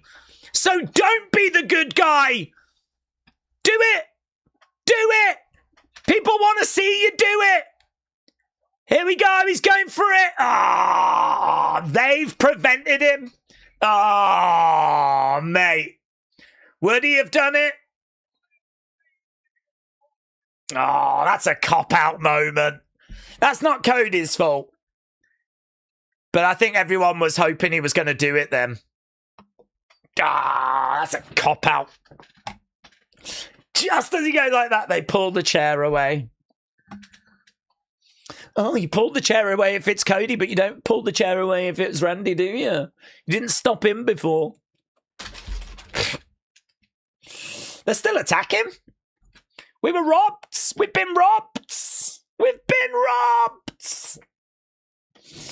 robbed. They did cut it out. I don't mind them cutting it out. You know they'll put the footage out as like social media exclusive footage. Let's score that final segment. What did you think about the final segment?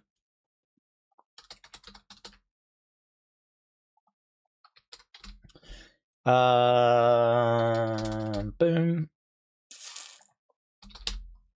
Don't forget, we are back tomorrow with UFC. If any of you are UFC fans, we are back tomorrow. We'll be doing UFC 330. Get your scores in for that final segment. Let me know what you thought about that final segment. Fire the guy that grabbed the chair. Fire him. Who won? Well, we didn't get the match, did we? To be honest, I was, in my brain, thinking, I really hope they don't do what I think they're going to do. And what I think they're going to do is they're going to have Randy beat up Cody. And then they're going to have Cody be the hero and be like, no, I'll still fight. I'll still fight, even though he's battered. You know, and he's going to be that good guy. You know, I'm so tired of that. You know, I mean, like, before you have a match, the referee checks, are you good to go? Are you okay? Like, for us to get going. And I think if if Randy had run off after attacking Cody and Cody would be like, yeah, I'm good to go, and then lost to Sammy, I would have found that quite frustrating. I actually think the way that we didn't even get to Sammy was better. I much prefer this. I think this was better. Woke Farmer said UFC 330. I can't wait. It's going to be good, man. I'm looking forward to it. It's going to be good.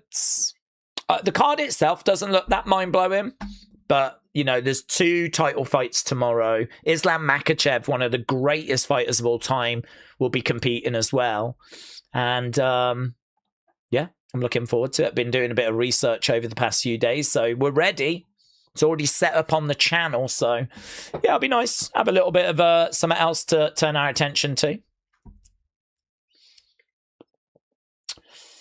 I don't want to have to find it on social media. Put it on the damn show, said Wrestle Rants.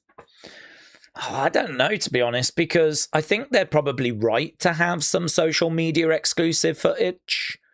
And what's it going to be? It's just going to be more fighting, which we've seen. I mean, you've seen them fight in the crowd. You've seen the big moments where is he going to use the chair or not? I think that's a really big, significant moment. So I think they've shown you the stuff that you needed to see. Anything else is just going to be, you know, them getting... look, I'd predict it's them getting pulled apart and then them, you know, I mean, breaking free and fighting and then getting pulled apart again, then breaking free and fighting and then eventually getting led away. I don't think you're going to have missed anything exciting. I don't think you're going to have missed anything that's, you know, damn, I really regret not seeing that type stuff. So I don't know. I mean, like, that's the age-old argument, isn't it? If you save something as a social media exclusive, it needs to be good enough where it's worth uploading. I mean, you've got to, if you know, you can't just upload nonsense. It's got to be something that's worth watching, but it can't be too good where it should have been on the show. So it's a difficult spot, really. I think they've given you the stuff you needed to see, and then anything afterwards, just chuck it up on social media. It's a new world that we're living in, where obviously we've got these big social media platforms that we can now put exclusive content on. What does that content look like, though? We're building up Sammy to be upset because he didn't get his match, said Chris. Yes. Sammy screwed Sammy. At any point, he could have got a chair and beaten down Randy. Triple H has done angles on social media, like him arguing with KO, said Empower Warren. That's how old school Raw and Nitro would end. Tune in next week type thing, said Jason. I like the cliffhanger endings. I'm not sure this was quite a cliffhanger ending. Because as I said, I'm pretty confident that if they put footage up of this is what happened after SmackDown ended, I think it would probably be them being pulled apart by officials and then, you know, the breaking free spot that you tend to get. I think it'd just be a fair bit of that. I think that, yeah, that chair bit is the most important bit. Good. Yeah. Not down on this episode. I don't think you guys are going to be down on it, but of course we will do opinions videos and we'll do the breakdown. We're going to do the breakdown in a second. Rustic said 4.5 because the best part was the triple threats. Gunther has forgotten how to sell a low blow. Is that 4.5 out of 10? Oh, right. Are you like low, are you? Street Fighter Ingrid said Johnny started planking after Tommaso left. Well, he started planking after he had to give the mask back. That was around the time that Tommaso left. So I'm a bit confused as to what the planking is about. I think he's depressed, probably for a number of reasons. I'm not sure as to what the reason is, to be honest, as to why he's... I don't know if there is just one reason as to why he's planking. White Farmer said, I've been with UFC since UFC 1. It was way different back then. It is. Zorts said, Daze, it doesn't sit right with me promoting a main event and then not delivering it. Okay, that's fair. Bentron said, I don't understand how Blake is not on TV. Anyone who sees her will immediately tune in, said Bentron. Robbie said 2.5, no Blake, no Julia, little motivation for me to invest. Spawny Boy said they haven't got a creative direction for Blake. Ryan gives it a 7. Is that a Cody heel turn? No, I didn't see no Cody heel turn. To be honest, even if he'd have used the chair, I don't see it as a heel turn. I mean, why should he keep getting jumped and attacked and his eye battered after the match? I mean, you know, he's having chairs used on him. Randy was about to do it again, just like he'd done in the build to WrestleMania. So why isn't Cody allowed to do the same back? So even if he'd have used the chair, it's not a heel turn. I hope that KO beats Punk next week, but I don't think he will, said Ryan. Wasn't Shinsuke supposed to be booked, or is that coming next week, said Lucas. Well, I don't know that he was supposed to be booked. He was teasing the arrival of a partner, and that partner can still be on the way, of course. But we didn't get any update on that this week. If we don't get a payoff for Johnny, I swear they've got to give us Summit, said Wrestle Rants. Jason said this was like an 8. Robbie said, the stream gets a 10. I don't need to watch SmackDown with the chat shenanigans and Daze's commentary. Yeah, well, I appreciate everyone joining us. Chris said, I genuinely don't see this negativity. I thought it was a great SmackDown. We've had garbage, and this was not it. Yeah, I mean, look, it's worth tuning into the opinion video because you're obviously going to get a wide reaction from the community when we do the opinion video. And I agree with you. I think there's going to be a lot to be positive about here. I think generally throughout the show, there's been a lot of positivity. It's certainly reflected in the community scores. Community scores have been good. So, yeah, I don't think there's anything people are too down about. I can understand, you know, people's favourites not being on the show and that being frustrating. But judging what we got rather than what we didn't get, I think it's been good. Okay, and with that being said, we're just going to score that Cody segment. Just as we get ready for our breakdown. So, you lot scored it. Let's have a look. You lot scored it. Great 55. Great 55. Okay. Very good. Right. Well, I think we're done. That is all the segments scored. Let's just get a couple of super chats. Cameron said Randy's definitely costing Cody against Sammy. So Cameron called it.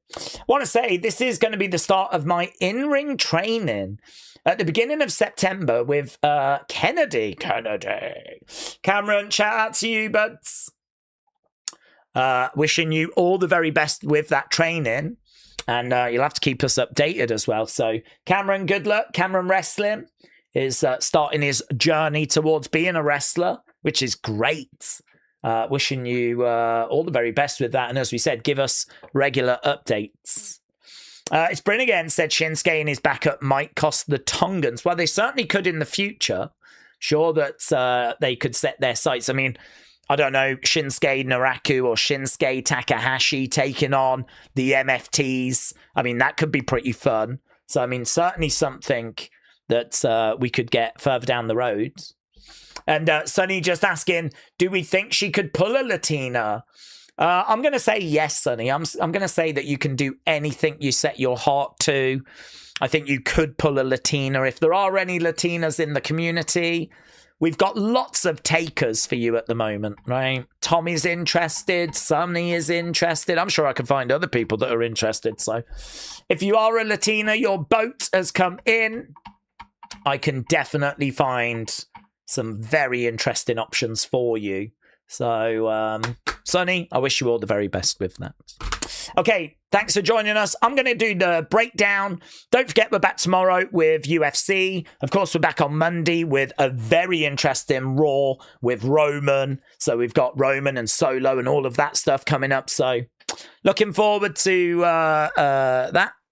So maybe I'll see you tomorrow. Maybe I'll see you on Monday. Maybe I'll never see you again. I don't know. But have a great weekend regardless. And I will see you again next time. Bye for now.